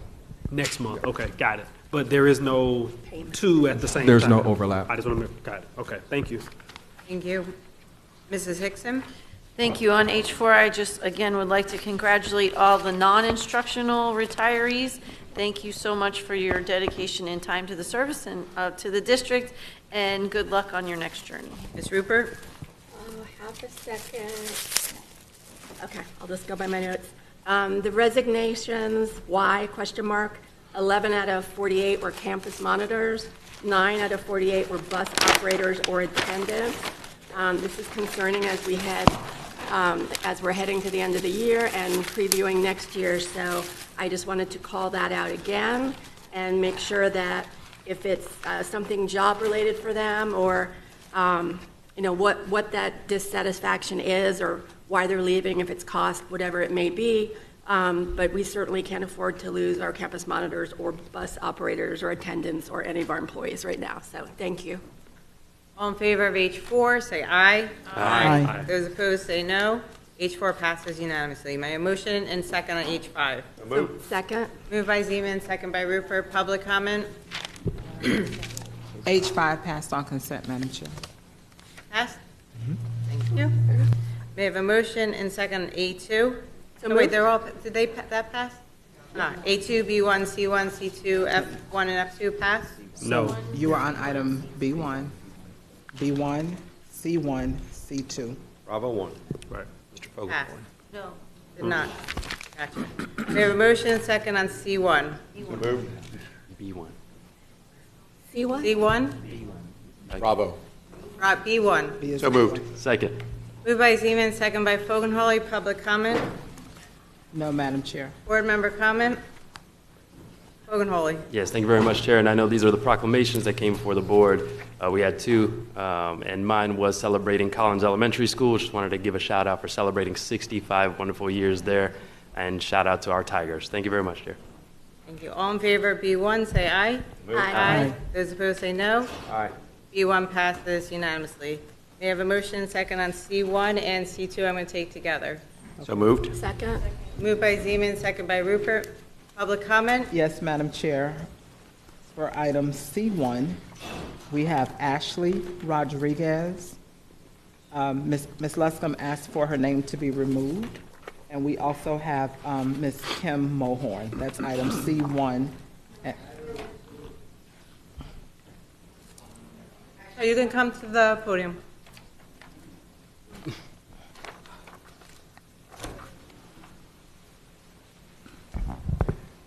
We're going to start over here on podium B. Okay. Ashley Rodriguez, Pembroke Pines. I'm speaking on behalf of C1 and C2. So the first one is with Beth Linzer. On both of them, actually. They both need to be made an example. Fire them. Because this is ridiculous. They're around our children all day. I mean, you have Beth Linzer, who is basically a bully to one student. And then you have another one, Felicia Smith, who a previous person who spoke said that there was no groomers. You have one right there, and there's multiple that's been coming out. So I think they both need to be terminated. I don't believe that any of them need to be 3-day suspension for Beth Linzer. I don't agree with that. That's ridiculous. So I don't think they should be anywhere near children. Thank you. Ms. Ruth? Deidre Ruth, Hollywood, Florida. I agree with what Ms. Rodriguez also said. Beth Linzer, she bullied this student for months. She mentally tore him down. She told him to get his disgusting face out of hers. She blatantly took this student and singled him out and told other students to also single him out, not look at him, to ignore him, to not even address this child. So she was actually promoting this child to be isolated from other children and telling the other children to do so. This is the authority figure of our children that is standing there mentally and emotionally abusing this child for months.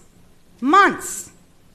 We cannot allow teachers to do this with students and say, oh, 3-day suspension, that's acceptable. No, it's not acceptable.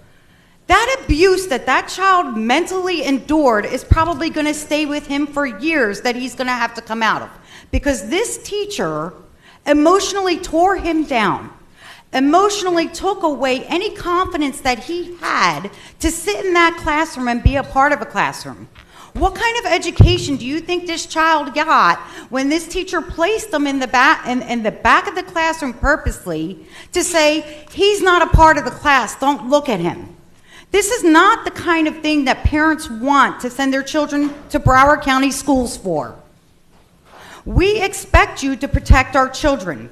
We expect you to put teachers in place that care about our child's emotional well-being. This teacher did this with this child. And she was also asked to not come back in 2018 and the 2019 year also. Why is that? Can we look into that? Why she was not asked back and then came back in the 2020 year after COVID? Why was she not recommended back?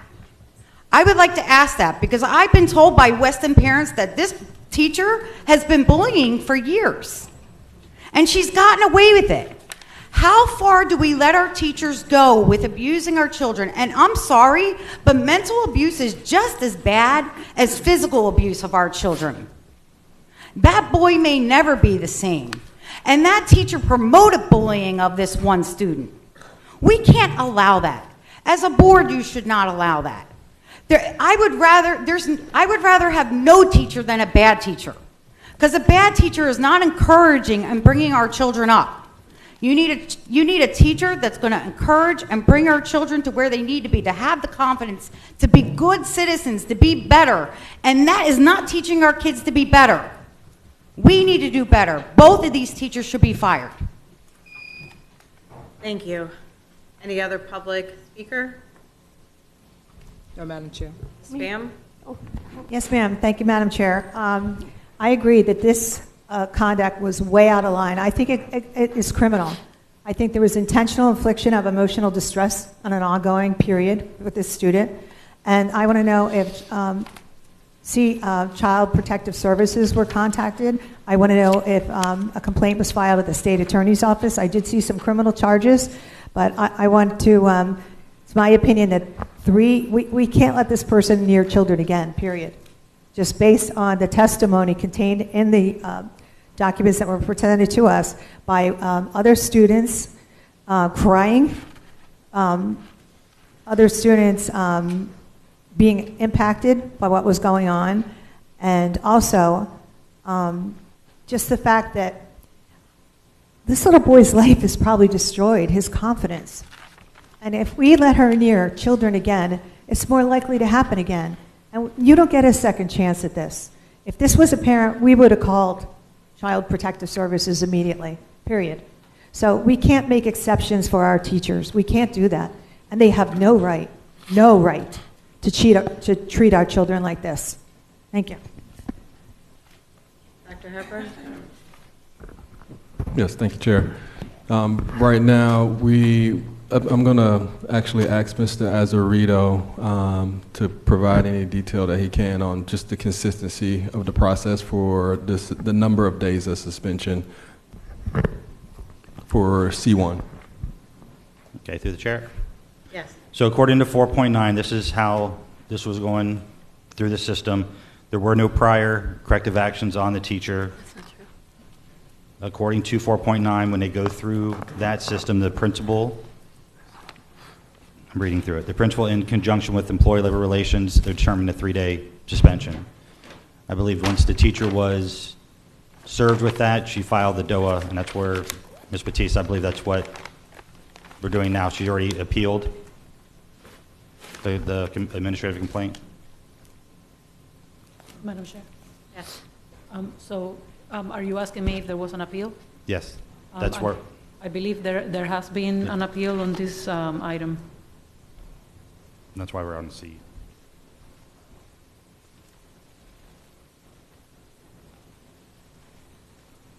Are you done? Ms. Rupert? Thank you. Thank you. Sorry. Reviewing the material with a fine-tooth comb here, I couldn't find when the teacher was removed from the classroom following the incident. That's like part one of my question.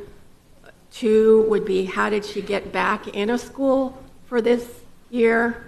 And what about our policy to remove employee to an administrative site away from students until a ruling happens? So I actually didn't really see the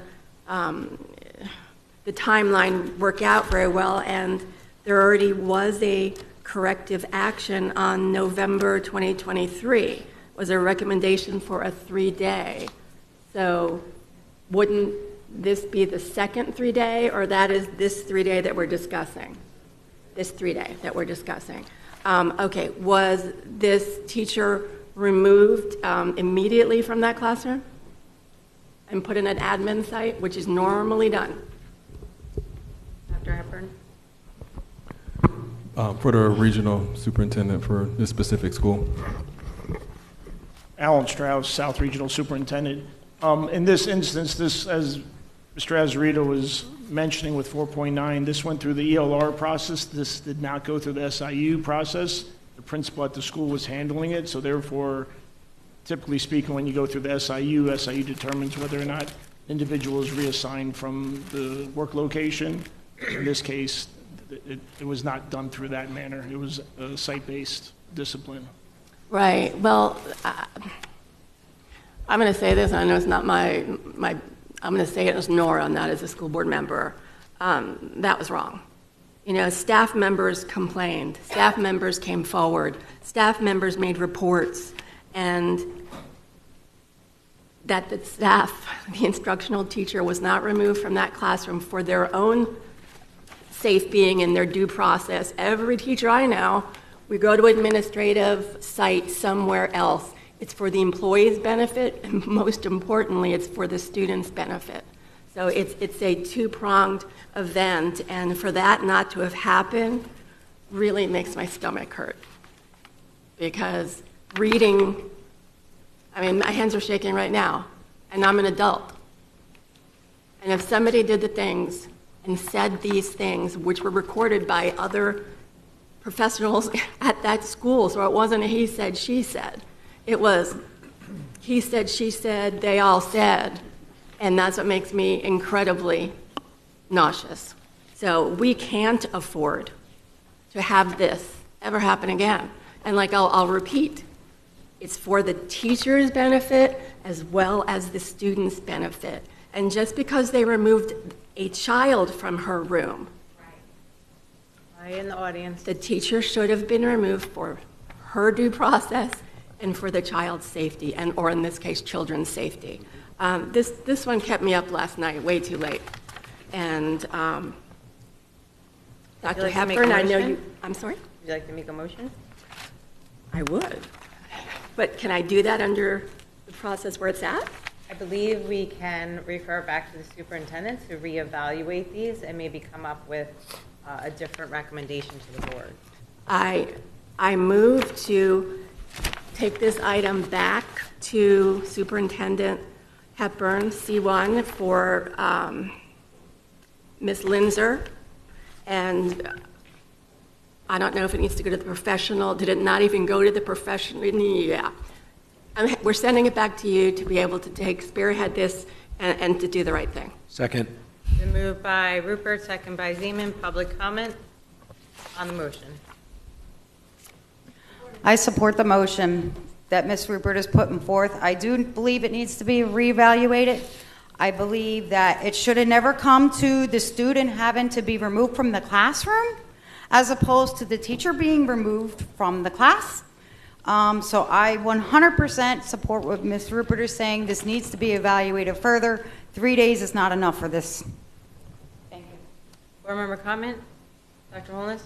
Madam Chair, I just need to clarify. So with regards to the motion, is there a time limit being given here for the superintendent to come back to us with a different recommended action for this particular teacher? You can say by next school board meeting. Yes. Okay. Next school board meeting, I amend it, yes.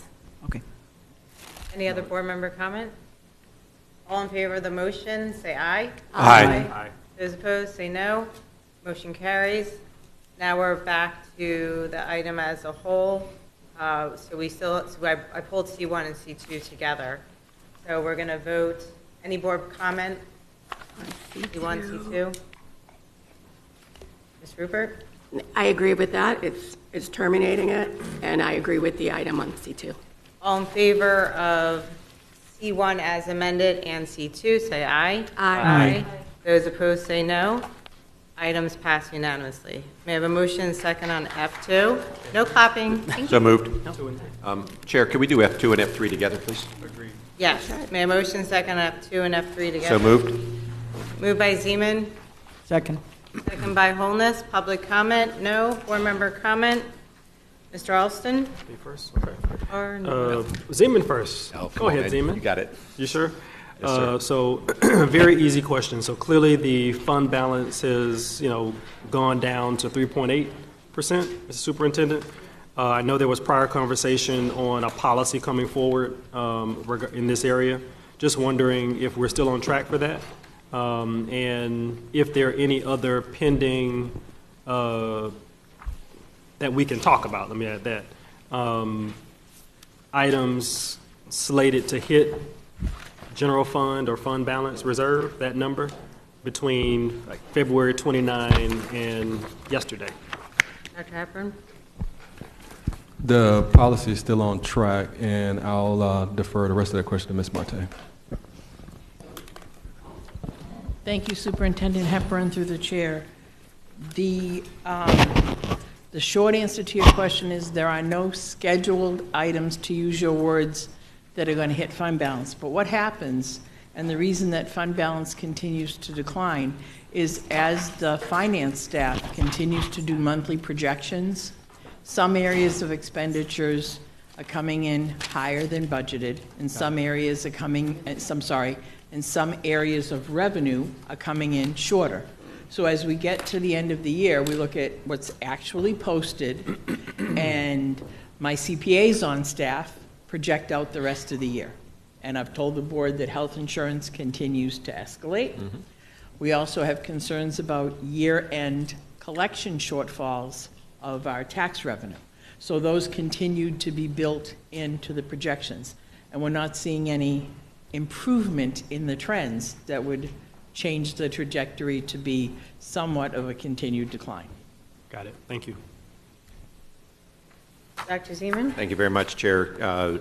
I will second Mr. Alston's thoughts on fund balance. You know, we continue primarily through declining revenue to see our fund balance fall a bit.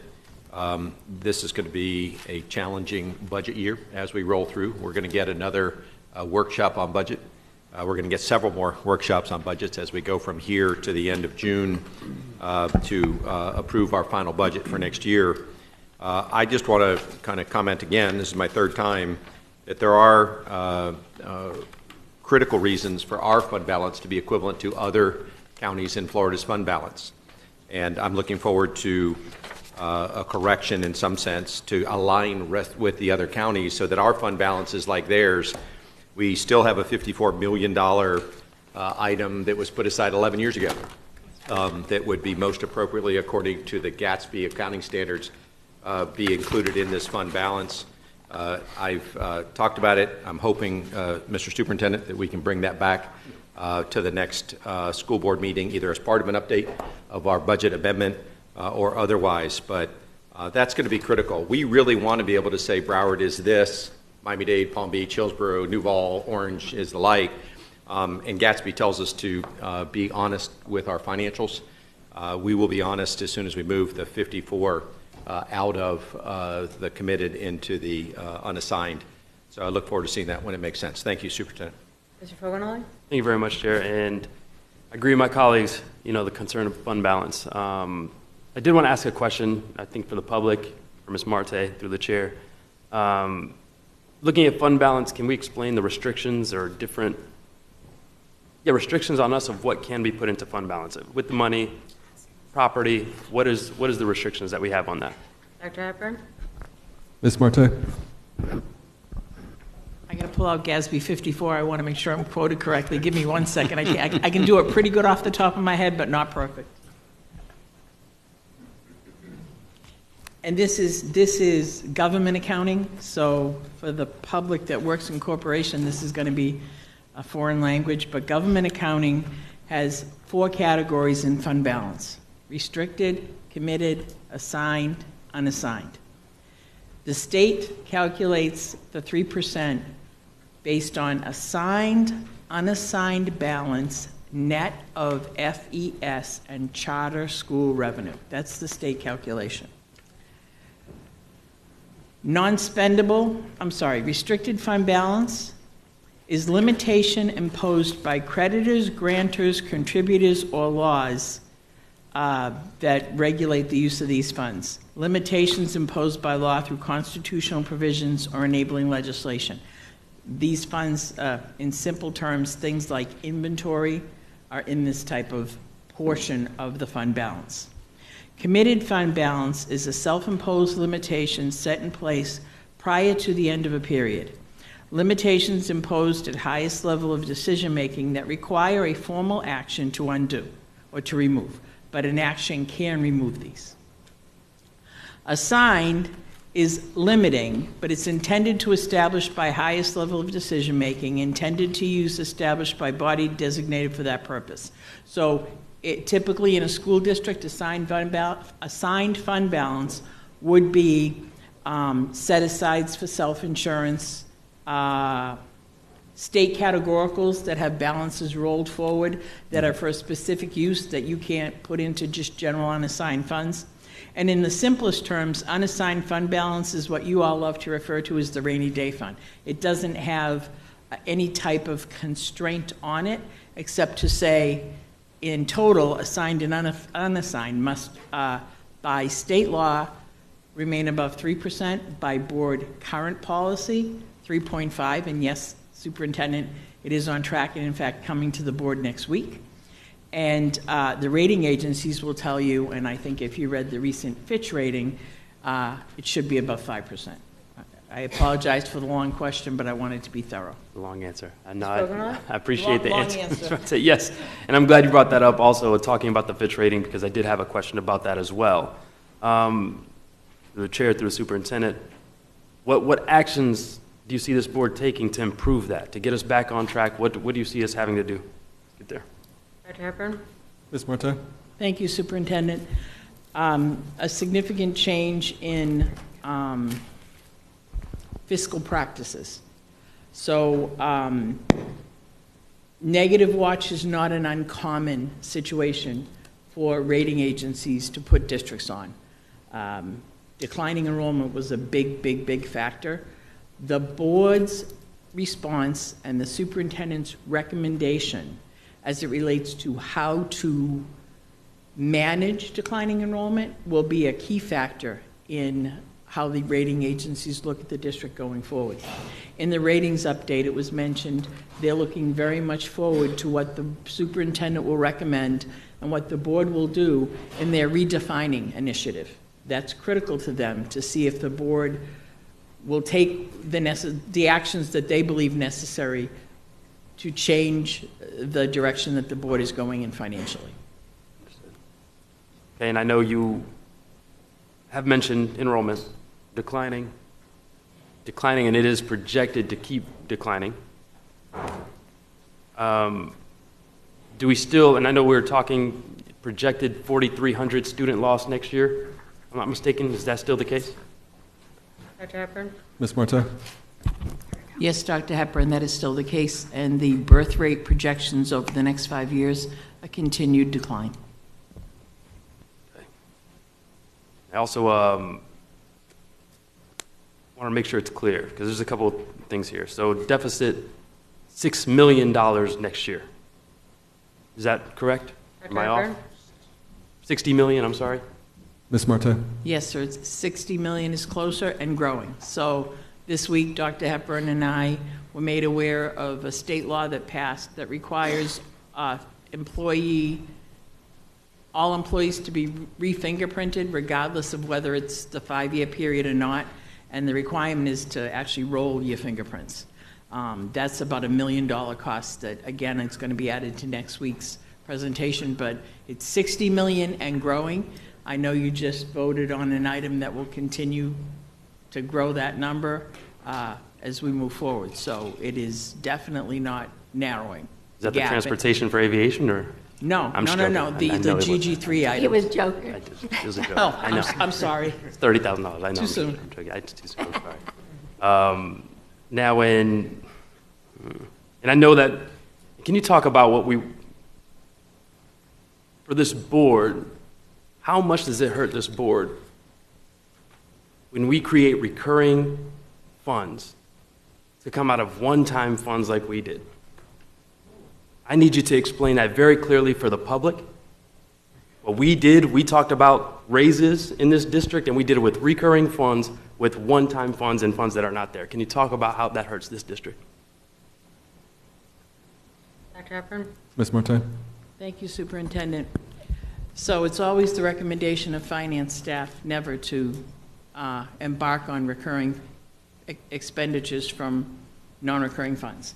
But it was the board's decision to do so. So as they move forward to balance their budget, the board is going to have to make some difficult decisions to make up that expenditure. The state provided school districts across Florida with about a 2% increase this year in the student allocation, the per pupil funding. When you're in declining enrollment, that really doesn't materialize as a positive, because the loss, and I'm getting a little ahead of my workshop, but you're asking the questions, so I'll answer them. The loss of 4,300 students reduces our state funding by $39 million. So the board has been well aware of the declining enrollment. We've spoken about it in all the early budget workshops. So the short answer to your question is the board will need to make some difficult decisions to reduce expenditures to fund what they made a recurring expenditure. I hope that answers your question. It does. And I know we've talked about it in the past. Budget makes you lose sleep. Are you still losing sleep, Ms. Marte? I'm probably losing more sleep balancing this budget than I have since 2008, when we had the Great Recession. It is, Iram, the team and I meet every day.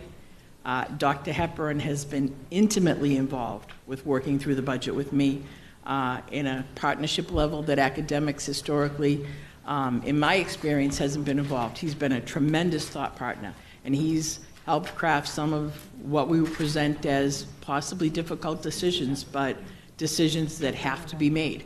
The superintendent must recommend a balanced budget. Whether the board accepts it or not is the board's decision, but the board, it has to balance the budget. It might take us some time to do that, but this is a very difficult budget because the district already had a low fund balance.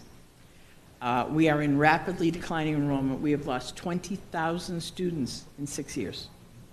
That is a very, very big drop. It's over 10% of the students that attended traditional public schools. So yes, sir, I am not sleeping well. And I dare say most of my staff isn't right now either. Thank you. And, for the new superintendent, I appreciate that, Ms. Marte. Thank you so much. New superintendent, I've said this to Ms. Marte, said this to the previous superintendent. When you see us turning in the wrong way, and I take personal guilt for not doing it enough also, because I don't believe I yelled enough. I wasn't clear enough. I didn't tell the public of the biggest mistake that this board was making when we did that. We need you all to be clear. Make it known. If this board is making a wrong turn, make it known. Because it wasn't clear. It was hidden, it felt hidden, and now we're digging out of a hole month after month, and I believe we're going to be taking from resources from our kids to do it. And it hurts to think about it. I know, Ms. Marte, but hang with me. I feel like I did too, but so I just want to make sure. And like I said, I take that personally. I'll own that. Okay? Thank you. Thank you very much, sir. Mrs. Hickson? Thank you, and I just want to say Ms. Marte did make it very clear Sure did. where we were going with that, but I'd also like to say that giving increases to employees, and I do believe we should be doing it for all of them, and that will make her cringe, but it is a resource for our students. The biggest resource for our students are our teachers. And, I've asked this since I've got here. The first day I was here, the first conversation I had with the superintendent was, why do we not build a budget around paying our employees? Yep. We do this backwards. We have a budget that we're set in, and then we figure out how to do pay raises after that. We should have a budget, superintendent, that is focused and centered on, and if I'm not mistaken, when we looked for Dr. Licata, Dr. Zeman had a little sign that we all had on our door that had teacher's salary in the middle of it. It should say employee salary in the middle, and that's how we build the budget around it. Because I'll say this over and over again, Bayview Elementary uses no extra resources except for their teachers for the most part, and they are like #1 elementary school in the state of Florida. You don't need all of the software and all of that extra stuff. You need good teachers in front of students to get them to be able to learn. So it's important we build a budget around paying our employees what their value is, and then we figure out what we can do after that. We're spending a lot of money on things that maybe aren't making the difference that we needed to do. So instead of saying we're in a hole in the budget, it bothers me that way because we start fresh with a budget every year. We know what the money is. We look to see what is our biggest bill, which is paying our employees. And then we figure out how to budget, just like you do in your household budget, right? I mean, I know this is way bigger than that, so I'm not trying to minimize it. But we should be looking at centering the budget around paying our employees better, all of them, not just a particular group. And then how do we fold in the rest of it? Maybe some departments don't get as much paper as they're supposed to, or I don't want to minimize things, but I just think it's really important that that's how we do a budget moving forward. It should be a new budget every year. It shouldn't be that we're set on this and then how do we rearrange things. We should be starting from scratch. I know that that's very difficult, but I think that that's the place we're in, because we don't need a lot of the resources that we've used over and over again. There's lots of positions that maybe need to be scrubbed because they're not filled and we're working fine without them. So I'm not trying to minimize how hard this job is to do. I don't want it to come across that way, but I think we need to look at budgeting in a different way. We know what our biggest bill is. We decide ahead of time what we want that pay raise to look like in the next year. We bake it into what we're doing, and then we figure out what we can do around that. And I think that that will solve a lot of our problems. Dr. Zeman? Thank you very much. I want to carry on from Ms. Hickson's point, because amongst the first meetings I had in November of 2022 is to sit down with Ms. Hickson and try to understand more about kind of the process of building a budget around educators. And we certainly have made significant progress toward doing that. We do more budget workshops. We have more information being provided. We're all now talking about fund balance. We've learned all the rules. We even know what GASP is, which is pretty dang exciting if you're a government accounting geek like I am. It is entirely possible to continue to move toward building our whole $5.6 billion budget toward educators.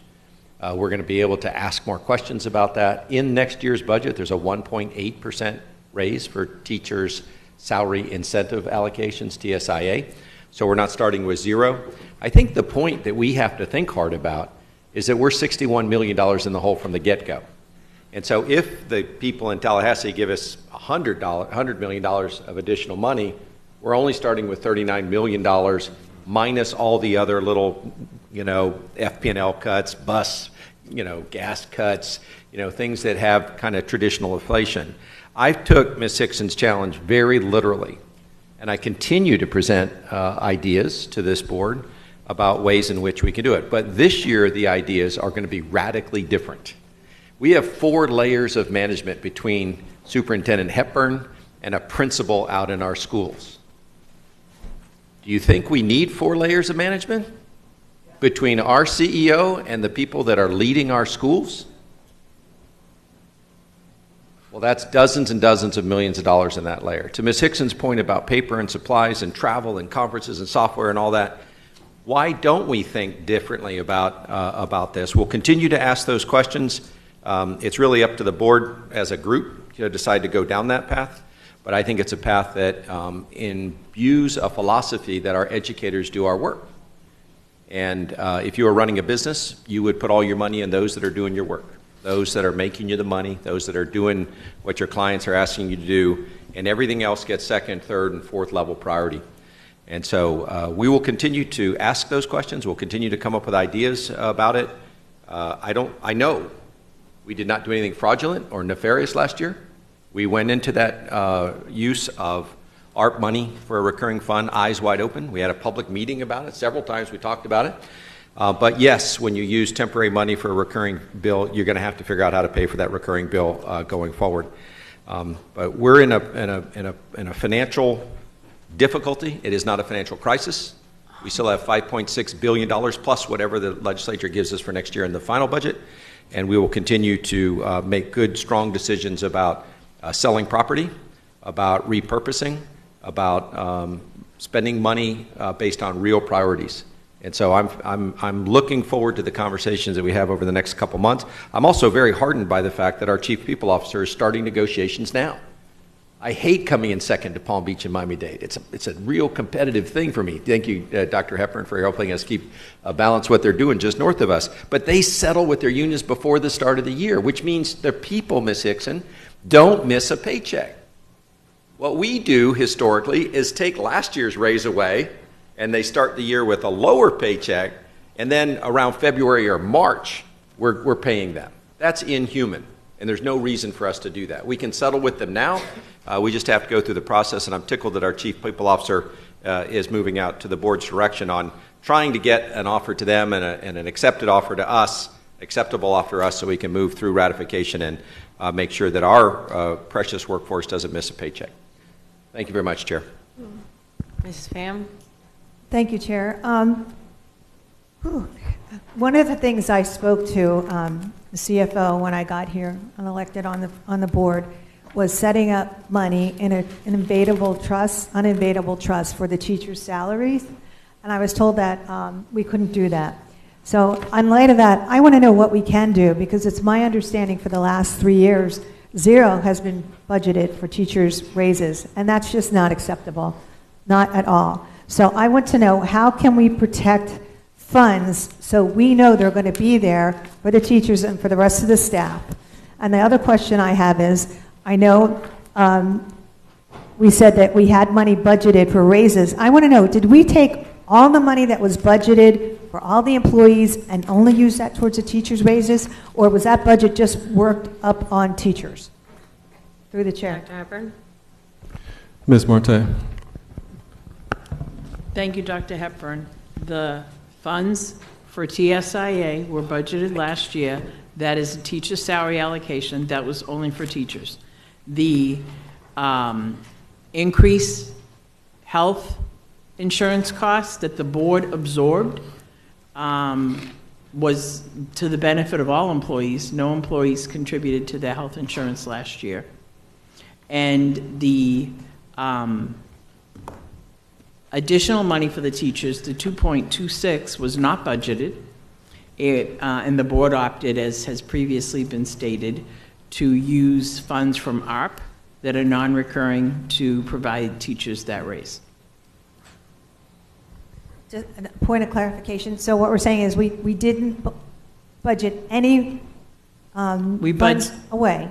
We budgeted TSIA and we budgeted the health insurance increase. But not for any other, not for the school bus drivers, not for the maintenance workers, no one. The health insurance benefited everybody, and I will show in the next budget workshop how significantly that cost has increased over the last several years.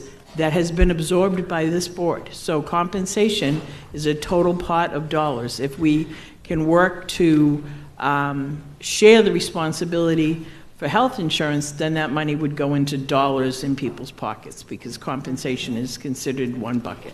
What options, and through the chair, if it's okay, if I may ask one last question, what options do we have where we can put money away, where it can't be taken and diverted to any other source or to payments to any other areas for our employees? How can we do that where it's, you can't touch it, it's there for them and it's building over the year? Ms. Marte. Thank you, Superintendent. So if the board votes a budget amount and it's in a line item set aside, it can't be touched till the board moves it. That's true of any money, Ms. Pham. It's true of any line item in the budget. When you set a budget for health insurance, we don't move money out of that until we come to the board with an amendment. We come to the board every couple months with amendments, as required by statute when we change the function objects more than a certain percentage. I do need to share with the board that it's important to understand that there are consequences to every action the board takes. So when you look at the budget and the last budget workshop, and I know we didn't get to have it, budget workshop 3 was canceled because you ran out of time. You will see that the majority of your budget is dedicated to staff. And the majority of that staff resides in our schools, or drives our buses, or does security, or does maintenance. And I've shown you that.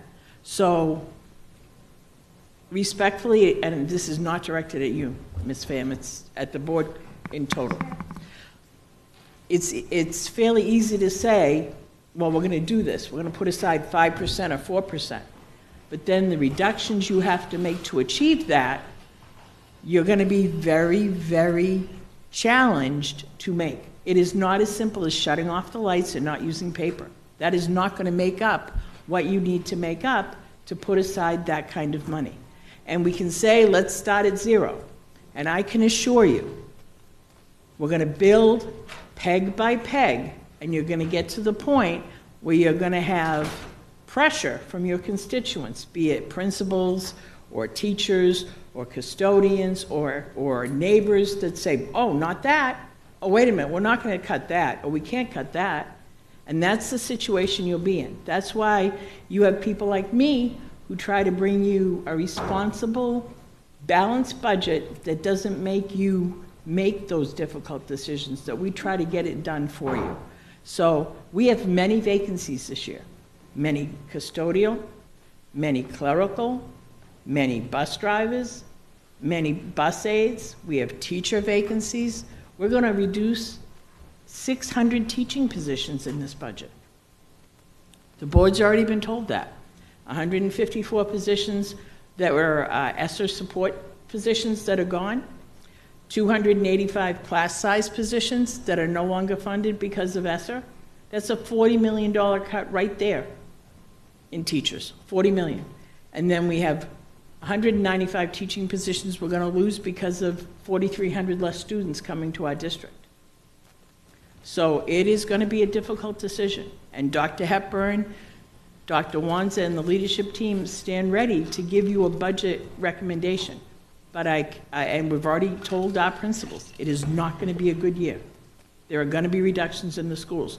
You can cut as much as you want out of central office. It won't make up the deficit.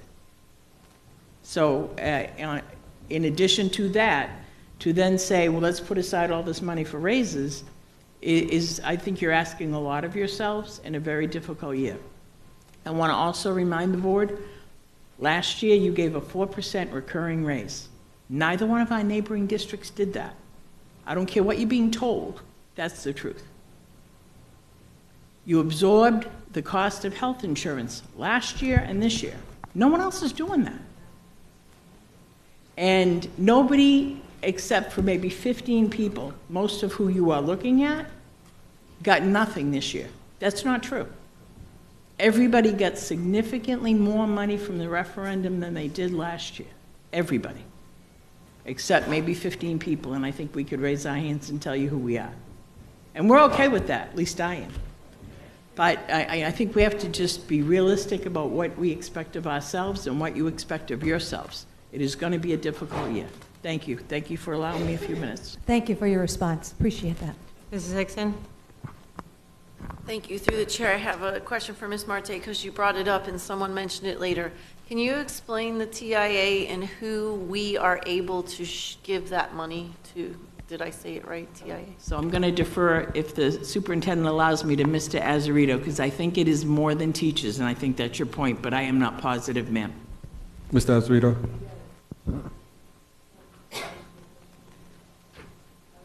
It's just to the chair, just instructional staff. I don't believe so. No. Just instructional staff. Okay, and can you define so would principals and assistant principals be counted as instructional staff? No. And that's by state statute? Correct. Okay, I just wanted that to be on the record. Thank you. Any other comments? Any other comments? Seeing none, all in favor of F2 and F3, say aye. Aye. Aye. Those opposed, say no. No, Alston? No, Sorry, Alston no, for Alston. F2, F3. We have a motion and second on F4. So moved. Second. Moved by Zeman, second by Rupert. Public comment? No, Madam Chair. Fogelholing. Oh, I'm sorry, Chair, what item was this? That's Special Revenue Grants Fund Amendment 2. Oh, no, I'm sorry, that's fine. I was at F3. Any other comments? Seeing none, all in favor of F4, say aye. Aye.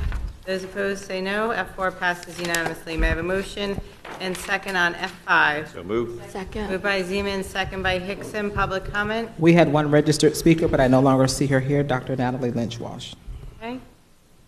I have Rupert. For which one? F5, Special Revenue American Rescue Plan, ARP grant funds. I'm okay. Okay, Mr. Olson? Yes, thank you, Madam Chair. So just want to confirm, Mr. Superintendent, what are the impacts on the 3 areas identified in the item? So clearly one, what are the impacts to school sites and/or programs and/or students? Dr. Hepburn? I'll start the answer and then I'll let Ms. Marte weigh in. There will be some impacts to school sites due to these funds previously funding some teacher positions. As I work intimately with, you're shaking your head. You want to take this one? Go ahead.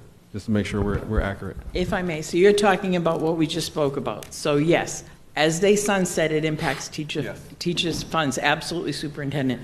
Not a good start to disagree with my brand new boss, but he's specifically talking about the board member Alston is specifically talking about the amendment. So the amendment affected 2 categories in ARP. The first one is a little bit complicated. It is $6 million for health insurance COVID-19. So the state, the district asked the state to fund medical claims surrounded with COVID-19. That money was not being used for that because Aetna has said we've exhausted all those type of claims. So the money was sitting there unallocated, so it was going to be moved anyhow. There's no impact to services around that money. It certainly affects my health insurance budget, but there's no impact to services around that money. The $15 million that was moved for technology was not encumbered.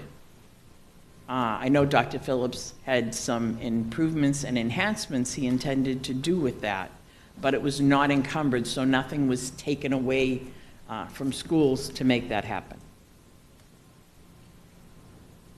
Through the chair. So just want to confirm, so no impact to schools, no impact to students, no impact to programs. Yes. So no impact to programs, no impact to schools. However, as I said, for the $15 million, Dr.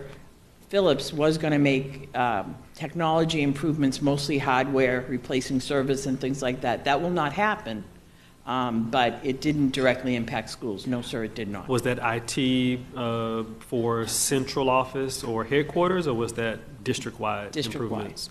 Most of it was district-wide. District-wide, meaning Improvements. other buildings or schools as well? Yes.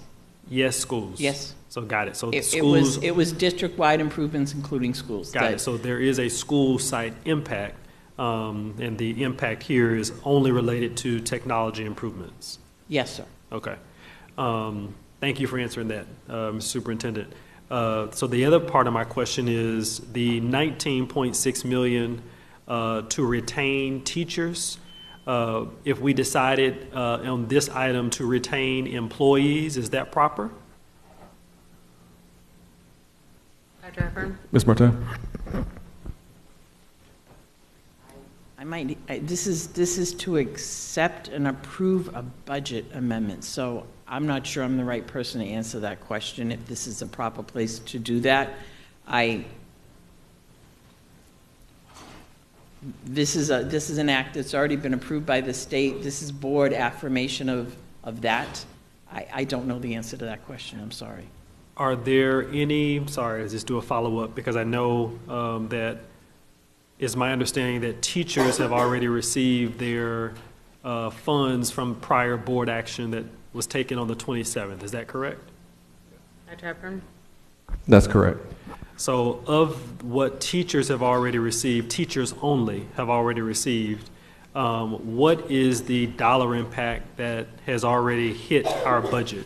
So of the big number and what's been already expended up to this point, do we know what that dollar amount is as of today?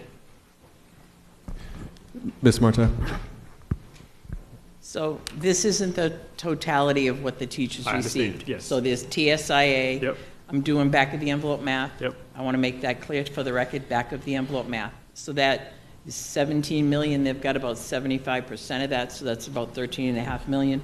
Of this 19.6 million specifically, they've received about 75% of that, which would be about 15 million. So how much is remaining of both the one-time $19.6 million and how much is remaining of the recurring funds?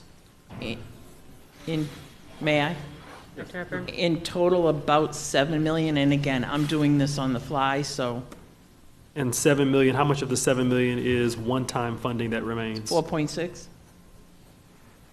Okay. Is it proper, and I know this is only, well, this is the board affirming something, but the board still has to act. Actually, have we in the past always given funds, in this case, let's just call it, because I know we decided teachers only, the board decided teachers only. We've done this in the past where we expend funds before this item comes back? Yes? Yes. Okay. In fact, every time that we've done this, upon direction, yes. Is it, how do we, if I wanted to allocate funds that have not been touched yet, $4.6 million of one-time funds for all employee groups, how do I do that today? Dr. Hepburn? Ms. Marte? So the 4.6 million is now baked into the teachers' salaries. It was a permanent increase, so the money is scheduled to be paid out to teachers. I would have to work with compensation, Mr. Azarito's team, to somehow figure out how to undo the salary changes to stop them from moving forward. And then I guess the board would make a vote to realign those funds. So there is no way, just to ask the question again, there is no way to use funds that have not been touched in anyone's paycheck, $4.6 million spread for all employees in this district? We can't do that today? Again, I think it's a legal question, but the board approved a contract with our teachers for those funds, so some action would have to happen to undo that action, because those funds are now committed. So they might not be spent, board member, but they are committed by that contract action that again, I'm not your attorney, but that contract action was put in place. The chair. In order to answer that question from a legal perspective, I would have to take a look at that contract. So I'll take a look at it. I don't have it before me, but I'll go ahead and try to get a copy of it. If somebody can email it to me, and I'll take a look at that provision. So your question, just so that I'm clear, is that the teachers are getting $4.6 million? No. So based on, and I've asked a series of questions, my question is, I know that teachers have already received their compensation up to this point. Perfect, that's excellent. What I was wondering, is there a separate action the board could take today on funds that have not been touched for all employees? So bus drivers that we have not talked about today, we have not talked about cafeteria workers today, we have not talked about security today, we haven't talked about clerical today, or administrators, right? All the above. So I'm just wondering, is there any action the board can take today with funds that have not been expended today? Just a point of order, Chair. General Counsel did opine on this specific issue as a attachment to BB5. And if any board member wants to look that up, they can see General Counsel Batista's opinion about taking money away from an approved contract. Through the chair. Carlson? I clearly read the chair's question to the General Counsel and the response from Ms. Batista. But what I'm asking is actually separate from BB5, which was actually pulled from the agenda earlier. I'm now talking about, because this board is being asked to approve an appropriation of $19.6 million that we're pulling from two categories. And the staff has just indicated to me that we have not touched $5 million almost to this point. My question to the superintendent is there any action we can take today of 4.6 that has been unallocated or of one-time funds to allocate to all employee groups? That was a simple question. If the answer is no, then we just say that, right? Then it's very clear that the board or we can't take any action today to help all employees today. That's a simple question. Dr. Hepburn. Ms. Martin? So the second time you asked the question, you added a different phrase. I did. You did.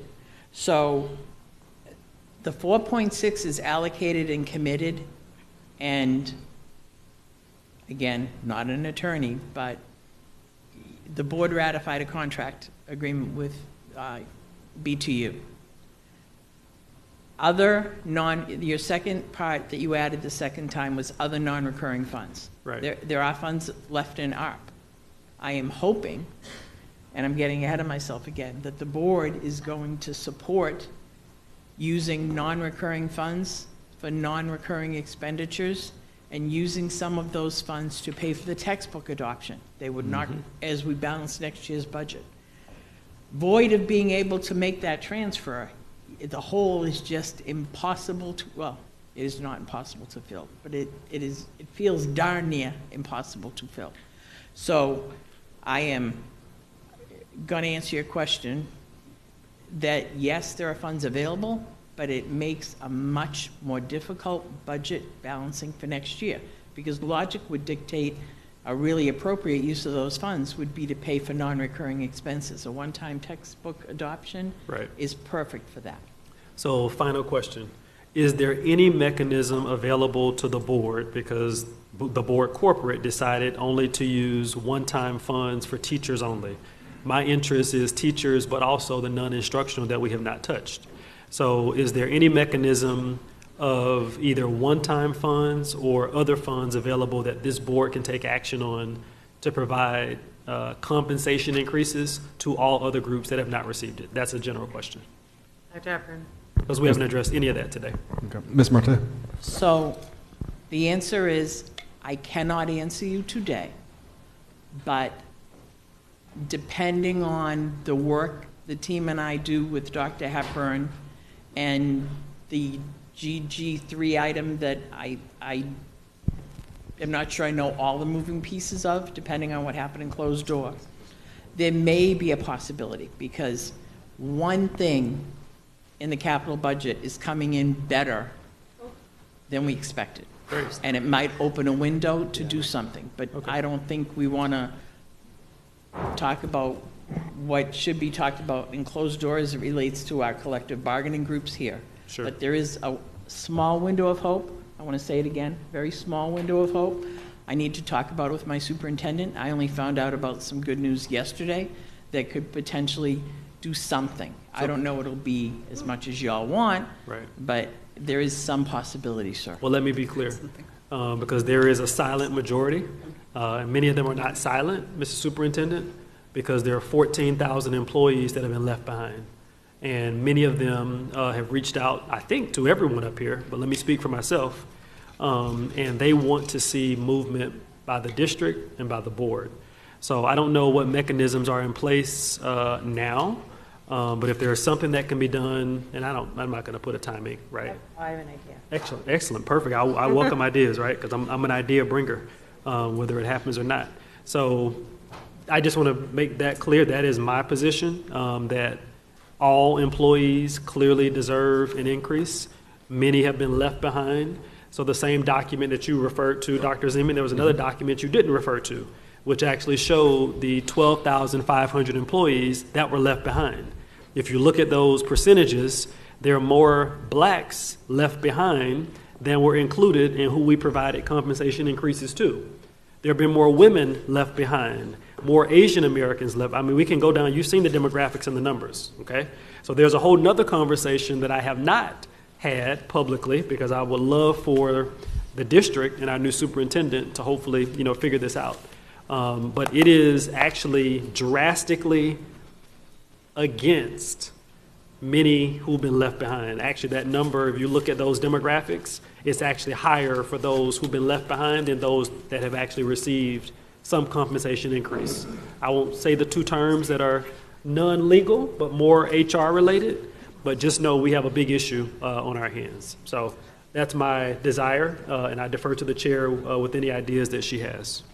Ms. Hickson, did you have something before I go? Yeah, I had a quick question. Actually had a discussion with Dr. Licata yesterday in our meeting about how we could do something for all of the employees, and I think he had a conversation with Ms. Marte, so I'm hoping that Dr. Hepburn will have that conversation, and possibly in our next closed-door session, next meeting, we have a bigger discussion on this, because I agree that we need to move forward. But question through the chair to Mr. Azzarito, are we in negotiations with any other groups? Because it seems like everyone's just made the assumption that we're done, and I was under the impression that we were still negotiating. So can you? Dr. Hepburn? Mr. Azzarito. Through the chair, so we are at impasse with FOPI. Right. Yep. That's still in procedure. We've gone back with BTU, TSP, ESP, and our PBA, and we'll be bringing that information back to you next week at the closed door. Okay, and we received a few emails saying that the negotiations stopped or stalled. So is that because you're bringing an item back? So the negotiations didn't stop. It's still progressing forward. It's just you got whatever they had at the table. You're going to bring it to us, and we're going to have a discussion, because that's not the impression that some of these employees have. They believe that negotiations just stopped. They're still ongoing. Okay, so that was really important for us to know. Thank you. Dr. Zeman. Thank you very much, Chair. There are some employees of Broward County Schools who have not had a salary adjustment this year. But, Chair, I believe that that is because our collective bargaining unit hasn't settled or we're at impasse. Is that correct? Dr. Hepburn? Mr. Azzarito. That's correct. Sorry? Sorry, You said salary. Salaried employees. The question, can you repeat the question? So there are some employees in Broward County Schools for this school year who have not had a compensation adjustment, and that is because we're either still negotiating or we're at impasse with them. Is that correct? Well, with compensation, yes, because they've all got referendum increases. That was approved. Terrific. And the second issue is really about disparate impact. And that's a very, very serious legal, economic, and ethical issue. It is also true that to find disparate impact, you have to look at like jobs. And so comparing blue-collar workers and bus drivers and teachers and SMAP people would not pass legal muster. And so we need to look within groups and see if there's any disparate impact. That's a legal obligation that we have to do. But the data that we have so far is across job groups. And so it'll be interesting to see whether or not, when we put those into the right legal context, whether or not we can actually have disparate impact. And if we do, I'll be the first in line to seek redress for the people that have been injured as one of the illegal reasons to discriminate against them. I think it's important, though, to get the timing of all this right, because unfortunately there's 2 years getting worked on at the same time. We still have groups like FOPI and SMAP and, FOPI, COPA, and PBA that we have not yet settled with so far this year, Chair, is that correct? Yes. And we're about to start negotiations with the teachers within BTU, even though we still haven't settled with the TSPs and ESPs within BTU. So there's a little bit of an overlap, and we need to be careful about what years we're talking about. Once we settle with folks for this year, they will get one big windfall paycheck. It's unfortunate that we ever get into this situation. On the impasse one, I think that happened for mutual purposes maybe, or it just happened. But for not having settled yet, if it's a matter of us not getting back to settle with TSPs and ESPs, then shame on us. We should move forward. We should move with speed. We should show respect for our workforce, and we should put money on the table, and then when we're done, we're done. But I hope that we continue to not just do what Ms. Hickson says in terms of respecting educators and their compensation, but also for the process of getting that done. And this year, I'm really excited that we're trying to get started now so that we don't interrupt increasing paychecks at the beginning of the year. Again, If Miami-Dade and Palm Beach County can figure this out, Broward can. So I know that you're brand new, Dr. Hepburn, but here's another thing on your plate, which is I hope that we can get this thing, at least a significant offer to them in time so that we can. And I know Ms. Marte is going to remind us that we have very, very little money for raises, but whatever we have, I'd love to just get it out there so we can make sure that it's in their first paycheck of the year. Thank you, Chair.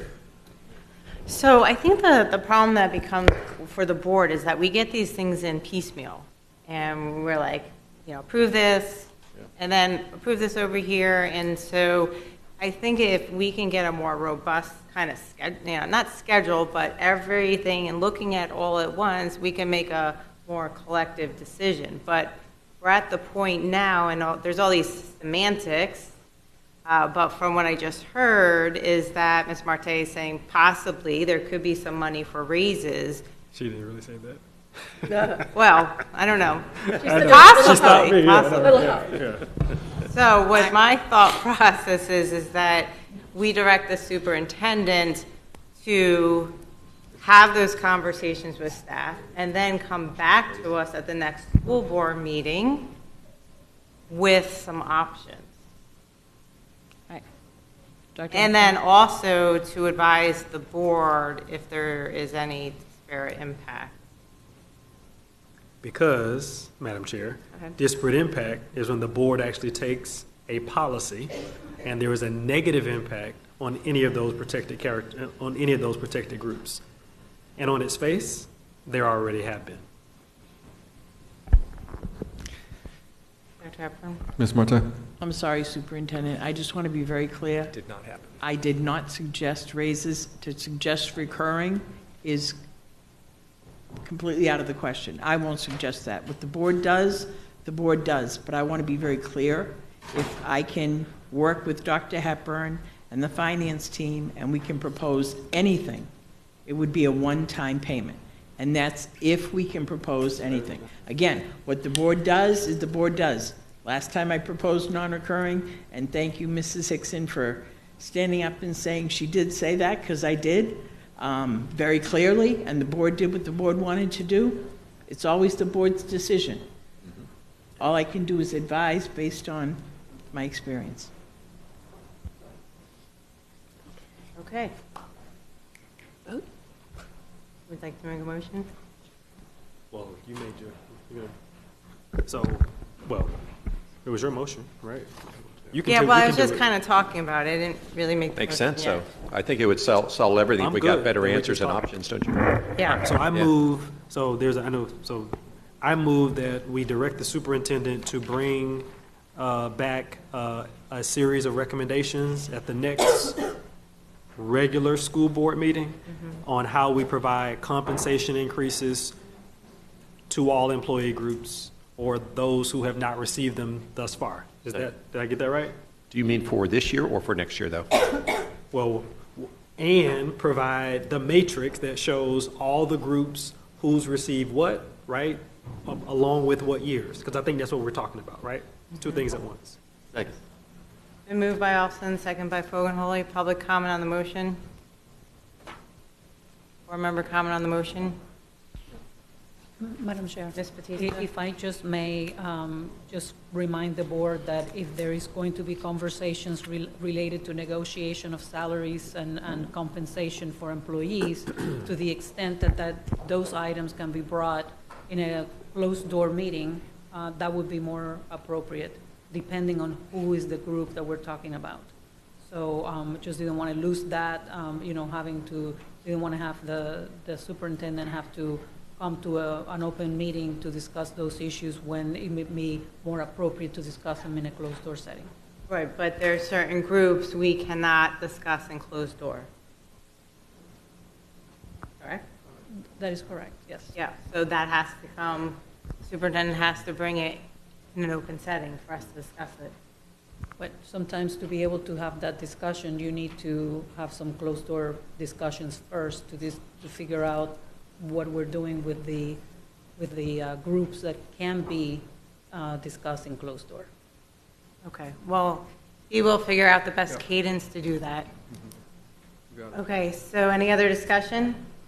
Seeing none, all in favor of Mr. Austin's motion, say aye. Aye. Those opposed, say no. No. One dissenting vote, Dr. Zeman. Motion carries. Dr. Wanza, where am I? You're on F5, Chair. F5. So let's approve F5 as amended, say aye. Aye. Those opposed, say no. F5 passes. And we're going to be voting on AA1. The superintendent's making a recommendation to vote it down. So you'd be saying no. We have a motion and second on AA1. Moved. Moved by Zeman, second by Hickson. Public comment. Yes, Madam Chair, we have public comment for AA1. We have Mr. Chip Moore, Ms. Deidre Ruth. Oh. Anyone else? Yes, we have John Amachukwu,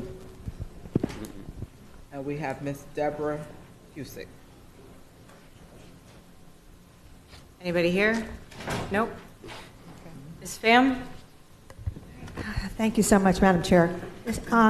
Thank you for coming today.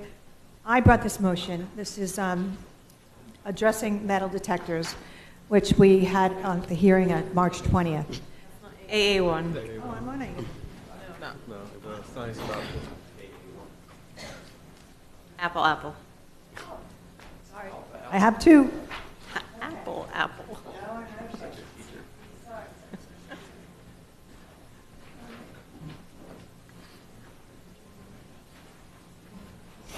All right, so sorry, I mixed up the numbers. All righty. I brought two motions today. This is the other one. This is the motion to remove the agenda item from adoption for the instructional materials for science. And this is from April 16th, 2024 school board calendar. The reason I'm bringing this motion is because by law, we're ordered to comply with the Florida Sunshine Law. And I don't know how familiar you are with the Sunshine Law. Some of you may be more than others. That's the same rule that doesn't allow us.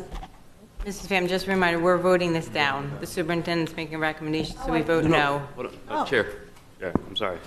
I think there's confusion because the item that Ms. Pham brought was AA1 on that agenda. So I think that there's confusion between this AA1 and that AA1. So can you explain to her it's not her item?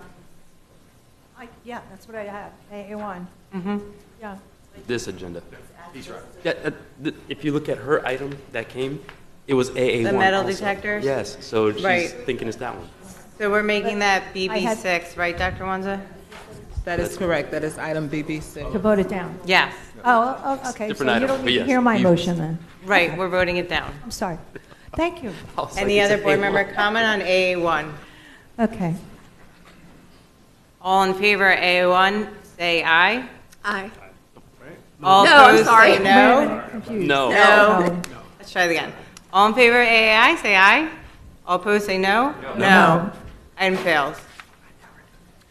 At this time, Superintendent, do you have your superintendent report? Yes. We have our superintendent's report, as we promised the public during this redefining process, to continue to give the board and the public an update of where we are on the process. And we want to stress that we are following the specific timeline communicated to the public about the process. Mr. Strauss, who's the Task Assigned Chief Innovation and Strategy Officer, and the SIMS team is going to provide a brief presentation just to provide an update of where we are within that process and also talk about our next steps as we go back out to the communities and talk about specific strategies and changes with this redefining process. Go ahead, Mr. Strauss. Superintendent, can we make sure that this packet is on the agenda so the public can see it and if the media wants it? Yes. All right, you may begin. Just want to make sure okay. Good afternoon. Once again, Alan Strauss in my other role, Task Assigned Strategy Innovation Officer. As we have in the presentation today, the school board update, it was, if we go to the next slide, please. We have a multi-year timeline. This slide right here is a slide that was on the March 20th workshop. It kind of spells out what is occurring this year, then year 2 next year, year 3, the year of implementation, and then year 4, obviously review what we've implemented in year 3. Next slide, please. This slide also is from the March 20th workshop. And as you'll note, we have put in the red box where we are right now in the initial exploration. We just want to, make sure everyone sees where we've gone. In February, we started this. We've done town halls. The prior superintendent came and spoke at a workshop on March 20th. Here we are. You requested to have an update, which this is happening today. And then we have a May workshop set. And then in the purple there, we have an expected board vote in June based off of this process completing. Next slide, please. Through looking at both quantitative and qualitative data to ensure well-informed decision-making, and while the quantitative metrics provide valuable insights such as enrollment trends and capacity analysis, it is equally imperative to consider qualitative elements. These include community feedback, historical context, and equity considerations. While we illuminate aspects beyond raw data, guiding our understanding of the broader educational landscape. So in doing all that, you have in front of in this slide some identified innovation zones, and we clustered them together, and you'll see as we go through the presentation in a moment why we did so.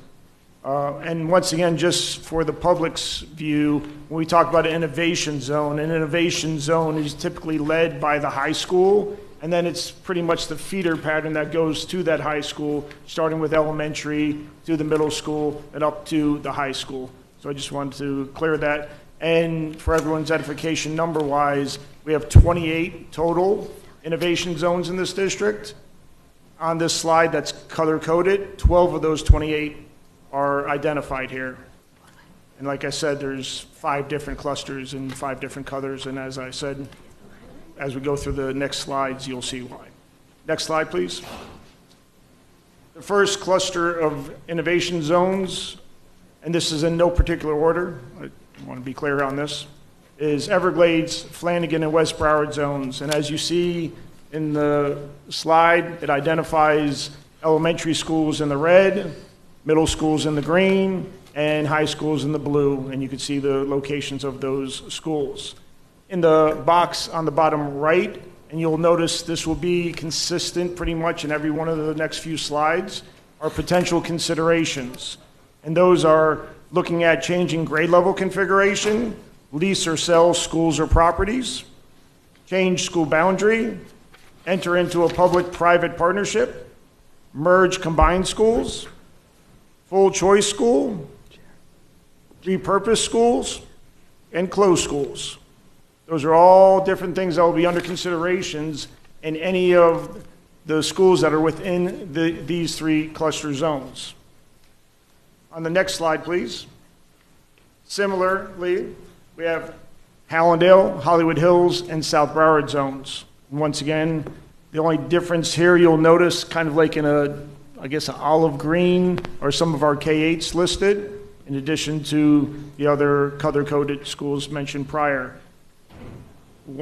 Now on the left side, lower left side, same potential considerations for schools that are in these zones. Next slide, please. We have the Dillard and South Plantation zones, the identified schools, up in the upper left. Once again, potential considerations, same potential considerations. We're just being very consistent because everything is on the table. Next slide, please. Lauderdale and Stranahan zones, and once again, identified schools and the same potential considerations that are being brought. And the final cluster of zones being the Deerfield and Monarch zone. This has a little bit different. In the Deerfield and Monarch zones, we're not faced with enrollment or capacity issues like we are in these other clusters of zones. So in this case, we are looking at the public-private partnership, and we're also looking at possibly leasing or selling school properties. Okay? So I just want to be clear, that's what delineates this from the other slides, if anything. Do you want me to continue? I saw a hand, so Board No, Chair. let's just continue the packet. Let's continue? We're almost Okay. there. No problem. Next slide, please. This slide also is regenerated from the March 20th workshop with one additional bullet there on the bottom is to optimize administrative space. So these are potential opportunities. And as I said, this once again is a rehashing of a slide that was presented on March 20th to you in this regards. The next slide, please. So here we have our properties, both vacant properties as well as occupied properties. The first two properties, one being this building here, the school board headquarters, and the second one being known as the TSSC Annex, or otherwise some of you might refer to it as the bank building. Those are properties, as you notice, instead of size in acres, we list the number of floors and the square footage of those buildings. We give a generic location, crossroad location of these sites, and then there's also what city they rest in, as well as the status. And then below that, which are 6 different properties that are actual just vacant properties with nothing built on them, and the size of the acreage. And I know there's been discussion prior on some of these properties. And as you do note, the Coral Springs High acreage site is currently under contract, slated possibly for a closing date of July 9th. Next slide, please. And the final thing that we would just present here, as we said right from the start, always is involving our communities.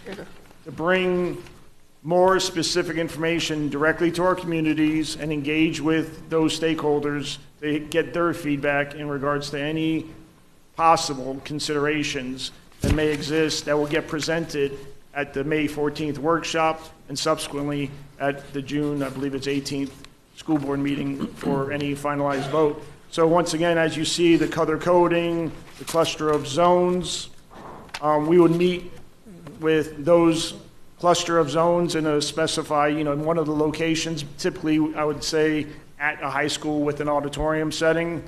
So we would pick one out of each of those clusters and have community meetings and engagement with them to solicit feedback from them in that regards. Like I said, as we head towards the May 14th workshop. And that concludes the slides. Ms. Rupert? Thank you. Through the superintendent, when I met with the public and had conversations with them with Dr. Licata, there were certain affirmations that were shared at that time, and that does not reflect what's on page 9. This is a bit of a surprise for me. So I understand, we've talked about public-private partnerships, and that was the bulk of the conversation. We also talked about selling or leasing some properties, but leasing or selling the schools was not an issue because I think you even mentioned we're not talking about an enrollment issue. So I don't see how you would be merging the schools or whatever, but I can just tell you, bing, bing, bing, bing on my phone right now. So I think we need to be very clear as to what this box means. And if somebody can explain that are we talking about, which was shared with me, leasing or selling our properties behind maybe one of our schools, not our schools. So can somebody be clear on that? Mr. Strauss, please expound. Yes, I apologize. So you are correct, Mrs. Rupert.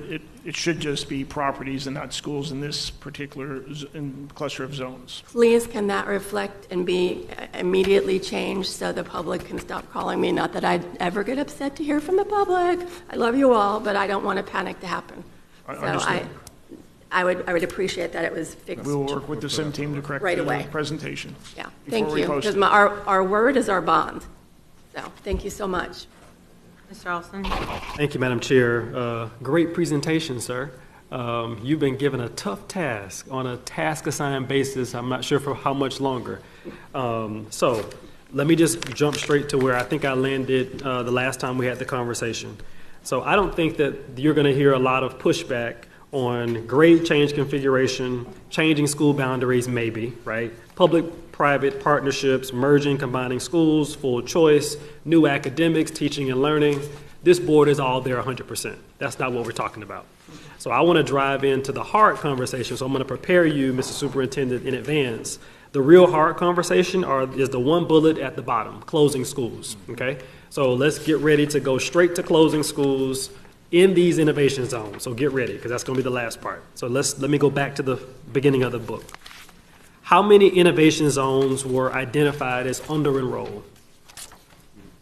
Dr. Hepburn? Mr. Strauss and team. Just give me 1 second as I look at the list, if you don't mind. No problem. And I think we'll remember one cluster that had no dots on them.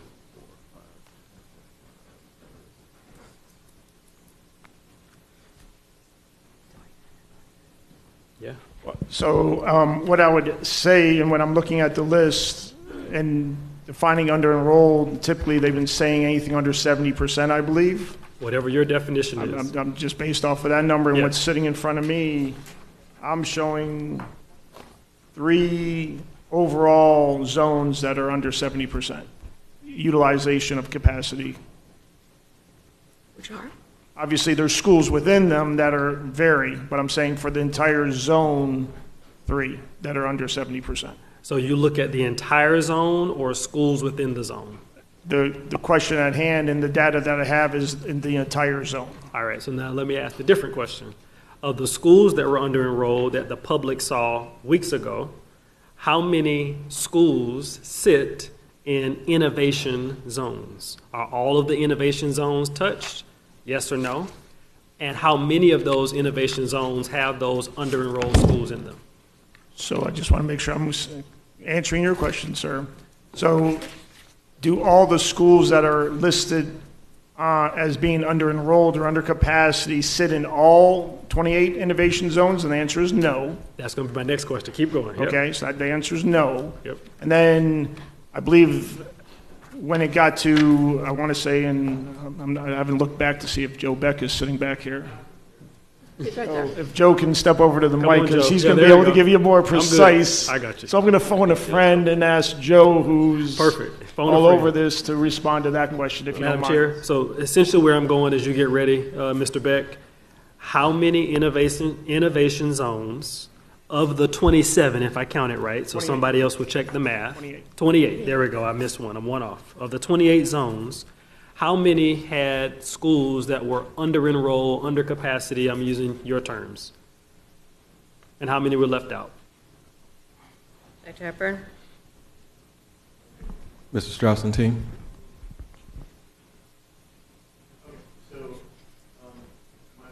No. Yep. Come on, guys.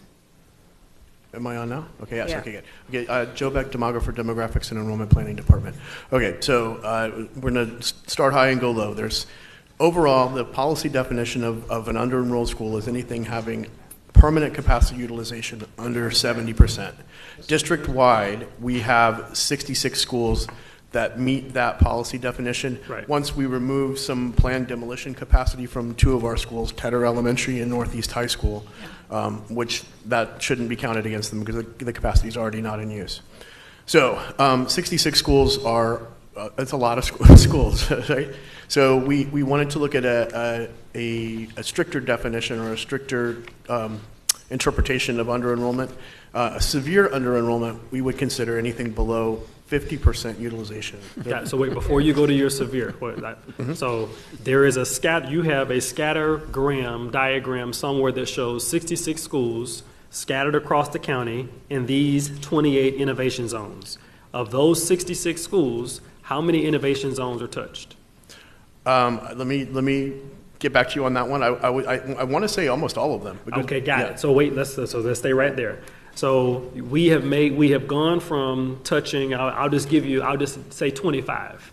You've maybe touched 25 innovation zones of schools that are under-enrolled countywide. You now have made a second layer, and that second layer, you went from 66 schools countywide down to what number, touching how many innovation zones?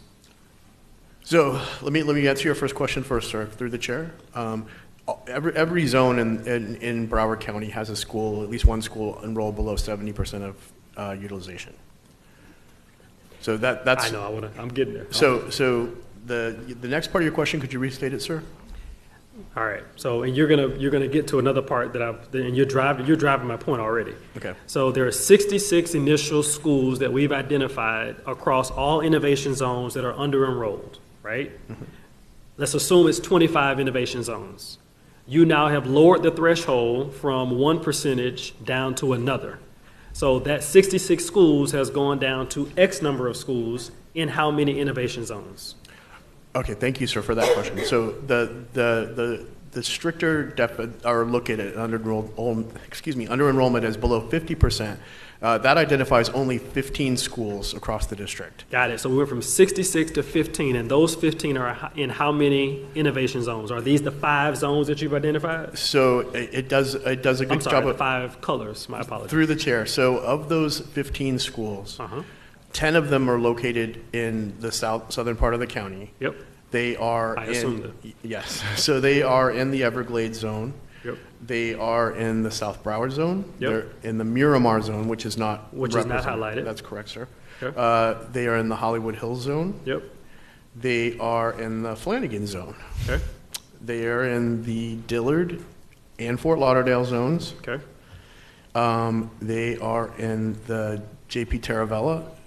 That's not identified. That's right? correct. Okay. Correct, sir. All right. And I believe Stoneman Douglas zone for Coral Springs Elementary. That's not been identified. You didn't highlight that one either, right? That's correct, sir. Okay, got it. Just want to make sure I'm following. All right. So we went from 66 schools covering countywide.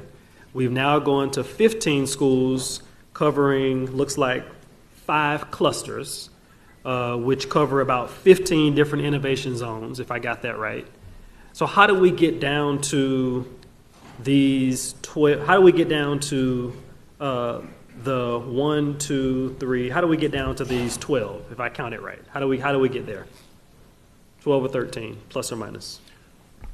Go ahead, Mr. Strauss. The 12 out of 27, or 28, I think you told me. Correct. So as Mr. Beck mentioned, so you have about, out of the 12, a little bit more that do touch. However, when you look within that zone of that one school that sits in that zone that might meet that under enrollment, and you look at the surrounding schools, there is, I mean, if you just look at it purely from a space capacity issue, to take that school and do something to it and then spread it out, there is not the space available in the other surrounding schools to accommodate all students. So when there's a multitude of things. It's not just a pure numbers game that we're looking at. There's X amount of seats available and then just divide up because the seats are all over the district. It's not just in one location or one zone as you see. Right. But the preponderance of what Mr. Beck shared is in the zones that we identified. Got it. So on its face, that's why I want to go from how we got from 66 down to 15, down, I'm assuming, to whatever the new number is. We have clearly made certain choices to include certain zones and not include other zones. I clearly can see that, right? And I think the public will see that too, based on what we just said, right? Based on a few circles that should be popped up, but they're not on this. So the same comment that I made several weeks ago was that Mr. Superintendent, the new superintendent who now has inherited this, was we clearly had a countywide issue. This doesn't look countywide to me, okay? Let me go to closings, because that's the topic nobody wants to talk about. Everyone agrees on 99% of what's on this page, okay? Or the non-closing items, right? More programs, right? We'll decide on selling or leasing property, right? I get that. So let's talk about closings. Is there a separate subgroup or graphic that you've identified already for closings of schools? Because clearly you have numbers already, right? You've gone from one big population down to another. You've identified several communities or innovation zones, right, already, right? So you have something in mind. What do you have in mind today that we can share with the public? Right now, the discussion heading up, obviously, things have changed a little bit with Dr. Hepburn sitting there instead of Dr. Licata, so I can't speak to the discussions that Dr. Licata has had with each and every one of you possibly leading up to this. But it was my understanding that from this conversation today, it's staying zones. That's why when you get to, it's no longer up there, but that very last slide about the community and going into those 5 clusters of zones, and because Dr. Licata had said from the start, before he does anything, he was going to speak with the communities. And so I'm not aware that Dr. Licata was prepared today to sit there and speak on specific sites. So I cannot speak to that. All I know is was speaking to specific zones and then going into those communities for the conversations about what's in those considerations, up including closing schools. So it sounds like we're talking about someone who's no longer sitting in the seat. There's a new person sitting in the seat at the helm. So, Mr. Superintendent, I'm assuming you're now owning this, and or you're not looking to pause. You have owned where we are at this point. Correct. Got it. All right. So now that you own where we are to this point, on its face, this is not countywide. It's the same comment I made before. Clearly, there are several measures that has already been recommended that does not pass the smell test for me. We have gone from touching a majority of this county to only, in my words, in my view, self-selecting several innovation zones. When we get down to closing of schools, that's clearly the biggest conversation that nobody wants to have. That's to go to the community and then spring up on a community, here are the schools that are being slated for closings, right, at the last minute, if we're still on track. Mr. Superintendent, are we still on track for, when is the vote again? In June. We're still on track. We're still on track for a June vote? Okay. So we're going to go to the community, and the community is going to tell us the schools they want to close. Is that correct? I doubt they're going to tell us what schools they want us to Got close. it. We're So going to the have a community is conversation. not, yeah, okay, I'm with Yeah. you, because I know we like to survey, right? the only one So that the got community is not going to tell us what places that we want to close schools. So at some point, you have to make a recommendation on closures, right? When will that recommendation come, right? Because the same question I asked before, we've had a series of questions that we've asked, 2 to be exact. We know how many responses we've got, how many respondents we received. None, or not even 20%, correct me if I'm wrong, said, let's close schools, right? So at some point, we have to show leadership wherever they are. Tell me that process on how we get there. So we're going back to the community type timeline. I think some of these meetings actually start next week or the following week after next. And we'll be making some proposals while we're having some discussions as a team. We'll be meeting and solidify what some preliminary plans are as we go out to the community. It's going to be some real tough conversations. We know people don't want to close their schools, but some of those conversations are going to involve possible school closures as we meet as a team, and also conversing with the board individually to give updates along the way. So my question is, will board members, let me speak for me, and I think I may speak for 9, will we be advised with, before, or during conversations in the community on you having these menu of 1, 2, 3, 4, 8 types of conversations? Will that occur before, during, after? Just talk about board process and how we understand conversations that are occurring. I think due to the tight timeline and trying to get our final options back to the board in the May workshop, a lot of this will be simultaneous. Okay. All right. Last question for me. And you clearly don't hear my support. I want to be clear, because this is not countywide to me. This is very selective to me, and I'm clearly hoping that I'll see some more data points that could bring me to the other side, which is, because I think I've been a proponent of that. So on page or slide 11, where it references the Southwest Ranches site, this board took a vote several months back. Does this take into account that board vote and discussion? Dr. Hepburn? I'm turning to the page. Repeat that Sorry, question, Mr. Dawson. slide 11. Page 11. So at the bottom, it references the Southwest Ranches site. I know the board took a 9-0 vote where there's been conversations, I believe, that's still going on with the town, somebody, or someone, facilities. So I just want to make sure that is still happening. I think it is. I was told it is. And is that separate from this, inclusive of this? I know the number of acres, so give me the difference. If you don't mind. Yeah. Ms. Go ahead, Sullivan. Mr. Strauss. So I believe what you're speaking of, and the number that I think I'm saying is 5 acres? That's about right. Okay. I know that would be extracted, meaning the 30 is the totality, and then I know the discussion at the board was to take 5 of those 30 to utilize for what was discussed. So to that point, that means that this number is wrong. Then- Right? well- Because then what's further up for discussion is, right, 25, if the number is 5, right? Right. It's 25, not 5. So it would turn into 25, however, I'm once again. No, I get it. So, Transitioning, I'm right? gonna ask Not what even my- transitioning, barely I transitioning. know. I want to ask what my colleague to my right just also asked, because this is a public document that everyone will scrutinize every word, every number, every color. Yes. Right? What's color-coded and what's not color-coded. If that number for size can reflect the prior board action, because I know those conversations are still occurring with you staff, Mr. Superintendent, and the town. Okay? Right. We'll duly noted, and we'll work, just as Ms. Rupert asked on the other slide, to make an adjustment. Got it. Thank you. Ms. Pham? Thank you, Madam Chair. Through the chair, I'm just wondering, has anyone considered West Broward High School? I know we're not looking at high schools to eliminate, but looks like they are going to pass the incinerator over there. And I don't know if that's going to make it possible to even stay there, at least from some of the commission meetings I've attended. They said the smell from the incinerator can be really overwhelming, and it might create a lot of problems, and it will cross, property values they're anticipating will go down. And I just wanted to throw that out there, if that's being considered, and if so, what are the options we're looking at?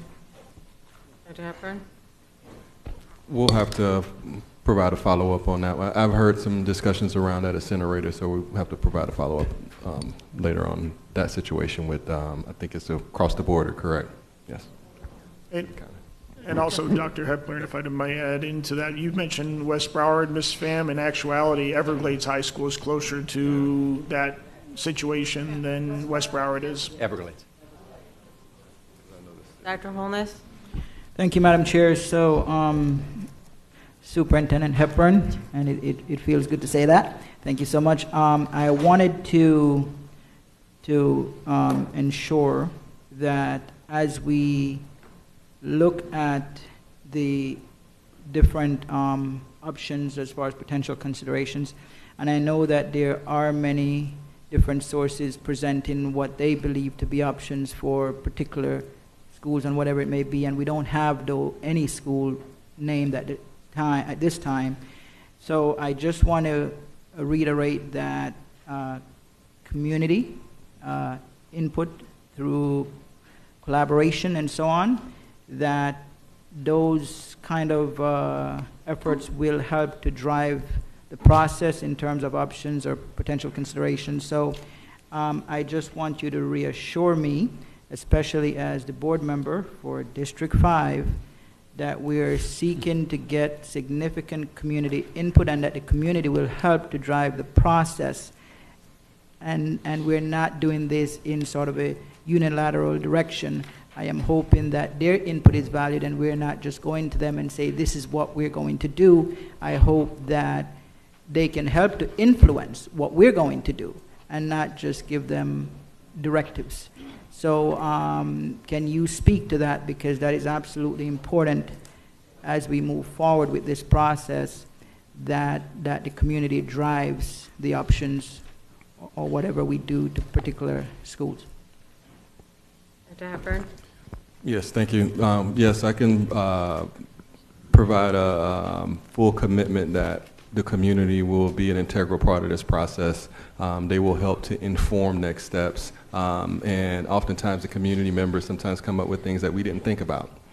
So they'll be helping us and being empowered to help us along the way with this process. Okay, so from my understanding, if there, let's just say we narrow this down to specific schools and potential consideration, and we take this to the community, or we go in there with an open mind, as opposed to being conclusive on what we're going to be doing with, because the community may then disagree, or they have other options that they're suggesting. So are we, although we have proposals presenting to the community, are we going in with an open mind where we're not conclusive on what we're going to be doing? Yes. Okay, and when I say community, I mean residents, I mean community leaders, and I believe also the diversity committee should be involved as well in, especially, I mean, all over the district, but District 5 is also, that's imperative. Thank you. Mrs. Leonardi?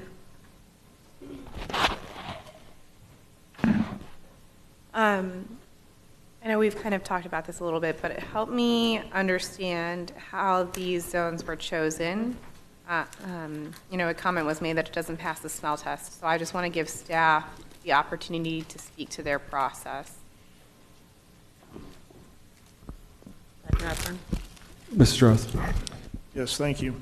I would say, as we mentioned, quantitative, qualitative data. So you have school enrollment, school capacity being one of them. You have academic programs that exist throughout all the different schools. And in listening to our town halls that we had in the 3 regions and listening to the feedback about academic choices, full choice schools. So when you look at the considerations, a lot of the considerations that are in front of you came directly from the community conversation that came into us as in us doing our proper listening of them, and then taking those considerations and looking at the totality of the district, the schools that sit there, whether they're enrolled. It's a spattering of things. Then you also throw into, and I heard Ms. Rupert earlier on in the meeting talk about facilities, right? Well, you know, might we not do something at this school because it, you know, if we're going to change something, you know, why invest dollars in the facilities and everything?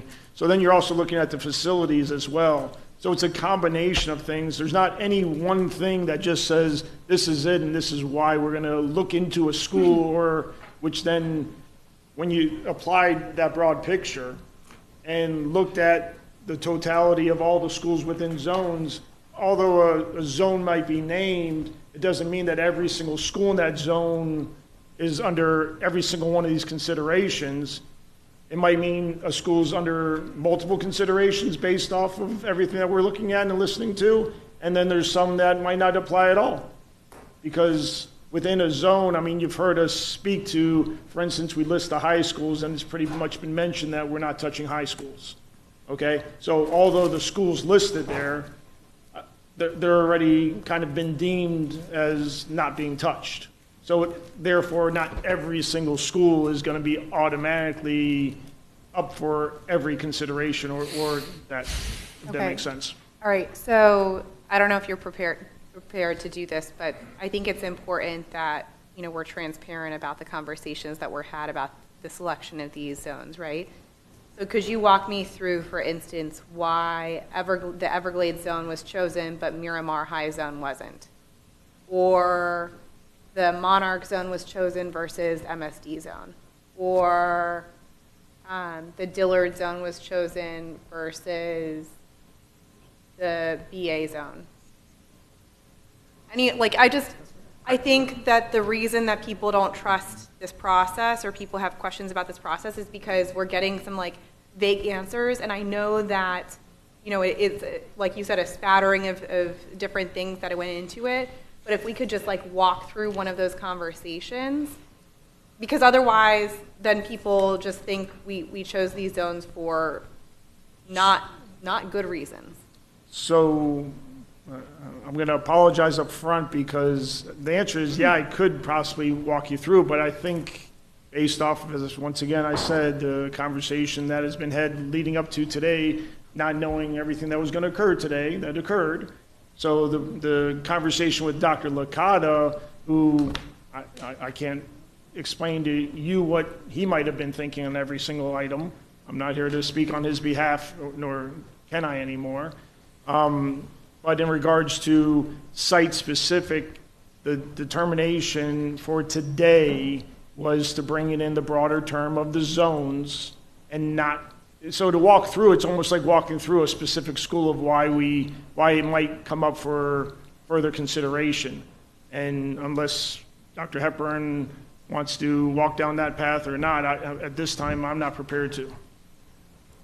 Yeah, I think what I can add is for the zones that are in the presentation provides the best opportunity for repurpose, redefining, and all the options on the list that also include school closures for some. So some zones may be bustling and have a certain threshold of capacity that they're already meeting and don't need to be touched. Some zones may have a declining school enrollment, and we see opportunities if we include specific types of programs to entice kids and families to come back to those schools, or options to lease, sell lands that is near or around a school or property that we may own. So I can't say it's one specific thing per zone. There's a lot, and that's why we're going back to the community to have those conversations. And we're going to be very overt about the options and also gathering feedback. And there's going to be some tough conversations with those zones that do have schools that may have to face some closures, or schools that we may be shifting different type of grade bands and things like that. So I know it sounds, I agree, it sounds a little vague. But I think if we look at each zone that has the best opportunity to move the district in the right direction, be it school closures, new programming, changing the school grade bands and things like that, those are the zones that were chosen for that reason. Okay, so I will say this does not help our case for building trust in the community. And I will ask for follow-up. Yeah. You know, I would really like to know, I would like a detailed explanation as much as possible why these zones were chosen versus the, what was it, 5 that Mr. Beck outlined. I think that it is important for the public to have access to that information, because I'll tell you, I sat in those town halls and in those rooms, and people right off the bat didn't trust us. And this, like, kind of, it feels like we're being secretive with information. It's not helping the situation. So I would like someone to provide that follow-up to me, and to, obviously to the board. I do just want to clarify, not everyone said we don't want to talk about closing schools. Many of us on this board are willing to have that conversation, and we've acknowledged that. We acknowledge it's a tough conversation, but we are willing to have that conversation. So I just want to clarify that. And while communities might say we don't want to close a school, or they won't say, oh yeah, we want to close this school, they have knowledge and perspectives that we don't. And it's important that we gather that information. Closing a school is a very emotional and painful process for a community, and we owe it to them, to our communities, to listen so as to not completely destroy whatever trust is left. So I'll just leave it at that. Mrs. Hickson? Thank you. I just want to say I know that we like to talk about being equal, but obviously the issues are not equal across our districts. So I don't think that we should be giving a directive to say every single district has to be touched in certain ways, because it may not make sense in one district where it doesn't in another. So I know that through this process, there'll be the discussion of the haves and the have-nots. But the process is about consolidating, closing schools, changing programs, and places that need something different. We shouldn't be changing things that are working. So I just want to be clear that for me, it doesn't make sense to just say we're going to touch everybody because we want it to be equal. I want it to be because it's going to be effective and it's going to give students something that they don't have. So, thank you. Madam Chair. Dr. Zeman? Thank you. Chair, do you remember the original tasking on work we wanted to do a year ago in terms of redefining our schools? It had a number 5 in it. I'll give you a little hint. I don't remember, Dr. Zeman. We said that but we were I going would to love for you repurpose to enlighten at me. least 5 schools. Am I right, Mr. Olson? Yes, sir. Thank you, and thank you for working as part of the board for that end. Today is April 16th, last time I checked. In fact, it was a long time ago when we got started. And on slide 3, Chair, it says there's going to be an initial school selection memo presented to us. Do you have a copy of that memo, Chair? No, sir. It says that community conversations will have happened by the middle of March, and we're in the middle of April, I guess maybe by the middle of March. Chair, have the community conversations happened yet? There's been some community conversations. This is not an analysis. This is a picture. And I feel like I'm getting slow rolled. We said we were going to do 5. We're nowhere near to a decision point where we need to be. There is no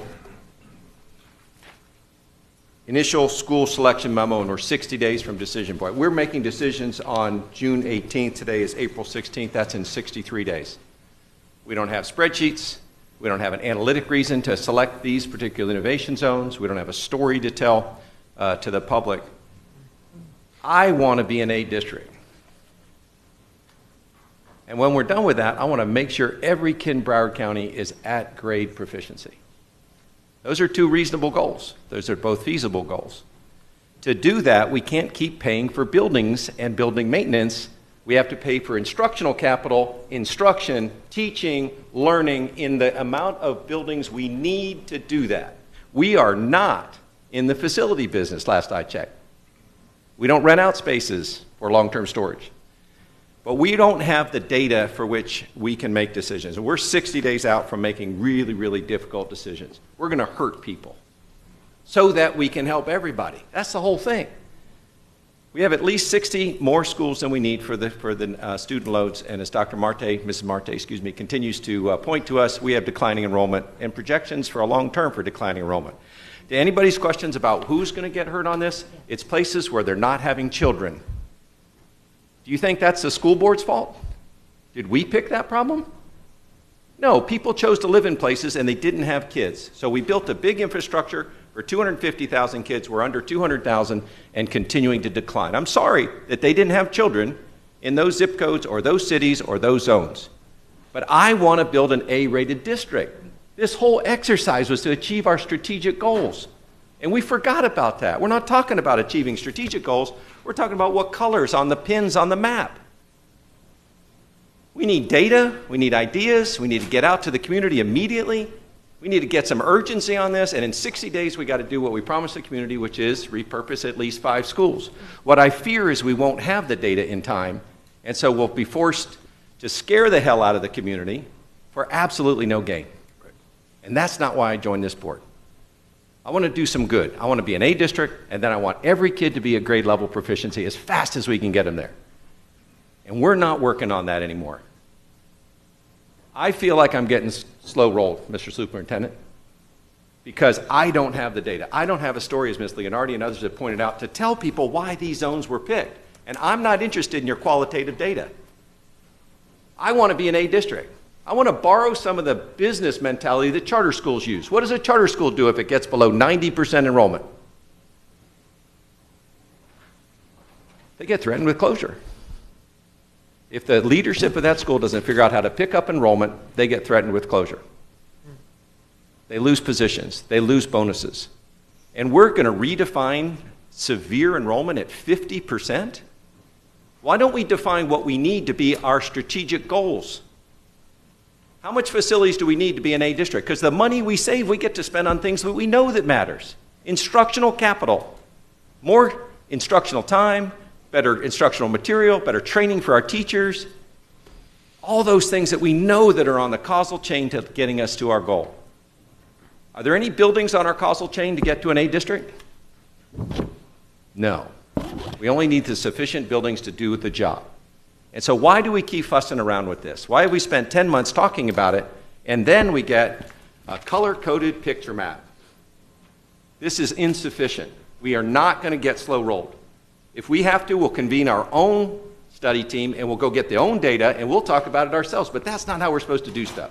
We're supposed to get support from the team to provide us the data to make the decision. And this is a bad decision to make. There's no one on this board that wants to run for office again, having closed a school in any of the county. But it's the right thing to do, because we promised that we would get to be an A district, and we've promised our families and our community that everybody should get at grade level proficiency. We say that, Chair, at the beginning of every meeting. That's our goal. A district, 100% proficiency. Where is that in this analysis? Have we lost our way? We're going too slow. We're not focused on the strategy. And I'd like to get back to that. Chair, I'm going to tell you that right now we have 2 school board meetings between now and June 18th. I don't think that's enough. I open it up to my colleagues. Hey, I'm sorry. We got 60 days.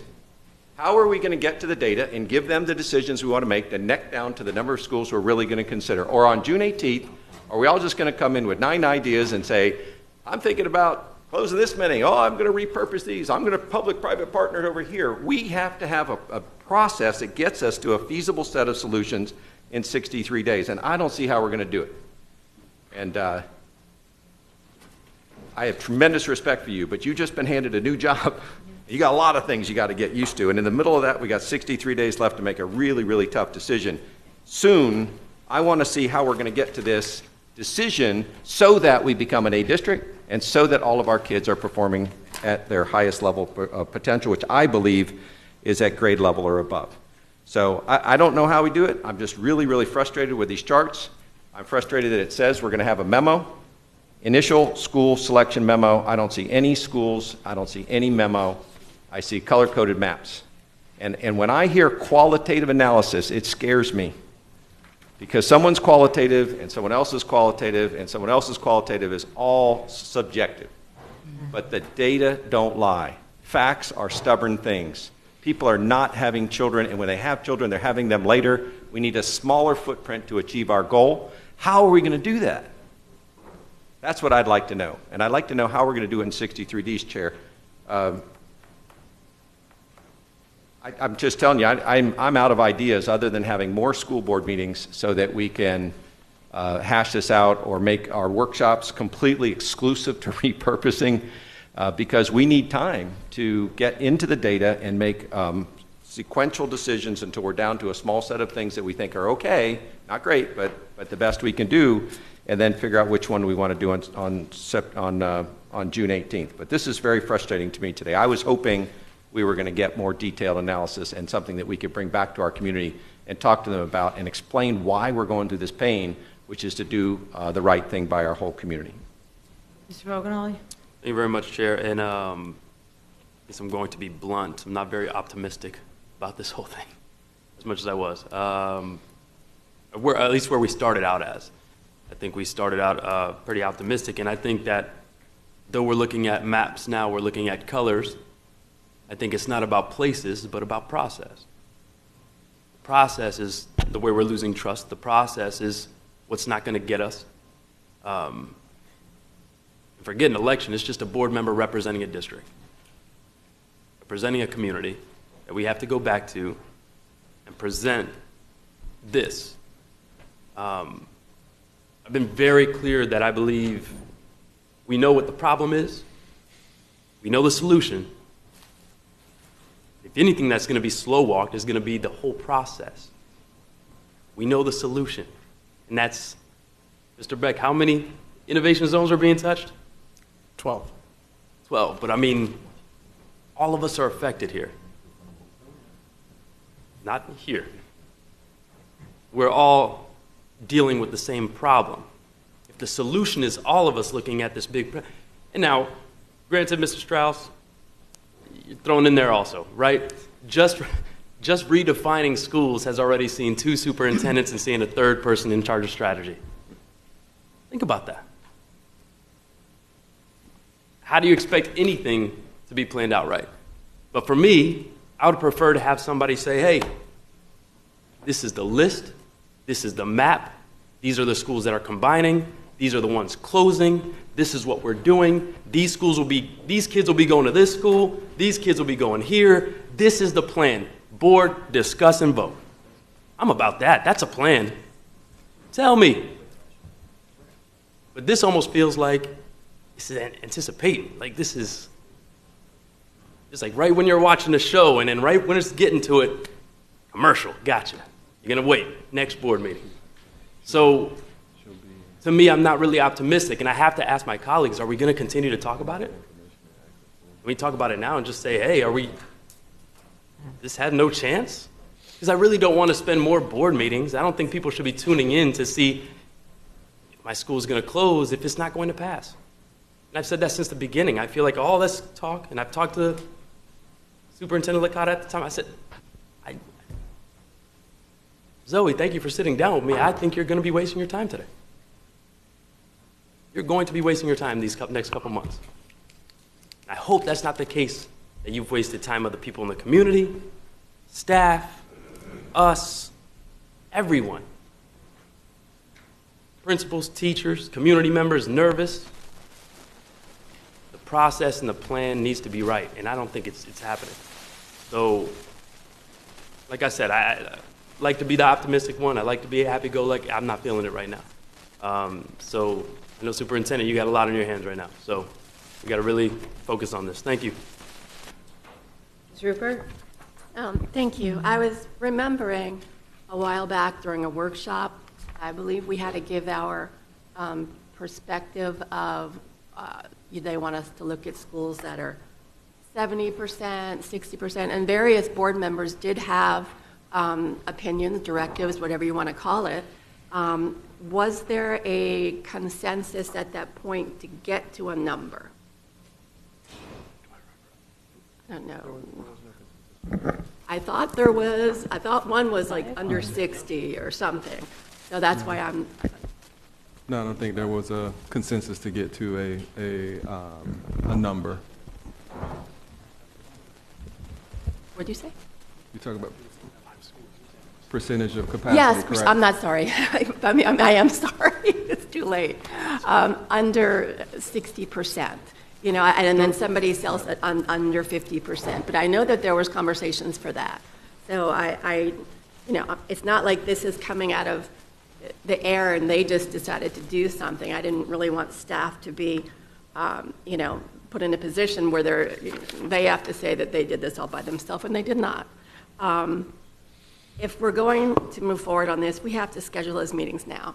And scheduling those meetings is supposed to be, let's call your board office. Let's have the chief of staff contact, because the last couple things we did, I'll use the training. That conversation or that phone call to say, hey, are you all available on this day didn't happen. Some miscommunication happened. So right now, you know, talk about a timeline. It's going to be next week. It's going to be the second week. Call them immediately, tomorrow, get it on the books. I think the community should have a say. We did listen to the community, but if now you're going back and saying these are the options for these things, then that also needs to be out there right now. Because I have been scheduled to come and speak at certain groups, as we all have, over the next couple weeks to go over what's going to be happening. Is my school coming? I mean, I love my little South Creek neighborhood.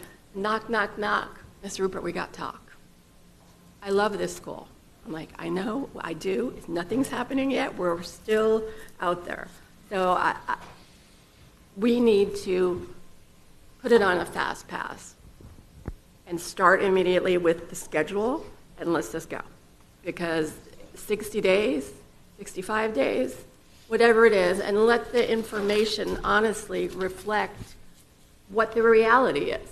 So don't scare people by putting in a box when those communities were told that your enrollment, once we took the portables out, is doing better. Better, you're off the list. You know, those things, people are planning their moves for the summer. They're looking at houses. They're making those decisions. And we need to be much more transparent than this. So. Dr. Holness? Thank you, Madam Chair. So, Dr. Hepburn, I know that you have just taken over, and I know this is a lot on your plate. We're doing difficult things, but I think for us, we need difficult things to appear simple. Sometimes it's appearing too complicated, it's too slow, it's confusing at times, and it's sending the wrong message, right? While I appreciate what we have here, presenting innovation zones and so on, sometimes this lends itself to a perception of bias, even if that's not intended. So how can we do this that it appears to be fair, that it is fair, and that it doesn't appear so complicated? So how can you make these complicated things appear simple to us so we can have better input? And I would say this, I understand this is an ongoing process, right? So for year 25, 26, we are looking at 5 or more schools, and then this will continue year 26, 27 to possibly more schools and so on until we resolve this problem. So we know there's a big problem. You know, I'm just hoping that there's a way to expedite this process. Let's be courageous, let's be bold, bring 5 to 10 schools to us and what the considerations are for these schools, and let's talk about it, then take it to the community, let the community talk about it, bring it back, and let's vote on it. I mean, I am not sure why we're moving sort of like a diesel truck as opposed to, you know, where something needs to be moved forward. I want to see more of a Ferrari going forward with this, you know, because it's getting exhausting for all of us. And so what we're asking is, with your team, what are the 5 to 10 schools? Bring them forward. Let's talk about it, right? Let's look at the consideration for those 5 schools, and let's approach this on a district-wide manner that it doesn't appear unfair or biased with zones and all of this. And then let's take it to the community and see what they say and bring it back to us, and let's vote. So I would say, in conclusion for me, bring to us 5 or more schools quickly in a Ferrari, not a diesel truck, and make sure the process is equitable, and make it look as if, or it should appear that this is a district-wide thing and not specific zones and so on and so forth, because that lends itself to bias. I think those are difficult things, but bring it back to us so it appears simple. Let's get on with it. Okay, so Dr. Hepburn, you've heard the board speak. What are your takeaways? Takeaways, make sure we increase transparency throughout this entire process. We have some follow-ups that we need to provide, especially based on Ms. Leonardi's comments about why the specific innovation zones were chosen, as we go out to the community to ensure that it's not a one-sided conversation. We'll present options based on those specific innovation zones, and also receive feedback and comment from community members, especially parents who are affected, to inform the final options that we're actually going to bring back to the board on the May 14th workshop. That May 14th workshop will include a lot of quantitative data that helps to defend the decision-making about why certain options were chosen, why certain school closures should be expected, and also outlining next steps thereafter. So, and along the way, because of this tight timeline, simultaneously I'll be updating board members one-on-one, so you can be briefed about the conversations, briefed about the steps that we have taken, and additional next steps as we continue to have these conversations with our communities. And hopefully when we get back to the May 14th workshop, we can have a comprehensive outline about what the redefining process is going to be. and then the board can provide additional input before the June vote to finalize things. Okay, thank you, Dr. Hepburn. Okay, board, we're going to move forward. My goal is we have about 8 items that we have to get done, and then we're going to recess the meeting to April 23rd at 8 o'clock a.m. Yes. Chair, do those things involve policy, PP ones? Are we So, going to yeah, do those next? The PP ones, they need to be Postpone. re-advertised Yes. to May 21st. Good, that's fine. Okay. Yep. May I have a motion second on 008? So moved. Moved by Zeman, second by Hickson. Public comment? I don't know where I'm at. No, ma'am. Zeman. All right, you caught me off guard, Chair, sorry. Hold on. No. I have no OO items. There we go. Thinking repurposing, you got me on 008. Post-secondary student information system. Thank you. Yes. You know, Chair, this is an issue the community talks a lot about. Believe it or not, we've done a remarkable job communicating focus to our parents, to our employees, to the community at large. They all come and talk, say, hey, how's that focus going? Is it doing ESE? Is it doing all the stuff that you promised it would do? And now we need $645,000 more dollars. And it kind of, it just hit me kind of odd. So, Chair, do you know why we need $645,000 more dollars for this system that's supposed to replace a number of other systems and become our student information system, including all of our ESE, very, very critical information for Broward County Schools? Dr. Hepburn. Yes, so let me clarify this item. Our technical colleges have been using Focus for the past few years, and this is just to renew and extend that contract. So this has nothing to do with our traditional comprehensive K through 12 schools that we're transitioning into Focus, and with full implementation by July 1. This is totally for our technical colleges that's been using this software for the past few years. Thanks very much. And Chair, was this part of our budget for this year? Dr. Hepburn. Ms. Marte? Thank you, Dr. Hepburn. This is part of our budget under the state set-aside for workforce development, and the funds cannot be used for other things. Terrific. So this passes the don't spend money unless you have an offset rule? It was included in their budget. Yes, it does. It does not need an offset. Thanks so much, Chair. All in favor of 008, say aye. Aye. Those opposed, say no. 008 passes unanimously. I have a motion second on 0024. So moved. Moved by Hickson, second by Zeman. Public comment? No? Zeman?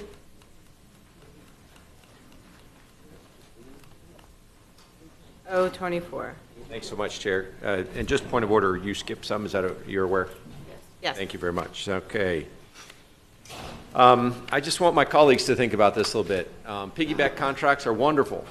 You see another contract used by another government agency, and you go, oh, I'm going to go use that one too, because then I don't have to do a solicitation, I don't have to select and all that.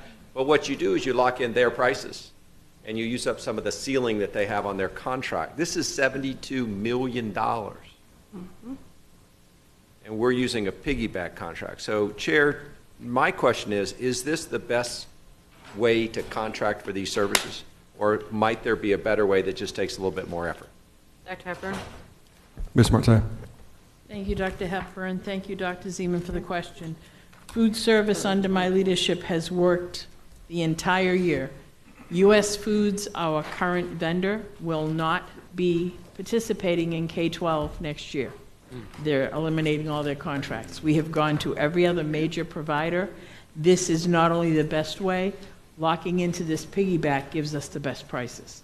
Because there's only one large company that may consider participating next year, and their prices are all higher. This is the biggest source of food for our food service program district-wide, and it is imperative that we get this settled. So thank you for the question. I appreciate your answer, too. Thank you very much, Chair. All in favor of 024, say aye. Aye. Those opposed, say no. 0024 passes unanimously. I have a motion and second on 007. So moved. Moved by Zeman, second by Rupert. Public comment? This is yours. Madam Chair. 007. I have Ms. Pham. Guaranteed Energy Performance Contracting Services. Thank you so much, Madam Chair. Yeah, I reviewed this. It's $681,000, and it's basically to assess our energy needs in the schools. And I wonder, can we, unless we have an urgency or have a situation that needs to be addressed, maybe we should or could just skip this year and put this money aside, unless it's absolutely essential. Do we need to get an energy review each year? Is that required by law? Dr. Hepburn. Let me see if I get this right. Ms. Wodashinsky. Yes. Nice. Allison Wodashinsky, Director of Environmental Health and Safety. So this item that you're looking at right now is the project development agreement. The amount of money that it's an estimate. If we move forward with the energy improvements, then that amount of money is tied into the rest of the project. That wouldn't go until a few months from now. So it's not. It would be part of the savings that we think that we will get from the improvements to the buildings. Glad to hear it. Thank you. All in favor of 07, say aye. Aye. Those opposed, say no. 07 passes unanimously. I have a motion and second on JJ 23. So moved. Second. Moved by Zeman, second by Rupert. Public comment? No, Madam Chair. Dr. Wanza, who pulled that item? Was it Dan Fogenholy Mr. pulled it? Fogenholy. Holy. Yes. Was it JJ 23? JJ 23. Yes, Chair. And this is regarding graduation at the Hard Rock in District 1. Just throwing it out there. I know last year we had some concerns about some kids gambling. So I wanted to, did we have any incidents? If we had any record of that, please, during that graduation. I know when we talked about it, people were concerned that kids might be finding their way to the casino or something. So Did we have any complaints or any incidents? Dr. Wanza, anybody? Dr. Hepburn. Dr. Wanza. Thank you. We did not have any reported incident. Thank you very much, Dr. Wanza. Yes, I heard it was phenomenal last year, so I just wanted to say that and make sure we didn't have any incidents. Thank you very much, Chair. All in favor of JJ 23, say aye. Aye. Those opposed, say no. JJ 23 passes unanimously. May I have a motion and second on 001 and 002 together? Moved. Second. Moved by Zeman, second by Rupert. Public comment? Chair. Board member comments? I have Mrs. Hickson. Okay, I just wanted to say thank you so much to everyone who worked on these grants. The total for this month of all of these grants together was $8.3 million. So that is a huge thank you, a huge amount of work. Some of them were big grants, some of them were small grants that teachers in different districts had done. So just want to give a shout out and say thank you so much for your hard work. Thank you. All in favor of 01 and 02, say aye. Aye. Those opposed, say no. Items passed unanimously. May I have a motion and second on BB6? This is Mrs. Phan's metal detector item. So moved. Moved by moved. Seaman, second by Rupert. Public comment? Board comment? Mrs. Pham. Imagine yourself. Thank you so much. All right. On March 20th, we had a presentation of not metal detectors, but a weapons defense system. I prepared a motion here today, and I'll show you this. Although it's a weapons defense system, the notice given to the public, and if you can zoom in on this, says metal detectors. And this is what the public was told was going to be heard. Also, on the executive summary, and if you want to zoom in on this, it says approval. Oh, hold on. Approve the award of invitation for bid for metal detectors. Okay, we did not hear about metal detectors on that day. What was discussed is a weapons defense system. Now, under the Sunshine Law, we're required to give notice of individuals that are and items we're going to be discussed. It doesn't have to be specific, but it has to give people an idea of what's being discussed. So, in reading through some of the memos here, I found out that it, at least of, I'll read it to you.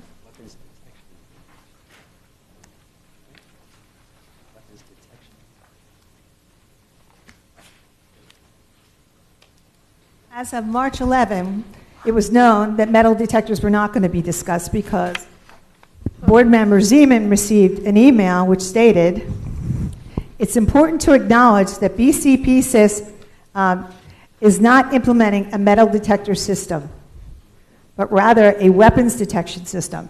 A weapons detection system is a technology that uses a scanning process to identify metal by shape and size that's consistent with potential weapons. Now, this is interesting because this is 9 days before March 20th. So apparently the department knew we weren't looking at metal detectors, but they never made any effort to change what was being discussed on the agenda items. And if you go back and look, I'm sure that there were other things submitted that were added, changed, modified. So my question is, my constituents know what a metal detector is. They do not know what a metal defense mechanism is. They don't know that. So a lot of them didn't come because they didn't think they needed to come to learn, to listen, to contribute. So therefore, it's my opinion, and reading through the cases, and I don't know that there is a case of first impression where a school district knowingly did not change their agenda item when their practice is to change it on other items if it benefits them. So I don't know where this will go. I'm anticipating, though, that it wouldn't be a favorable ruling for the school district.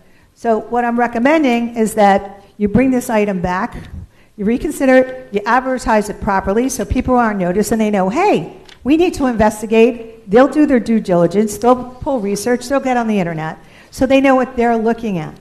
But I think it's unfair that this went forward when it wasn't what it was advertised to be, and it could have been an easy fix. In addition to that, some of the things that I'm concerned about with this item is that there was only one bid received on it. Now, normally, we've gotten other items where only one bid is received. However, usually, the department comes back to us, or staff comes back to us and said, hey, we want to change the language on the bid so we can get more people's interest and generate more vendors that'll submit bids, submit offers. That didn't happen. So I have a public records request out. I'm still waiting for that response. I want to know who made that decision not to come back to the board and present that to us. The other alternative and option that this department had was to change the language of the actual bid. So that would increase the opportunities to others where we would open up into a broader business community. That didn't happen either. So my second question on my public records request is, who made that decision not to bring that back here to allow us to change the language or to give them the authority to change the language so we could get more bidders and more vendors? Because right now it doesn't appear that it was a competitive bid. It appears that only one person was either interested in the bid because it was so narrowly tailored, or that we didn't do enough advertising to get the vendors involved, that they didn't know what was out there. I mean, this is a multi-million-dollar contract. In the event that this vendor gets the schools, we have more than 200 schools out there, if we include the elementary schools. So I think this is an important issue that the public needs to be involved in. The case law here says if you have an issue that involves the public, then the right thing to do is to renotice the hearing at another date and allow them to participate. And I can't think of anything that's more important than the safety and security of your children, especially in this community from what happened at MSJ, especially here. So I'm asking you to please, in my motion, to remove this item or bring it back and make them renotice it properly. We have a workshop, which I think is next week, and they're going to be telling us about the weapons system. But to me, by them coming here and asking for this invitation to bid, they put the cart before the horse. You know, I want to know what I'm looking at before I agree on something. And I'm not going to agree on something that I don't understand. So, and I think the public would like to sit in on that workshop so they can understand. So I'm asking you again, we already voted on this, we voted to put it out, but I'm asking you to bring it back because of sunshine law violations or potential. Now, someone in here said, well, you can always, we're not the right forum for this to be heard. There's alternatives. My alternative was I brought it here first before I sent it up to Ashley Moody's office. Because that's how strongly I feel that the public was cut out of this opinion. They were just literally cut out. And one of the platforms I ran on is transparency, and I'm not going to look the other way when this safety involves every aspect of their life of their kids. So in the event that it's not called back, I will be filing a complaint. So, thank you. Dr. Zeman? Chair, I think that, tell me the next step in the process here. School member FAM has proposed bringing something up. Do we have a second? Do we require a second? Was that a motion? It's already, we already brought it to the floor. So we brought it to the floor. I'd like to call the question, Chair. Okay. Did she not make a motion? Was that a motion that she made? No. Yeah, that's the requested action. All in favor of calling the question, say aye. Aye. Aye. Aye. Okay, fails. All right, thanks, Chair. Comments? Thank you. I believe that this item did not deceive the public. I think that there are substitutes really between weapons detection and metal detection. In fact, people go back and forth on them. I think we had lots of public debate on this.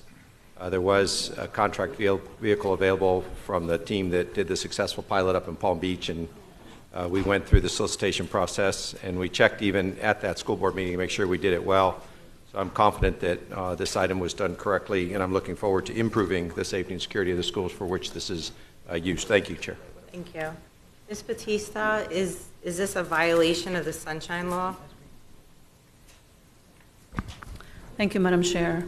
As the board knows, the Sunshine Law has 3 elements. One is it has to be open to the public. There has to be reasonable notice, and the minutes of the meeting have to be taken. In looking at the executive summary of the March 20th item, it appears to be a procurement item for the award of an ITB for metal detectors. That's what the recommended action is, to approve the award of the invitation. And the agenda item was subsequently revised because the meeting that it initially was scheduled to be voted on then was postponed. So the agenda item was then revised as to the contract term. That award was then advertised again in according to procurement processes, and there were no bid protests filed as a result of that award change. Point of clarification, you said it was advertised. Can you tell me the language of the advertisement? Was it as a metal detector again? Advertised? I don't have the ITB before me. I think it's a question for the procurement department as to whether they can confirm that the awarded equipment met the specifications of the ITB. And Dr. Hepburn? Ms. Martin. Thank you, Dr. Hepburn. The solicitation was advertised as required as a metal detector. That's what we were soliciting for. It was placed on DemandStar, properly noticed, and all of the components that are required for public solicitation were met. Ms. Batista, are you done? yes, I do not think that it rises to the level of a sunshine violation, since the elements were properly abided by. Yeah. Okay, thank you. I mean, I just, Ms. Pam, I'm trying to follow you here, but I'm really not following you because I feel like we're playing semantics on words, metal detection, weapons detection. We're going to workshop this so we could have a better understanding what it is, but it went through the right processes. I'm not really sure what we're debating here. It's going to be piloted over the summer so that we can put this in 10 schools starting next school year to be another layer of safety protection in our schools. Well, if I may, Chair, the problem is that there's a letter here to a board member saying, oh no, don't be confused. Don't confuse this. This is not a metal detection system. So that's if it was important enough to point out to a board member, it should have been important enough to point out to the public. That's what I'm saying here. And we have that in writing. And then they went out to promote the weapons detection system. So, like I said, I have an alternative, but I want to make sure, because I've never seen anything. I looked at the case law. I could not find anything where a school board knowingly went forward, even though they pointed out the difference to a board member. They knowingly went forward and did not tell the public. Never seen it, but that's Broward for you. Madam Chair. Mr. Alston? Maybe let me try to help here. So what you didn't, I'm sorry, through the chair, Mr. Superintendent, what I think you didn't answer is metal detectors, because I hear your question. Yeah. I think it's metal detectors versus weapon detection system. So in the solicitation, in the bid documents, was there a discussion, or just talk through the content in the bid documents? Because I think sounds like Ms. Pham is trying to draw a distinction between two different things. Yeah. If the solicitation was all encompassing of both metal detectors and weapon detection systems, so is that fair, Ms. Pham? So what I can tell No, not according to the letter that was sent to Dr. Zeman, the email. Right. No, I understand. But I think I'm just trying to describe what I think your issue is. The title sounds like maybe the solicitation, right? The solicitation, and as well as the notice. Both I understand. So I think that's what she's asking. So, yeah. As you were saying that, I was thinking maybe I could offer some clarity. Okay. The solicitation notice and the scope and specifications and the invitation to bid all say metal detector. So there was no advertisement for one thing and then we evaluated something different. We advertised for metal detector. We evaluated a metal detector scope of work, and the department deemed that the criteria were met. So as far as the intricacies of the specs, the department that did that part is not here today. Ms. Andreu and I can tell you that we advertised for a metal detector, the ITB was for a metal detector, and that was all, and the board item was for a metal detector. So nothing switched during the process of the procurement for a weapon detection system. Right. That would lead to saying you advertised for one thing and told the board another thing. I understand an email, but as far as the process, the advertisement, the solicitation, and the board item all align. Okay. Any other comments? I don't think we have to take any action. Oh, security. Would you like to speak? Would you like to speak? Mr. LaRosa, anything to add? Oh, did I ask you a question? That was the response. I'm with you. I understand. Is there any input on this issue? Maybe try the one next to you.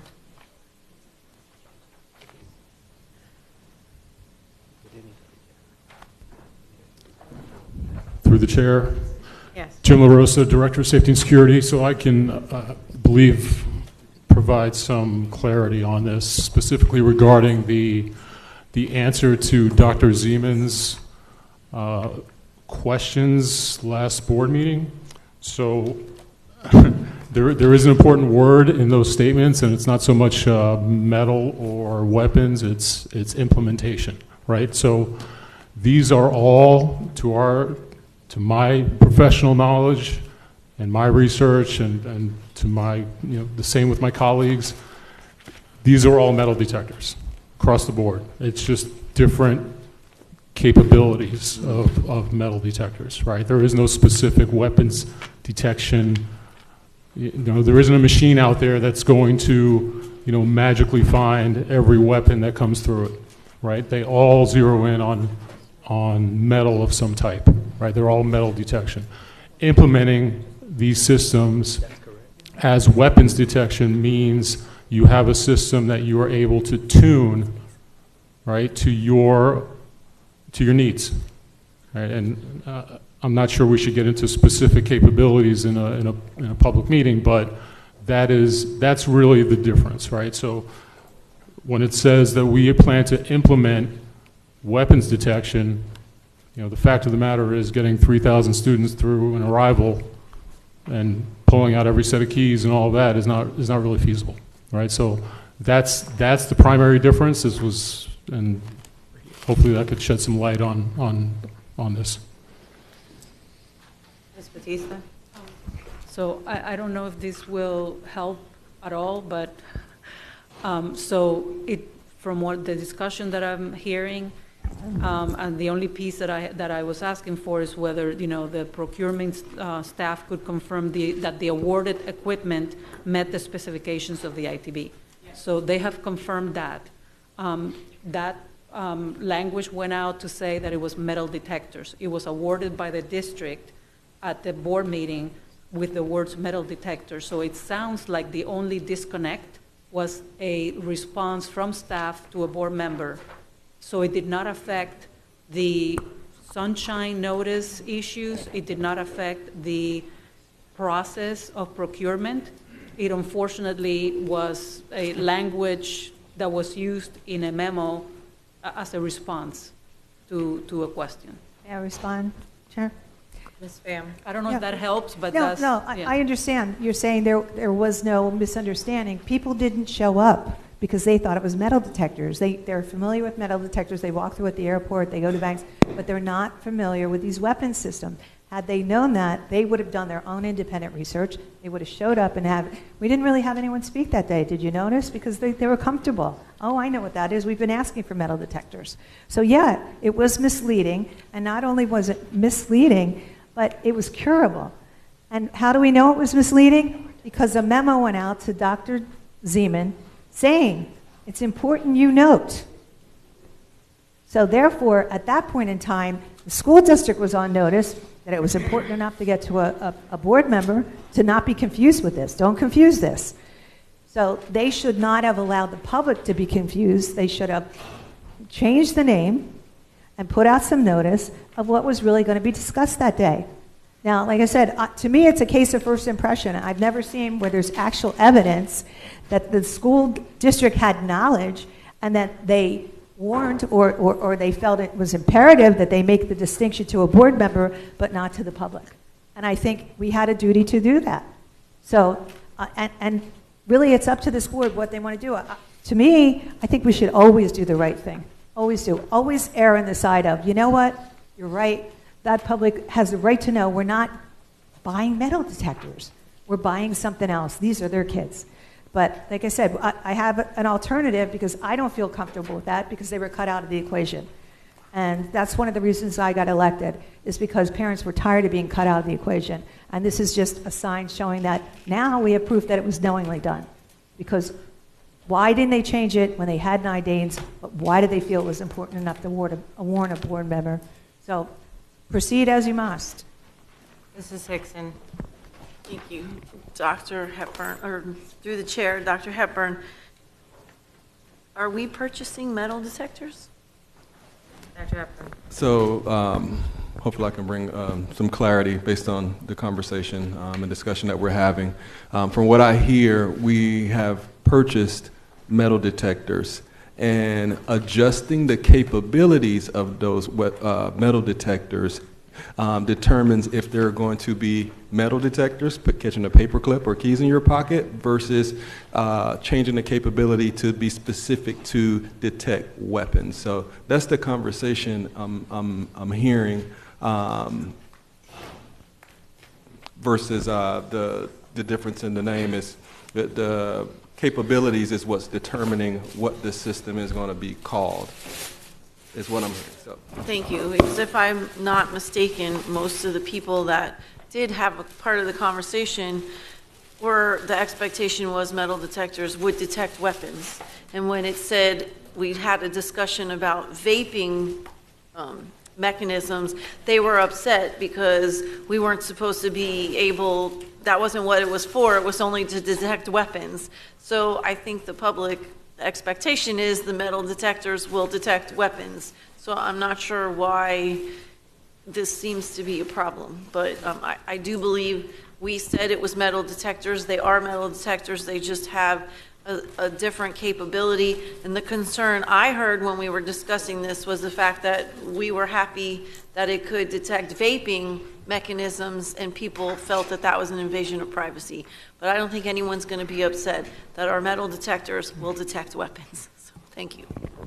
And then I'll just like to conclude and say that we are workshopping this next week. So we'd love for the public to come, be a public speaker, weigh in, and hear all about the weapons detection, metal detectors.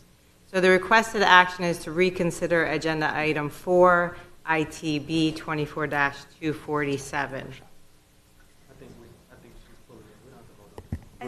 Can point of clarification, what was this at a workshop that we were told? Because I never heard any of that information, that this is actually metal detectors that are being altered. Now, that's the first conversation. That certainly didn't come up when we were voting. So which is it? I'd like to pinpoint exactly where those conversations came publicly, because I don't know that the public knew that either. We're workshopping it next week. Coming in next week. No, next week, but I'm saying before that vote came forward. I understand, that's what I said about that cart coming before the horse. The workshop should have been before we voted.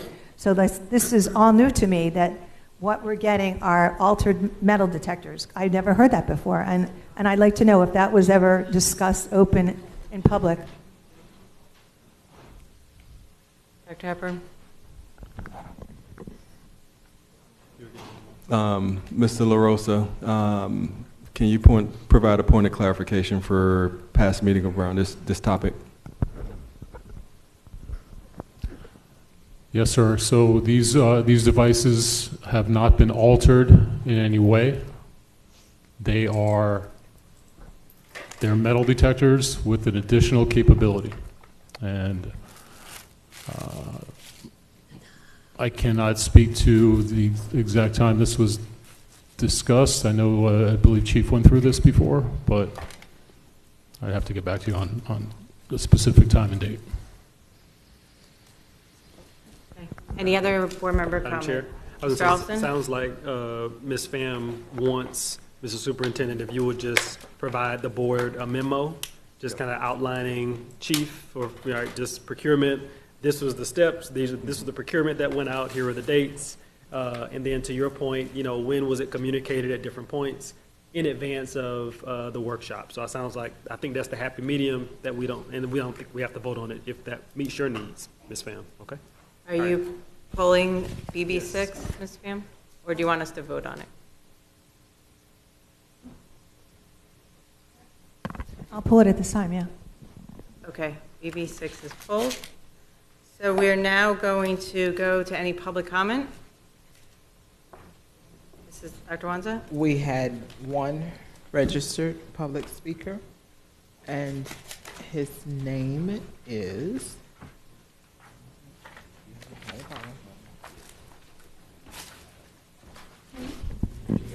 One more point of clarification.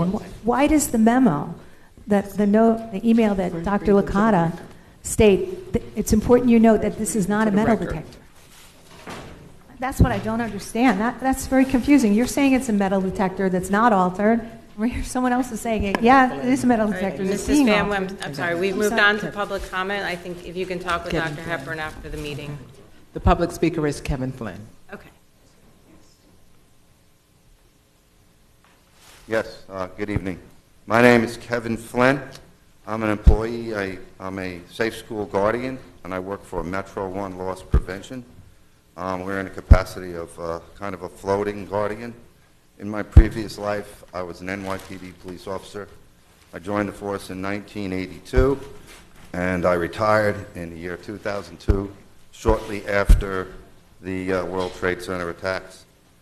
In January of 2020, I was hired by this company, Metro One Loss Prevention, and I've been a school guardian. I've worked approximately 67 different schools in about 4 years and 4 months as a floater guardian, you could say. Up until December of 2023, everything was fine, and all of a sudden they canceled 2 of my checks, my company. And the checks were for 5 days' pay, and 3 days' pay. And the amount totaled $1,607.75. To this day, I haven't been paid. I've been promised I was going to be paid. My managers promised and lied to me, said they had replacement checks as much as 3 weeks ago. I was told the checks arrived, and he was mailing them to me. I watched my mailbox for a week. Finally, a week later, I messaged to him, and I said, I haven't got any checks in the mail. I don't know what you mailed to me. No comment from him, just silence. Okay? So I was advised by a friend to go down to the office in Hallandale Beach last Wednesday when the schools were closed. And I went in there and I asked them for the checks. I showed them all the paperwork. The checks went into my TD bank account, and about 3 or 4 days later, for some reason, the company canceled the checks and they siphoned out the money. Okay? They're well aware of it. They said it's a big mistake. They said they're going to pay me. I haven't received any pay yet. I went in there on Wednesday. I said, if you don't pay me by Friday, I said, I'm going to the school board meeting, and I'm going to speak for 3 minutes, and I'm going to tell them everything that's going on. So here I am. The bank called it a DEP return chargeback. One check was for $993.04. The other check was $614.71, again totaling $1,607.75.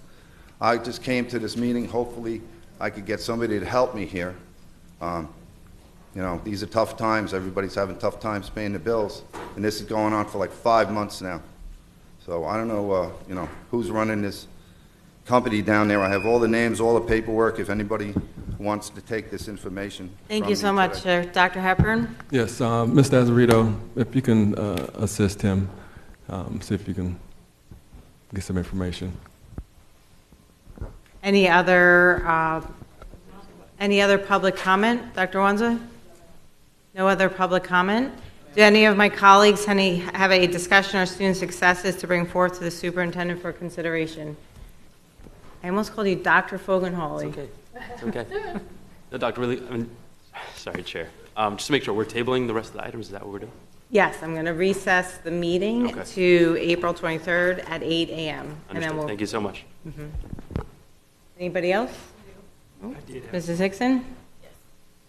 Thank you. I would like to congratulate the 3 students for advancing to the final round of the 2024 Incubate Debate National Championship, and one of them they placed in there. So Brianna Watley from Miramar High School, Gabriella Rothberg from iPrep Academy, and Marcos Ortega from West Broward High School. Congratulations to all of them. If I'm not mistaken, Brianna actually ended up winning a big amount of money for that. So congratulations, and we are also very proud of you. Any other board members? Mrs. Pham? Thank you so much, Madam Chair. I just wanted to thank Broward Education Foundation. I went to their Hootenanny event to our innovative teachers, and what it does is it recognizes teachers that have won grant amounts. So I have with me a list just of my district. I have a total of 28 people that won grants, and I just want to include the topics of what they won. Project We the People, STEM-based civics. Project Start a Cafeteria Share Table Program. Vocab Co-Lab. Project Detection for Pest Management. 6 people won on that. 2 people for Zip Zap Zoom, Bringing Books to Our Life. The Science of Reading Approach. And we're off. Making Novel Studies Graphic, Reading a Novel Idea, Books and Blankets, Project Zen Zone, Unleashing Creativity with Mods, a Lego Playful Learning Museum, and Inclusion, Removing Barriers to Computer Science, and One and Done. So that's a total of 28 grants. Thank you, District 6, and all the teachers out there that applied, and all those that won as well. Thank you. Thank you. At this time, I will be recessing the meeting until April 23rd, 2024 at 8 o'clock a.m. I now adjourn the meeting.